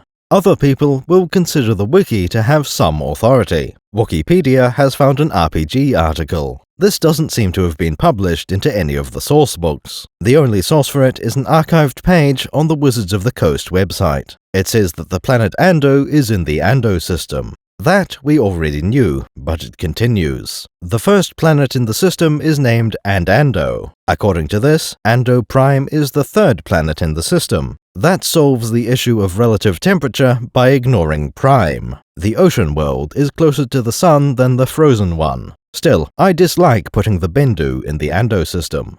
Now that we've established what Ando Prime is, there's a race. When I first watched the movie, I could only identify one pod. Bol's roar is very prominent, possibly in the lead. He's certainly the closest to the camera. Bowles is a good choice to appear in this one. During the Bunta Eve race, he stayed in the background. That's exactly the kind of racer who could survive for 10 years. Bowles also has singing as a secondary career, if the races go badly. His pod is visually interesting, making him a perfect choice. The next most obvious is Odi Mandrell. He has a very large and rather unique pod. It's good to see that he's up and racing again. After a pit droid was sucked through his engine, it would be destroyed. Luckily, it seems Odi was able to get a replacement. It's possible he had spare engines ready to go on the day. Like Bowles, he survived the entire race and was doing reasonably well. Odi didn't have any issues until he pulled in for a pit stop. This is another racer we'd expect to still have his career. He lost at Bunta Eve through no fault of his own.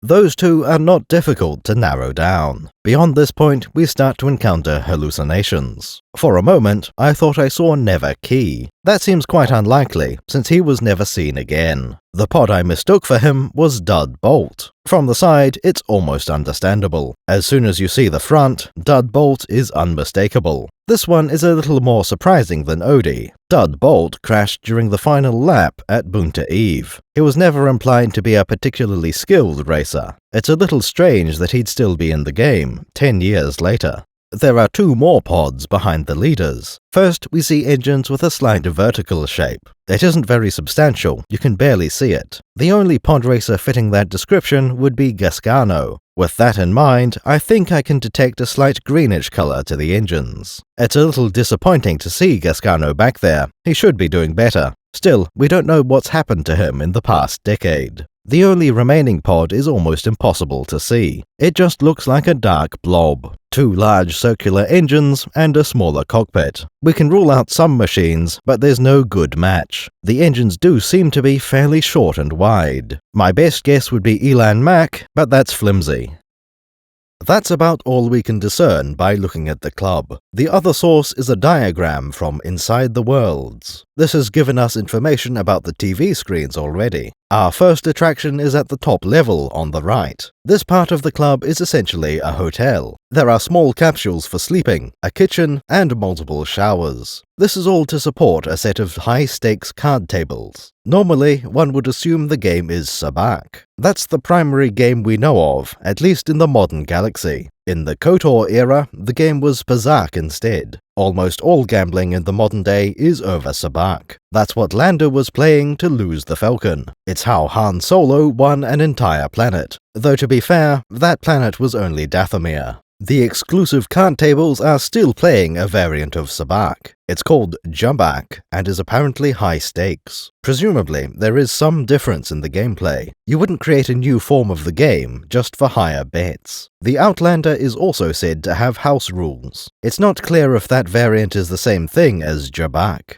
Behind the card tables, we see a luxury room. This seems to be where the club owners live, or at least stay. When they have guests to entertain, they can bring them up here. It also seems to serve as an office to conduct business. Anytime you have gambling, you may need to break a few legs, just to send a message to anyone misbehaving. Would you like to discuss it with the Hutts? I'm sure they can settle this. If you come back here, we catch either one, we're gonna break your fucking heads and you won't walk out of here. You see that fucking saw? We're gonna use it. You don't fuck around in this place. Let's move to the opposite side of the building. The top left has a slightly different room. Still quite private, but not reserved for the club owners. This one is offered to the rich and important guests, for them to entertain themselves. Or at least, for them to get exclusive entertainment. One of these dancing girls will be eaten due to a misunderstanding. Visiting criminals assumed that was the polite thing to do. This is a perfect example of why you need a protocol droid. Any decent model could tell you when it's time for that. Off to the side, we see holographic game screens. Presumably, this is an equivalent of the slot machine, or perhaps it would be more like a pachinko machine. I could mention another game here, but it needs to fit the description. Inexpensive but highly addictive gambling. That sort of game can afford to sponsor its advertising. This kind of holographic gaming would have to exist. It's just a display technology, and they definitely have computers. That allows for any kind of computer game from our world. We rarely see games, but the potential is there. If they were going to exist anywhere, a casino makes sense. Visitors to the Outlander just like gambling. When they see a sport on TV, they start placing bets. There are games of chance installed to distract them. Sometimes, Sabacc and slot machines aren't enough. The public areas of the club are mostly above ground level. Those turbolifts go down as well, if you're allowed there. Hidden under the nightclub, there is a fight club. These take place in a pit with duracrete walls. There seems to be some gladiator influence to this arena. The fights are stated to be illegal, but that's normal. Half of what happens in the club seems to be illegal. These fights are most likely not to the death. The gladiators seem to be using blunt weapons. All of them seem to be human or near human. That means there's little disparity in strength and durability. Blunt weapons are less likely to be lethal. Still dangerous, but not as much as a vibroshiv would be. The fights mostly exist as something to gamble over. Killing those fighters would be counterproductive. It attracts more attention, and you need to find replacements. Good job! If the fights aren't lethal, why are they illegal? Perhaps they require more safety features. It could even be because the fights are private. If the fights were broadcast, maybe it would be fine. The Outlander Club will inevitably be compared to other places. First and most obviously, the Mos Eisley Cantina. Our other main example of a wretched hive is Jabba's palace. All three are reasonably spacious buildings, yet still crowded. They are dimly lit and probably smell quite distinctive. We can imagine that the Outlander has far better filters on its air circulation. Its cooling systems are probably less effective, since those are critical to survive on Tatooine. All three locations are hubs for all manner of transactions, most of which are probably illegal. Not that anyone in the building would care. What did he say? Finally, the people inside are the most important. The cantina is full of ne'er-do-wells, but also useful people. Most of the best freighter pilots that will be found here only watch your step.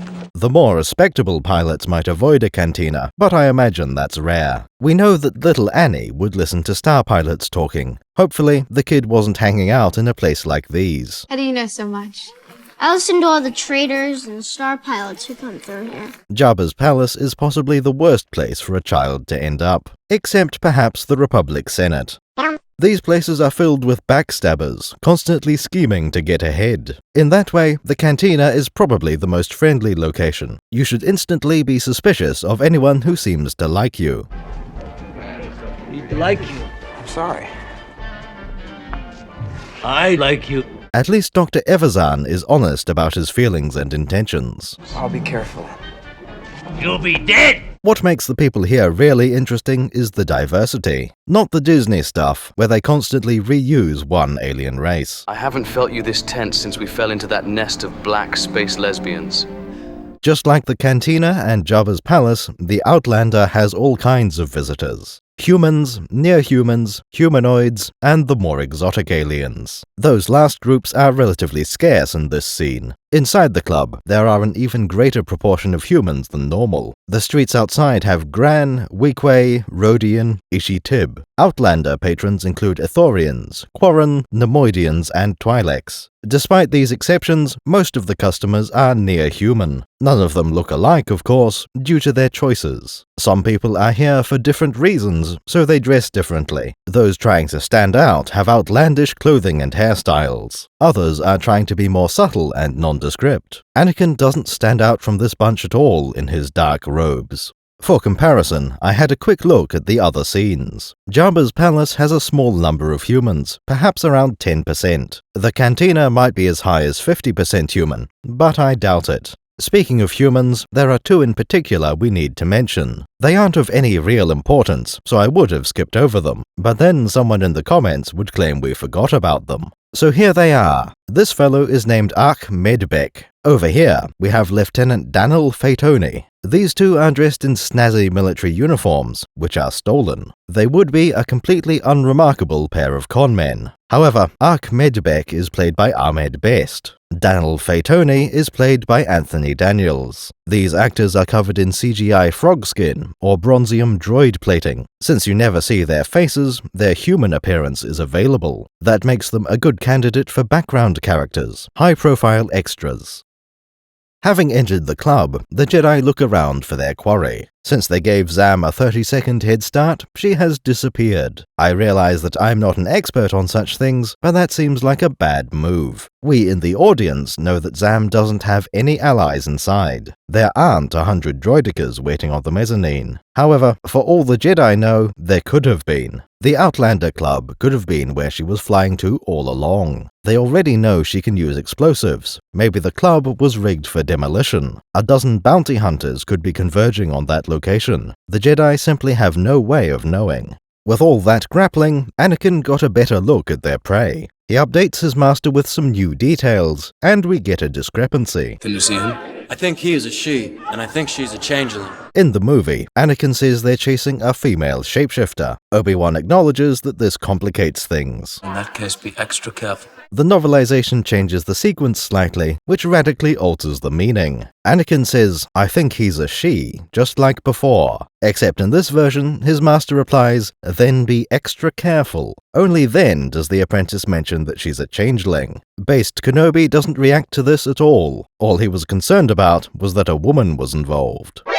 With a teenage Anakin to deal with, maybe that's justified. Now we see the different hunting techniques of master and apprentice. Go and find her. Anakin is directed to go looking for their sneaky assassin. This is what he would have done anyway. It's the sensible choice. Obi-Wan, on the other hand, heads over to the bar and orders a drink. Fair enough, I suppose. Kenobi has been through a lot tonight. While the Jedi Master gets drunk, his Padawan does all the real work. Anakin doesn't understand exactly what's going on, but there's no time to argue. He starts moving through the room, trying to detect Zam. He can't see her anywhere, but he can sense something. Trouble is, there's so much deception and malice in the room already. The background level of evil is high enough that you can't pinpoint a given source. Meanwhile, Obi-Wan is sipping from a shot glass in the center of the room. Next to him is Ilan Sleesbagano. Sensing a client, Sleesbagano offers a deal. You wanna buy some death sticks? Not wanting to justify death sticks on the Jedi expense report, Kenobi declines. More than that, he immediately deploys an old Jedi mind trick. Obi-Wan isn't even trying to be subtle about it. He waves his hand around and gives 2 suggestions. You don't want to sell me death sticks. I don't want to sell you death sticks. Particularly wordy suggestions that cause a lot of movement. You want to go home and rethink your life. I want to go home and rethink my life. Ilan turns around and leaves, attracting attention.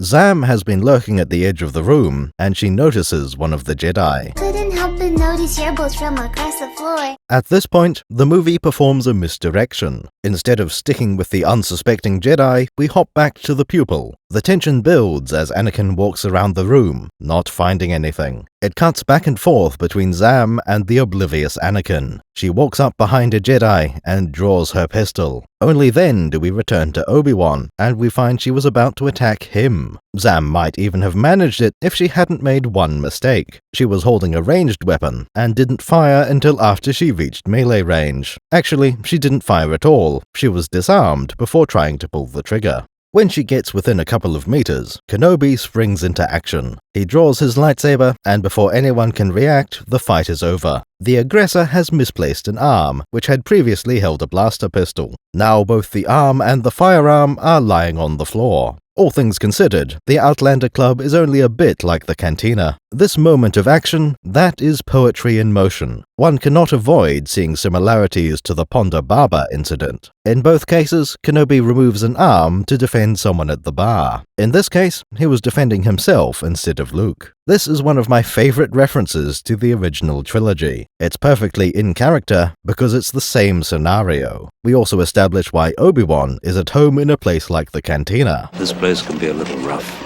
He's already used to this sort of thing, decades before Luke was born. It's clear that the encounter played out as Kenobi expected. Though Anakin wasn't aware of his role, he was part of the plan. Obi-Wan had been alert for an ambush, while appearing not to be. For him, the worst outcomes would be if Zam had tried other weapons. Grenades, or poison gas, or anything with an area of effect. He'd also prefer if Zam didn't fire indiscriminately into the crowd. From Zam's perspective, she wants a clear line of sight. The moment you open fire in a crowded room, people will start milling around. To be sure of a kill, she needs to get close enough that nobody gets in the way. Otherwise, the Jedi would have plenty of time to escape. Besides, there are 2 of them. Taking one down decisively will remove that advantage. When Obi-Wan attacks with his saber, he is quick and precise. He reaches across his body to draw the sword from his belt. By the time the blade activates, he is already turning to face Zam. The lightsaber is pointing down, but Kenobi doesn't have a strong grip on it. It looks like the hilt is held between his thumb and index finger. Depending what kind of force warning he got, this may be defensive. If he knew Zam was about to fire, he could open with a parry.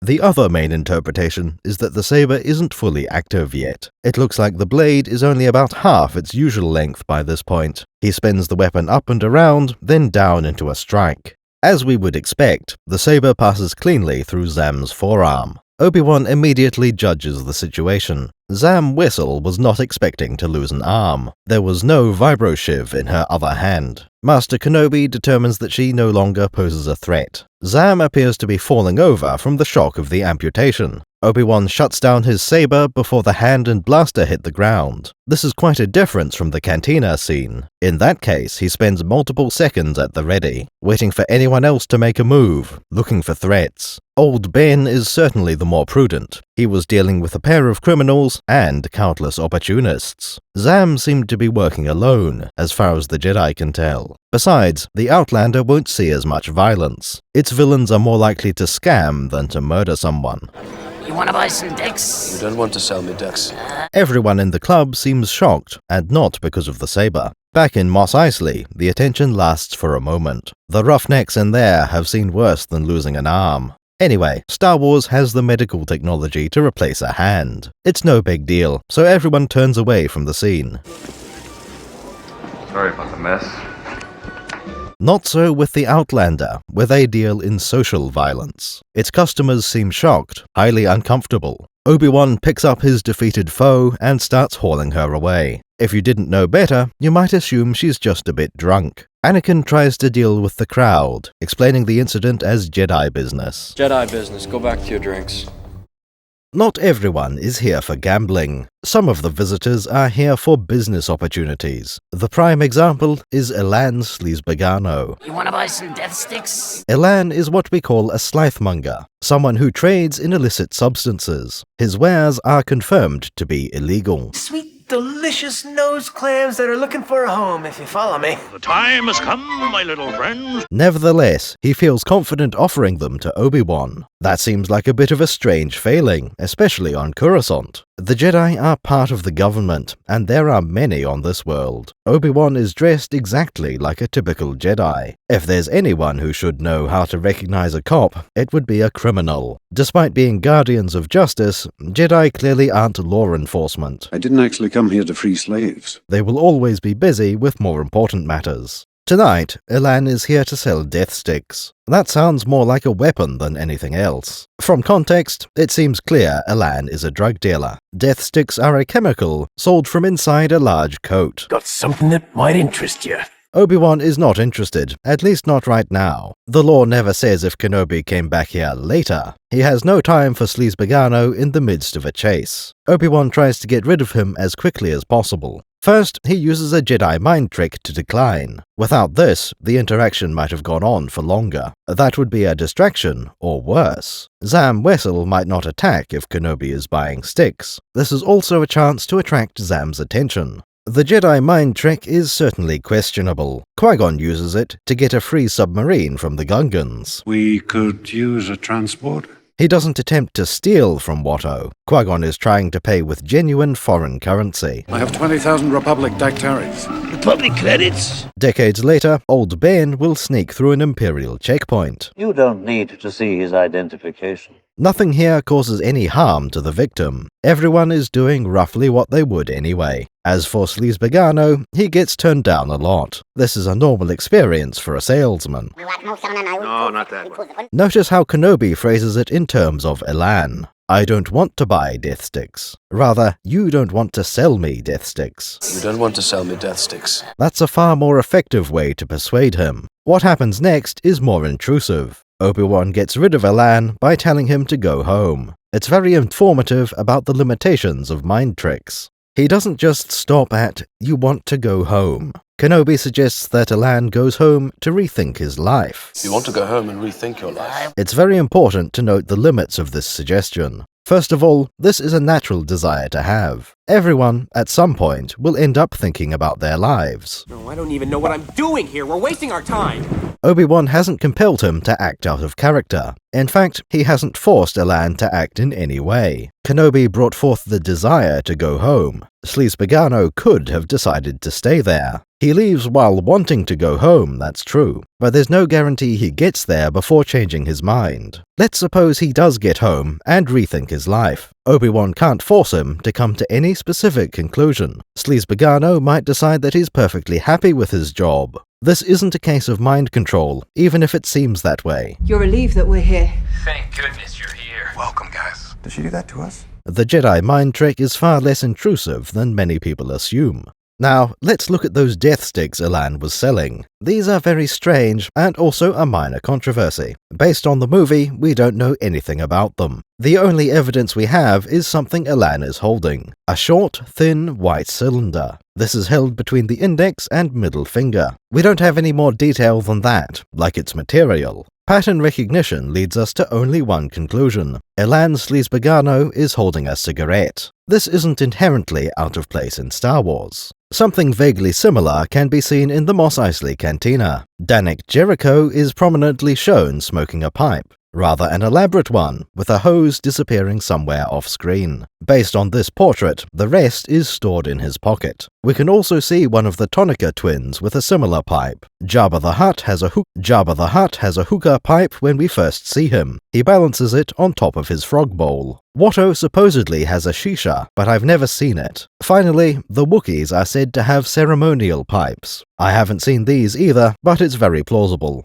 That said, I'd expect Wookiees to be cautious around fire. With one exception, these people are all bad guys. We have a vampire, 2 thieves, and a crime lord.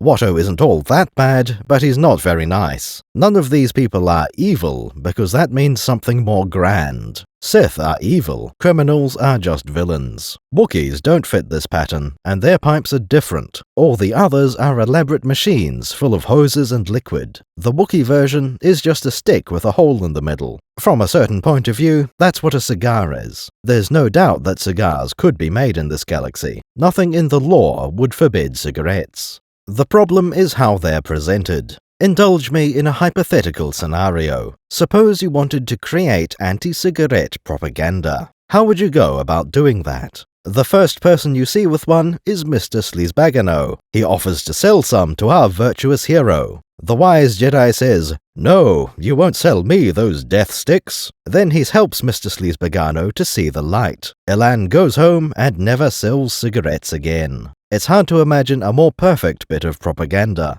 Unfortunately, that's exactly how it plays out in the movie. If this is what it looks like, it was intended to push an agenda on Earth. Even if I'm sympathetic to the goal, it's inappropriate. The sort of thing Disney might do without thinking. This is exactly as bad as being tricked into smoking by the smooth character of John Eope. Luckily, I haven't seen anything else like this in Star Wars. Still, one instance is one too many. Death sticks have been rescued by the EU. In the visual dictionary, we are shown a test tube rack. To justify the stick part of the name, these are tubes. Death sticks are used by pouring them into a drink. I assume you could just drink straight from the tube. Cut it with water? Why don't you just take estrogen? The red and yellow ones are different grades. It isn't clear what that means, why you would want that. Perhaps to have more granularity in the dosage. I feel like having 2 reds and a yellow tonight. The stick in Alan's hand is not red or yellow. Presumably, that means he's holding an empty tube.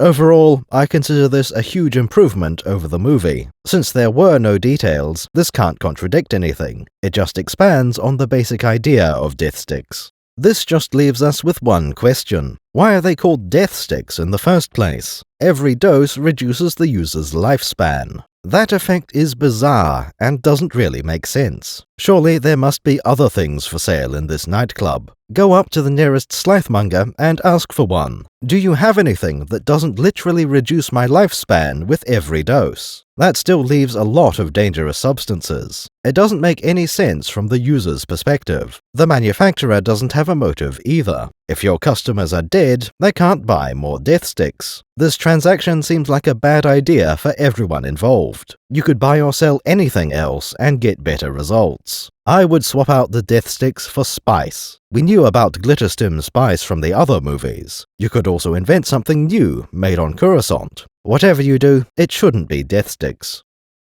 Zam Wessel has quite a few different tools. In terms of weaponry, we've only seen her using 2 of them. First a rifle, then only ever a pistol. We can assume that she has access to melee weapons if needed. By far the one we see her use most is the pistol. Zam uses a KYD-21 blaster pistol. We have precisely 0 information on where this comes from. No idea which company manufactured it. Not so much as a world of origin or even a region of the galaxy. The model number brings to mind Kuat drive yards. It's not impossible that Kuat creates their own small arms. Perhaps KYD stands for Kuat Yards Defense. That seems fairly unlikely, but still possible. The obvious answer is to analyze the design of the pistol. By comparing its appearance, we should be able to track down its creator. At the very least, we should be able to make an educated guess. This technique is thwarted by the lack of similar weapons. Nothing about it seems very close to any other blaster.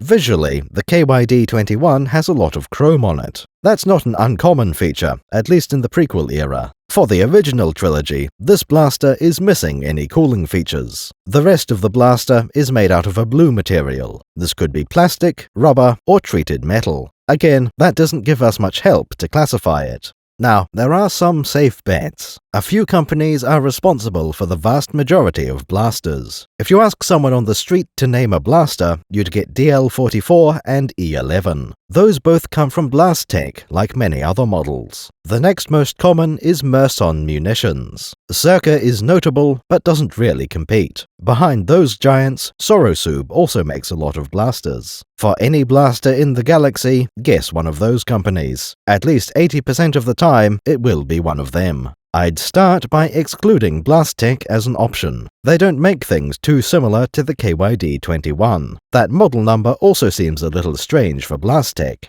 Personally, I think Merson and Sorosub are likely. Their pistols are a little more unusual, but still top tier. I'd lean towards Merson for this one. None of these are particularly compelling answers, though. We do have an unconventional option, a company you'd never call a notable blaster manufacturer. I propose that it comes from Arakid Industries. For a start, that's a nice exotic option for a bounty hunter. It explains why we've never seen any similar pistol. As evidence, I have absolutely nothing besides the model number. The last 3 letters of Arakid are KYD. If any company was going to make a KYD-21, it would be Arakid. A feature that lines up with Arakid is the trigger guard. The company is associated with somewhat militaristic droids. Zam's pistol is notable for lacking a trigger guard. That works fine for droids, and maybe an expert assassin. For a pistol being sold to the public, it wouldn't fly. None of the major companies would let that design leave the factory.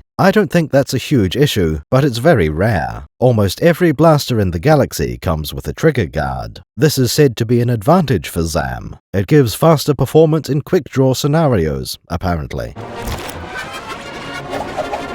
Another notable omission would be the sights. Most blasters in Star Wars have some kind of scope. The ones that don't usually have iron sights. That isn't a firm rule, but most blasters have something. No matter how good you are, having sights is important. Anything beyond about 50 meters, you'll miss. You might land a shot eventually, but it'll be difficult. The first shot will almost certainly miss. That seems unwise for a bounty hunter, where every shot counts.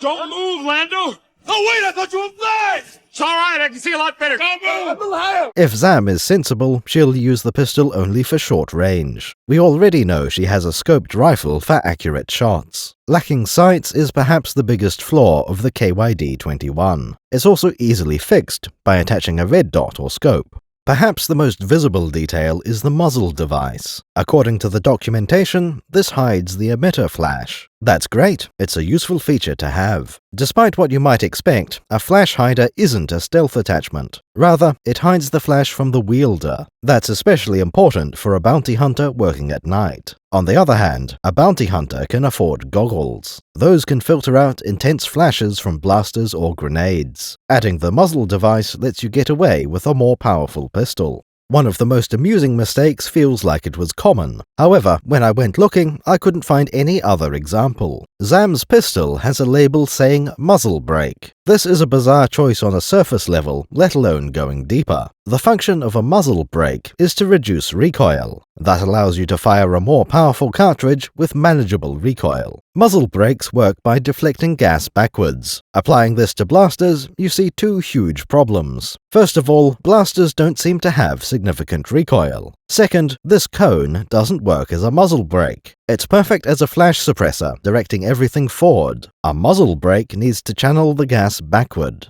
It's also worth mentioning that this isn't a compensator. Those send the gas upward to stop the muzzle from climbing.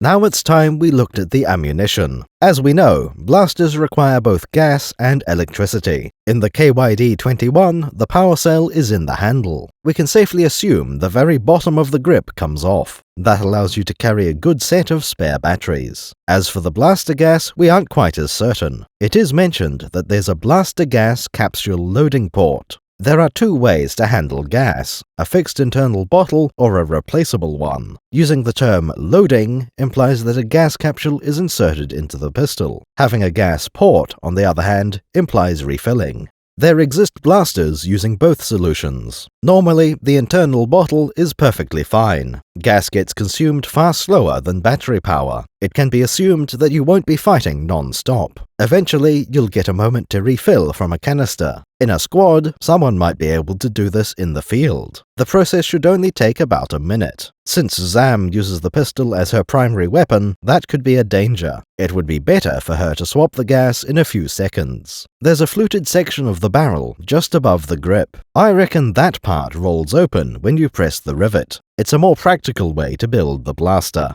Just above the trigger, there is a knurled knob. This is called the igniter pin, and it regulates gas dispersal. As far as I can tell, this is mostly gibberish. The igniter is not recognized as a standard component of blasters. Dispersal is another strange word to use. You do not want blaster gas to disperse at any point. Inside the weapon, you want it to be concentrated in the exciter. Once it leaves the barrel, you still don't want it to disperse. I have to assume they meant dispense or something. This so-called igniter pin is a gas flow regulator. Based on the knurling, you twist this pin. This lets you adjust how much gas is used for each shot. Presumably, the electric charge stays at the same ratio. This lets you sacrifice capacity for more damage. With that, we've covered almost every detail about this blaster. The barrel is said to be made of hadrium alloy. Of course, that is meaningless without more knowledge. Using this metal makes the blaster sturdy and accurate. We can infer that it doesn't get bent easily if you drop the pistol. Heat resistance would be another important characteristic. The KYD-21 also looks reasonably comfortable to hold. Its grip angle is significant, but not extreme. That muzzle device might make it a bit front-heavy. All in all, I'd say this is a very solid blaster.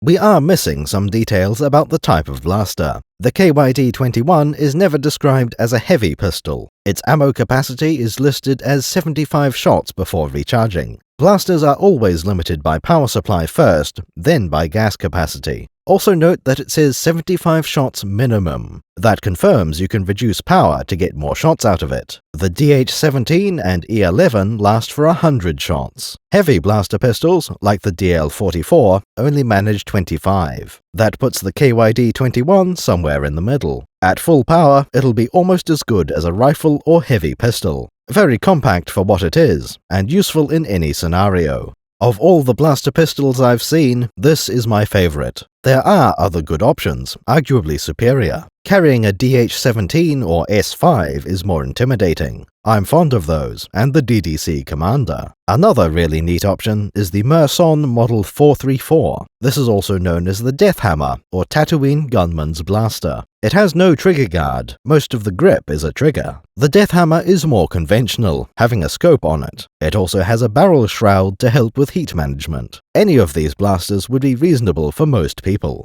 As for myself, I can't think of a single pistol I'd prefer to carry. I'd want some modifications to the KYD-21, of course. Above all, it needs to be fitted with optics. It would be foolish to rely on instinctual aim. There's no need to go for something telescopic, though. Pistols have limited range. I just need it to help me aim faster. Might as well add night vision to the scope too. Since we think the gas is top-loaded, the scope needs to be offset. Would be wise to install a trigger guard while we're at it. I wouldn't get any benefit from its absence. With those minor changes, the KYD-21 is perfect. If George Lucas asked me to design a blaster for myself, I couldn't beat this. It's my idea of the ultimate blaster pistol. The two Jedi leave the nightclub, but not via the main entrance. That one is on a busy street with large glowing signs. Instead, they slip out the back door into an alley. This is still quite spacious, but there aren't many pedestrians walking by. The alley isn't what I'd call clean, but it could be a lot worse. In fact, I think I've seen far worse in real life. How bad this mess is will depend entirely on the droids. If they come through every day, that's a lot of grime. On the other hand, if cleaning droids turn up once a month or so, it's not so bad. We're still fairly high up in the cityscape, with access to the sky. I'll conclude that this is a dirty part of the well-maintained levels. As you go to the lower levels, cleaning standards will drop. Barely a meter outside the door, Obi-Wan starts the interrogation. There is no way Zam can claim to be uninvolved. One does not simply attempt to murder a Jedi Knight. For his first question, Obi-Wan establishes who the target was. Do you know who it was you were trying to kill? It's clear that Zam knows exactly who she needs to kill. By admitting that, she confirms that she's an assassin. There's a senator from Naboo. Next, Kenobi tries to continue the investigation. Being a middleman, Zam cannot solve this mystery. All she can do is point to the next link in the chain. It's just a job. Of course, if she does, that'll be bad for business. Word might get out that Zam Wessel reveals her employers.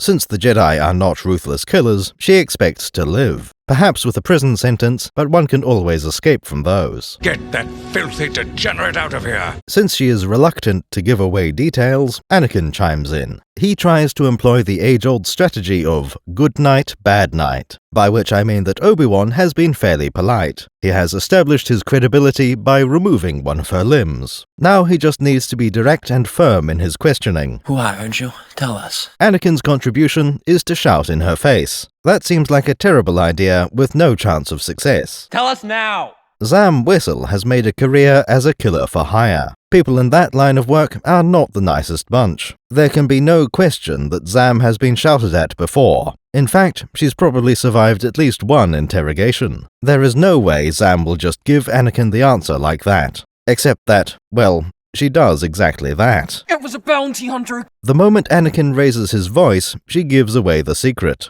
This is a woman who constantly wins a fight to the death. She could walk into the Mos Eisley cantina, start a brawl, and come out on top. At least, on any day where Old Ben isn't in town. The novelization shows Zam's strength better. For a start, it's implied she passed out in the club. Obi-Wan has to carry her out, and she wakes up outside. When asked who hired her, she refuses to answer. Anakin tries to intimidate her, and it has no effect whatsoever. The tough bounty hunter didn't even flinch. That's more like it. Instead, she provides an informative taunt. She tells the Jedi that they will fail no matter what they do to her. The Senator of Naboo will die, even if not by Zam's hand. There has been a large bounty placed on Amidala. She is wanted dead or not alive. This isn't a single contract, quietly hiring an assassin or two. It's not something secret between one bad guy and his mercenaries. Zam might have been offered the first couple of attempts, but that's all. Other bounty hunters will want to get in on the action. Sooner or later, one of them will slip through and kill Padme. The best part is that there's no real way to stop this. I deliver a message. Shut it. After this, the novelization acknowledges Zam's wound. Obi-Wan expresses the appropriate amount of concern over this. She'll probably be fine for a while, just like when Luke loses a hand. Anakin doesn't seem to care about the injury, which could be an accurate medical judgment. If not, that would be concerning from a Jedi apprentice. Even so, they need to wrap up this interrogation. Zam will need medical treatment and imprisonment. They've also learned that multiple bounty hunters are on the case. Currently, there are 0 Jedi anywhere near Padme. If I were guarding someone, I'd consider that to be risky. Captain Typho couldn't have protected her from Kohuns. Anakin might realize this because he tries asking again. This time he's using the Force, and now we converge on the movie. Unlike the Jedi mind trick, there is no subtlety to this. He's essentially beating Zam over the head with an intangible crowbar. Obi-Wan can sense what he's doing, but this isn't against the rules. He doesn't consider mind control to be a dark side technique, or even to hint at corruption. The only thing unusual about this is how much effort Anakin is putting into it. As far as the Jedi are concerned, Force interrogation is mundane. This is just like when Qui-Gon compelled Jar Jar to relax. Relax. You overdid it.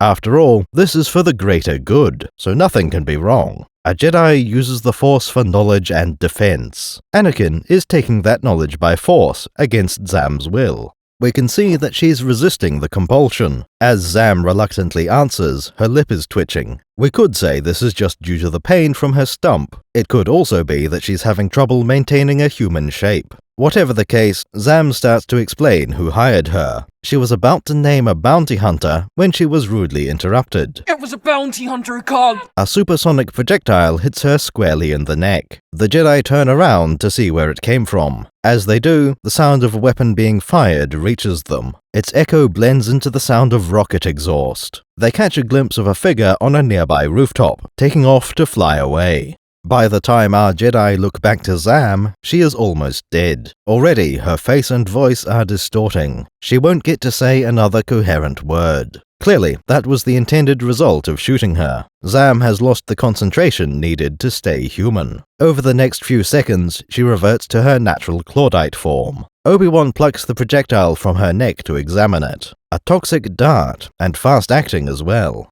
We'll go over several aspects of this in future, but for now I have one question. How did the mysterious assassin know what Zam was saying? Either he had a directional microphone, or Zam was broadcasting. The latter seems more likely. I might disable push-to-talk at a time like this. An active mic would allow him to find Zam, and to know what she's saying. While Anakin was trying to board Zam's speeder, he saw her face. For a moment when she was surprised, her face didn't look entirely human. How about you, Dr. Grant? Are you okay? There's something wrong with your face. Based on this fleeting glimpse, he comes to a conclusion. Zam Wessel is a changeling, a shapeshifter. And I think she's a changeling. Clearly, this isn't a common thing to come across. We get no indication that the Jedi have much experience with them. At the same time, this isn't completely surprising. Anakin is well aware that shapeshifters exist. Obi-Wan doesn't come up with a new plan when he hears about Zam. This is treated as a minor complication to the hunt. In that case, be extra careful. Where are you going, Master? For a drink. Until Attack of the Clones, the movies didn't include any shapeshifters. Or if there were any, they were too skilled for us to detect.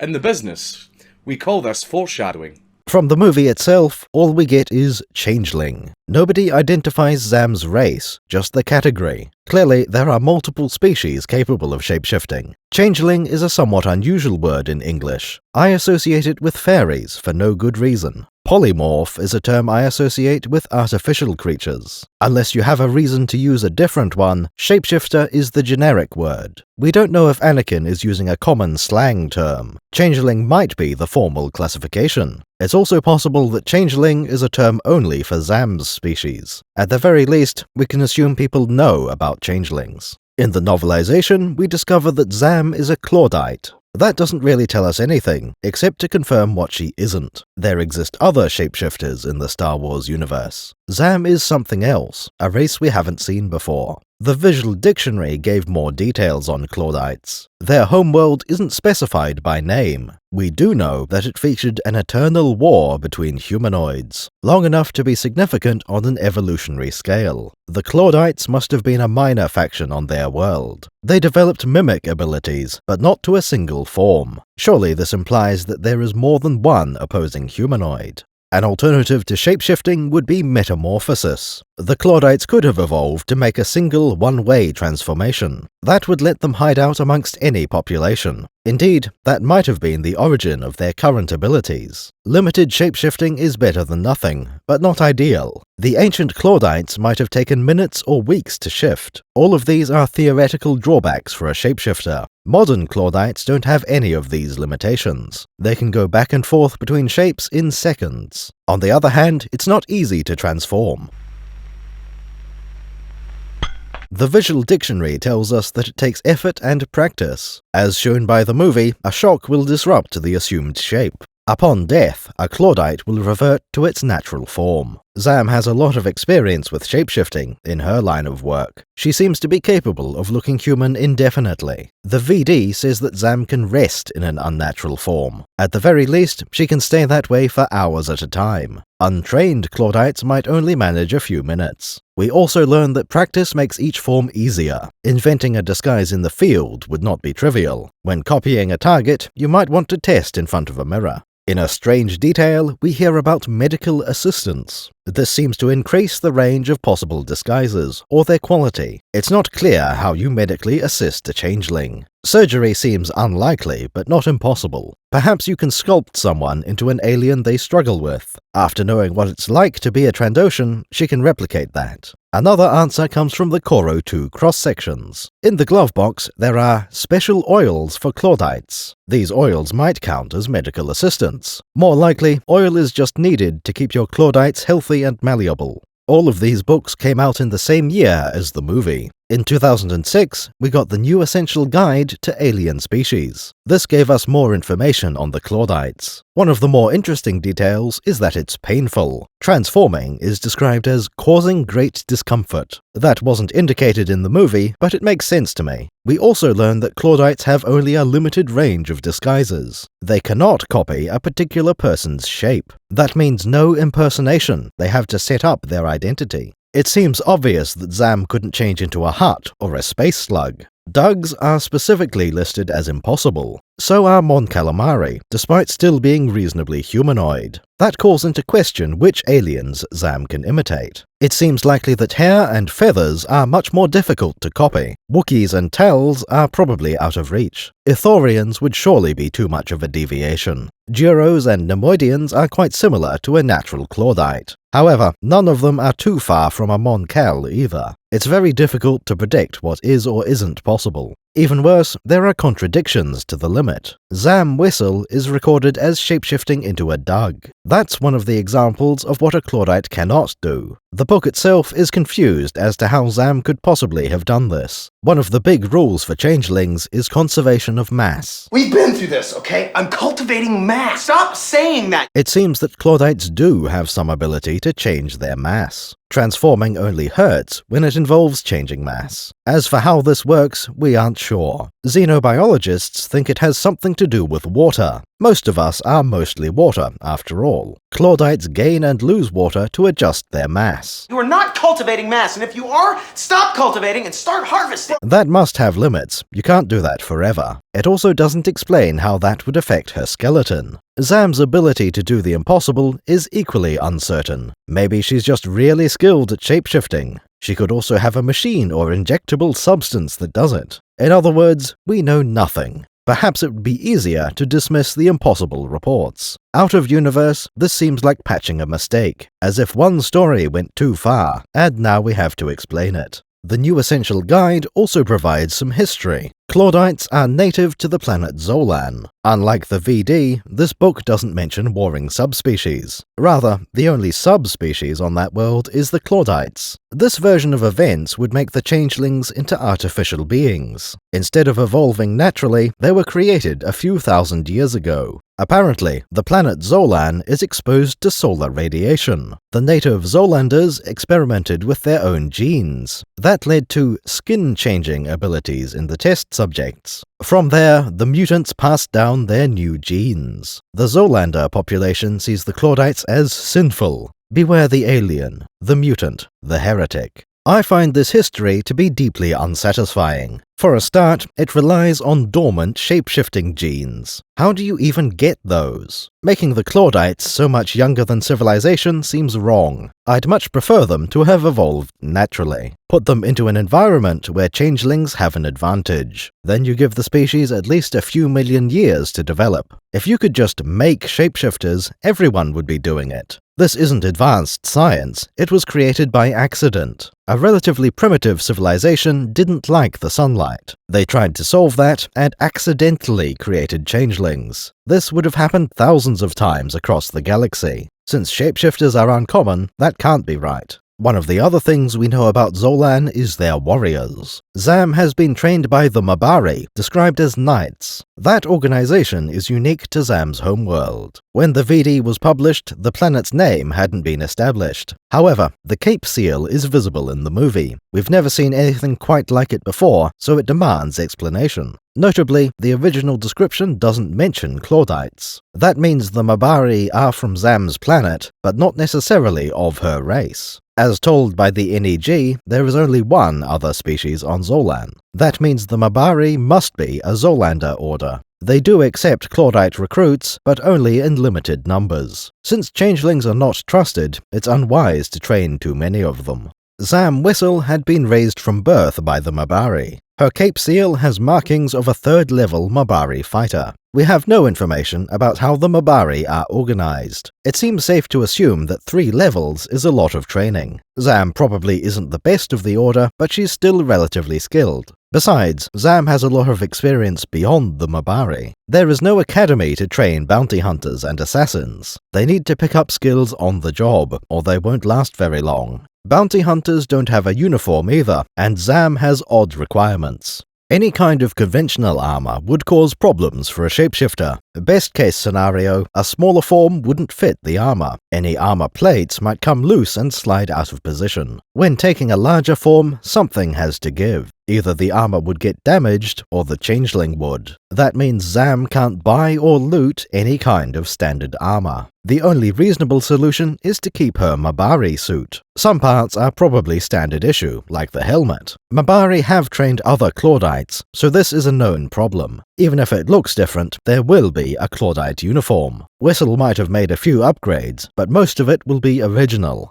The boots are a great example of Changeling equipment. They have steel toe caps and some kind of sabaton. Most importantly, they leave room for the foot to change shape. The same goes for the bodysuit underneath the main armor. That part is elastic, stretching as her body deforms. It's not clear if this layer provides any real protection, nor do we know how vulnerable Claudites are to minor injuries. They definitely can't shapeshift to restore a missing limb. Logically, we have to assume the same applies to small wounds. The part that would change has been damaged, so it probably can't transform anymore. On top of the bodysuit, we have more substantial armor. Zam has a pair of metal plates either side of her sternum. This is probably the strongest armor she has. Having the plates split like that is a trade-off for flexibility. The gap between them isn't very large, you would never aim there. If you have the accuracy to hit a small target like that, there are better options. Dodge this.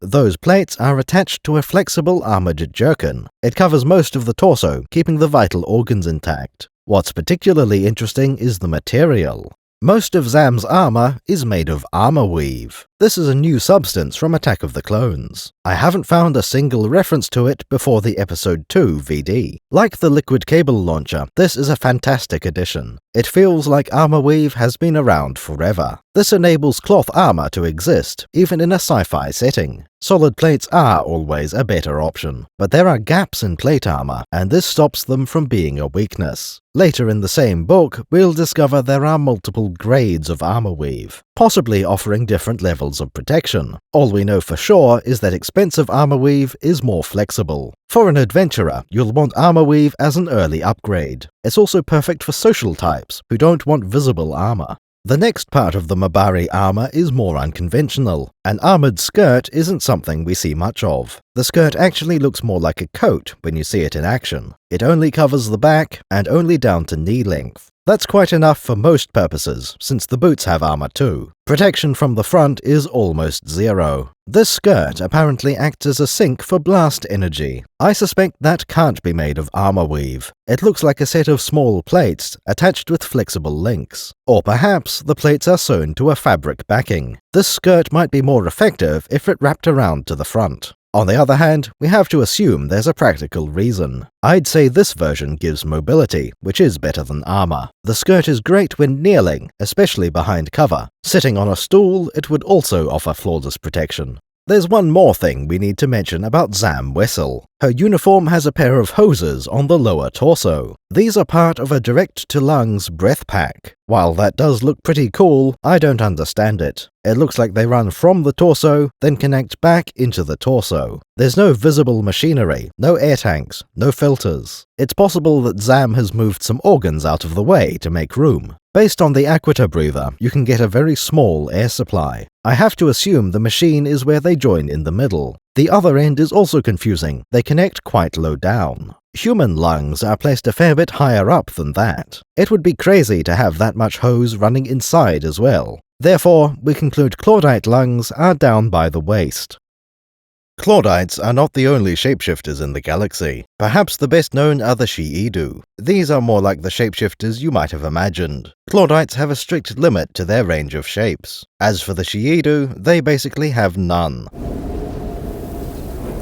There are some, but we'll get into those shortly. We also know more about how the transformation works. Yet more interesting, the Shi'ido are older than Claudites. That applies both in-universe and on Earth. Even if the Claudites evolved naturally, that would still apply. Shi'ido live for about half a millennium. Logically, that should slow their evolution. Claudites seem to have roughly a normal lifespan for a humanoid. Over on the Earth side of things, Shi'ido are pre-prequel. They first turn up in the Galaxy of Fear books, a series obviously intended to compete with Goosebumps. The first one was published in 1997, so just before Episode 1. Despite the origin, the shapeshifters got everywhere. A few years later, the Essential Guide to Alien Species was published. The in-universe explanation was based on Galaxy of Fear. Senior anthropologist Mammon Hool is the one responsible for the book. That was the first Shi'ido we'd ever encountered. Almost every entry in the book refers to Hool at some point. Often, this involves him taking the form of the alien in question. At this point, we should go over the differences between changelings. First of all, the conservation of mass. Technically, that applies to Shi'ido as well, but it's more flexible. Young ones are limited to humanoid shapes, just like Claudites. That goes away once they reach 150 years old. In theory, after this point, they can take larger shapes. The way the description is worded, it sounds as if it can only be larger ones. That will make more sense when we get into the transformation. However, we have evidence of Shi'ido taking smaller shapes. Their average adult height is 1.8 meters. Yet we have Mammon Hool imitating a Chadrafan. Those Batmen are only 1 meter tall. The same is true of Jawas, which Hool has also turned into. Clearly, the Shi'ido can change size in both directions. The mechanism of their shapeshifting is quite interesting. Unlike the vagueness of something to do with water, we have a few details. Shi'ido bones are said to be thin and dense. As with the Claudites, they can't create or destroy their skeleton. Almost anything else, though, seems to be possible. Perhaps the strangest detail is the way their bodies are reconfigured. The tendons can be released, rearranged, and reattached. Not necessarily all of them, it only mentions a series of tendons. Shi'ido also have dense reserves of flesh to use. That would be why they can go larger, but not to shrink. Then again, we know that isn't a firm rule. The same mechanism should allow them to store any excess flesh. No matter the complexity, each change seems to be finished in seconds. An essential part of shapeshifting is having control over the skin. There are many kinds of skin in the galaxy, and in different amounts. Then we get to other coatings: scales, fur, feathers, and spines. Claudites can apparently imitate hair, and probably scales. Still, the Shi'ido are far better at these surface details. Their shapeshifting is not shown to be painful. Even so, it takes effort and can sometimes be too difficult. A long enough series of changes would be exhausting. When a Shi'ido pushes too far, they can get stuck. Recovering from that exertion can take multiple weeks. Their current form will be as strong as ever, I should think. It's just that the changeling cannot change in the near future. The final detail of this species is that they cheat. Despite being one of the best shapeshifters, they have another trick. The Shi'ido have limited telepathic abilities. When their new appearance isn't perfect, they can compensate. This isn't mind control. They can't turn invisible. It's only a minor correction to cover a few tracks. Maybe your scales have the wrong pattern, or the whiskers aren't on straight. Perhaps even something minor, like the way you walk being off. Telepathy lets them pull the wool over someone else's eyes. Hey, your skin is hanging off your bones. Is that leather? Generally, you don't have to worry about the Shi'ido. There might be some of them around, but it shouldn't make a difference. They aren't trying to infiltrate and subvert, to gain power and influence. Every once in a while, someone will be revealed as a changeling. The best example of this I can think of is one of the Separatists. Representing the Aqualish, their senator is Poe Nudo. We can go over these leaders later, but look in the background. The aide is no Aqualish, but a shapeshifter. His intentions here aren't certain. Mammon Hool insists that it's probably due to curiosity. His people have a reputation as spies, thieves, and criminals. By Mammon's own admission, this is only mostly false. Mr. Hool decided to be an anthropologist. That's a fairly normal thing for the Shi'ido. They are known to be curious about the universe they live in. As a race of shapeshifters, they would be inclined towards the living. I'm sure there are plenty of physicists on their world. However, the main focus is on other species and cultures. If you think about it, learning is very pragmatic. The more creatures a Shi'ido knows, the better. They have a wider variety of shapes to take, and more places to visit. That motive doesn't apply as much to lesser changelings. Everyone benefits from knowing usable shapes, of course. It's just that the Shi'ido can use almost anything, and Claudites cannot. As a group defined by hiding, changelings tend to be secretive. Many of them would prefer the wider galaxy not know they exist. Even within this category, the Shi'ido are private beings. Their homeworld is called Leomon for some reason. For a world named by humans, that doesn't sound normal. It isn't the local name, because that would be Shashun. From this oddity, we can assume it was discovered by non-humans. One thing we know for sure is that this discovery didn't go well. The Shi'ido tend to get rid of these scouting parties, sometimes by turning into the most boring objects they can think of. On the other hand, they might bring forth monsters. By shifting into something scary, the scouts have to leave. So far, the Shi'ido have no formal contact with even the New Republic. We continue the story the morning after Zam's death. We can be certain that the Jedi returned to guard Padme. It was unlikely that she'd be attacked overnight. However, there is at least one bounty hunter lurking around. According to the novelization, there could be hundreds. Most would be closer to Greedo in their level of competence.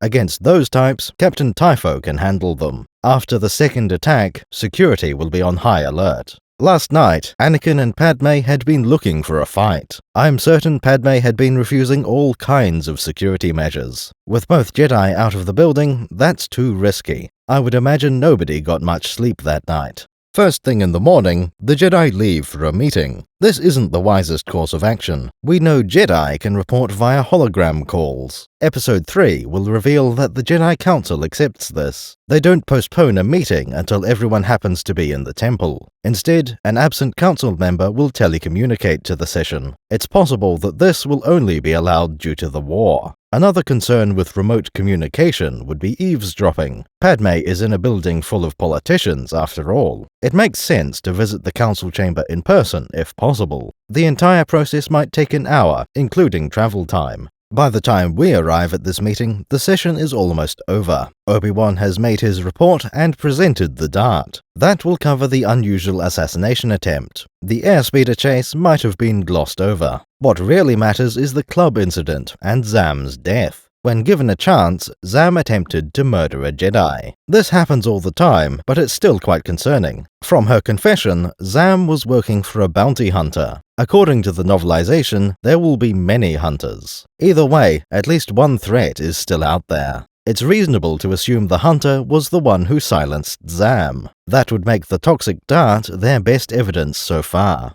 Right now, the Jedi are still assigned to protect Amidala. The Council is about to update that assignment. Obi-Wan is informed that his priority should be to find the bounty hunter. Track down this bounty hunter, you must, Obi-Wan. Windu adds that finding who hired him is more important. This makes perfect sense when trying to get results. You can't protect Amidala from endless assassination attempts, especially given the information from Zam. If the hunter is willing to hire subordinates, he can do that forever. The only way to stop him is to cut off the source. Finding out who put a price on Padme's head. That's even more true if there are multiple hunters competing for the bounty. What's really interesting is never mentioned in the movie. Last night, Obi-Wan insisted that they would only protect Amidala. He specifically was against the idea of investigating. It's overkill, Master. Investigation is implied in our mandate. We will do exactly as the Council has instructed. And I can only protect you.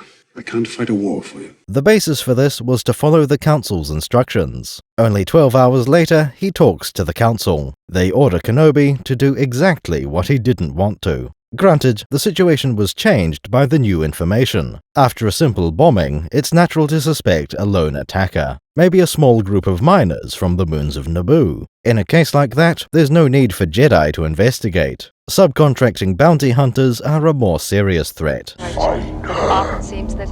Silencer. Obi-Wan points out the obvious flaw in this plan. What about Senator Amidala? She will still need protecting. As we discovered last night, they can't do both tasks. When chasing an assassin, Padme was left unguarded. The Council solves this by splitting up the team. Handle that. Your Padawan will. Anakin is assigned to defend the Senator. As a mostly trained Jedi apprentice, he will be capable. Their assignment couldn't work the other way around. Obi-Wan can tackle bounty hunters alone, but Annie can't. This is the most productive way to use their resources. If a second team of Jedi was available, that would be better, but then you'd have 4 Jedi to protect 1 woman, which is a bit much. I'm not going in there with 2 Jedi. Send a droid. We know that Amidala has been trying to get herself killed, mostly by accident, and once as bait for a trap. You're using her as bait. It was her idea. If Anakin manages to talk her out of that, she might be fine. Coruscant is filled with threats, other senators, for example. But most of these dangers are unnecessary risks. Avert those, and Anakin can handle what's left. Anakin. Mace Windu has a better idea. Get rid of Padme. He commands young Skywalker to move her off-world. Anakin is extremely pleased with his assignment. He would love nothing more than to hang out with Padme. Escort the senator back to her home planet of Naboo. She'll be safer there. It's not clear if the Council has noticed how much he likes her. Perhaps they know and consider it a learning experience. On the other hand, it's not impossible they've missed the signs. I do not believe the Sith could have returned without us knowing. He couldn't assassinate anyone. It's not in his character. Windu has another trick up his sleeve. He tells Anakin to avoid registered transport. Instead, they are to disguise themselves as refugees. And don't use registered transport. Travel as refugees. Registered, in this context, probably means a passenger manifest. Senator Amidala has access to various starships. Even if her barge exploded, she wouldn't be trapped here. However, Zam managed to blow up a Naboo royal vessel. Doing the same to a Senate ship is probably easier. Jedi have access to their own ships, and Anakin can fly anything. The problem is that official vessels are conspicuous. Everyone would know that Amidala was leaving Coruscant. By going incognito, assassins might not find out. At the very least, not until Amidala arrives back home. In the long term, they can't keep this movement a secret. The Senator of Naboo would always have been under scrutiny. After all, the last person with that title is now Chancellor. Anakin points out that Amidala has a very prominent position. He calls her the leader of the opposition. As the leader of the opposition, it will be very difficult to get Senator Amidala to leave the capital. That's a very strange term to use here. In an Earth government, that would mean a political party not in power. As far as we know, the Republic doesn't have that kind of party structure. Earlier in the movie, Amidala was part of the Loyalist Committee. That contrasts her with the growing separatist movement. Calling her the opposition wouldn't apply here either. The only way for this line to make sense is in relation to a specific vote. Senator Amidala plans to vote against the Military Creation Act.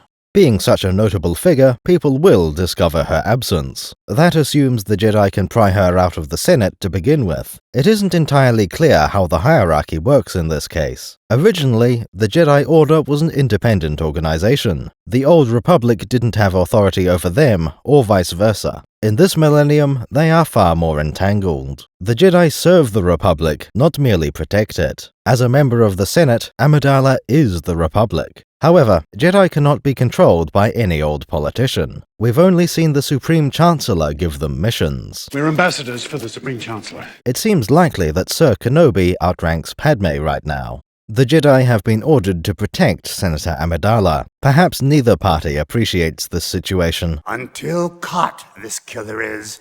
Our judgment she must respect. Yoda indicates the only way out: solve the threat. Once that is handled, the mission will be over. Until that time, the Jedi hold authority. On paper, they can drag her kicking and screaming to safety. In the real world, that might not go so well. Even if Padme does respect Obi-Wan, she won't come quietly. The Queen will not approve. Mace Windu suggests going over her head. The one who gave out this assignment is Chancellor Palpatine. Go to the Senate and ask Chancellor Palpatine to speak with her about this matter. He convinced Amidala to accept Jedi protection in the first place. Bringing her back into line is Palpatine's responsibility. In the movie, that's how the meeting ends. The novelization has Anakin keep talking. After Yoda's line, he starts talking about Amidala's feelings. Mace Windu needs to interrupt him to get anything done. The novelization explains that Windu has heard enough. Other council members might be more diplomatic, but no more interested. Anakin completely fails to pick up on this clear message. Obi-Wan has to drag him out of the room before he embarrasses himself. After leaving the council room, he explains himself. I was only going to keep talking about my future wife's emotions. This is not an effective defense, because Kenobi already knows that.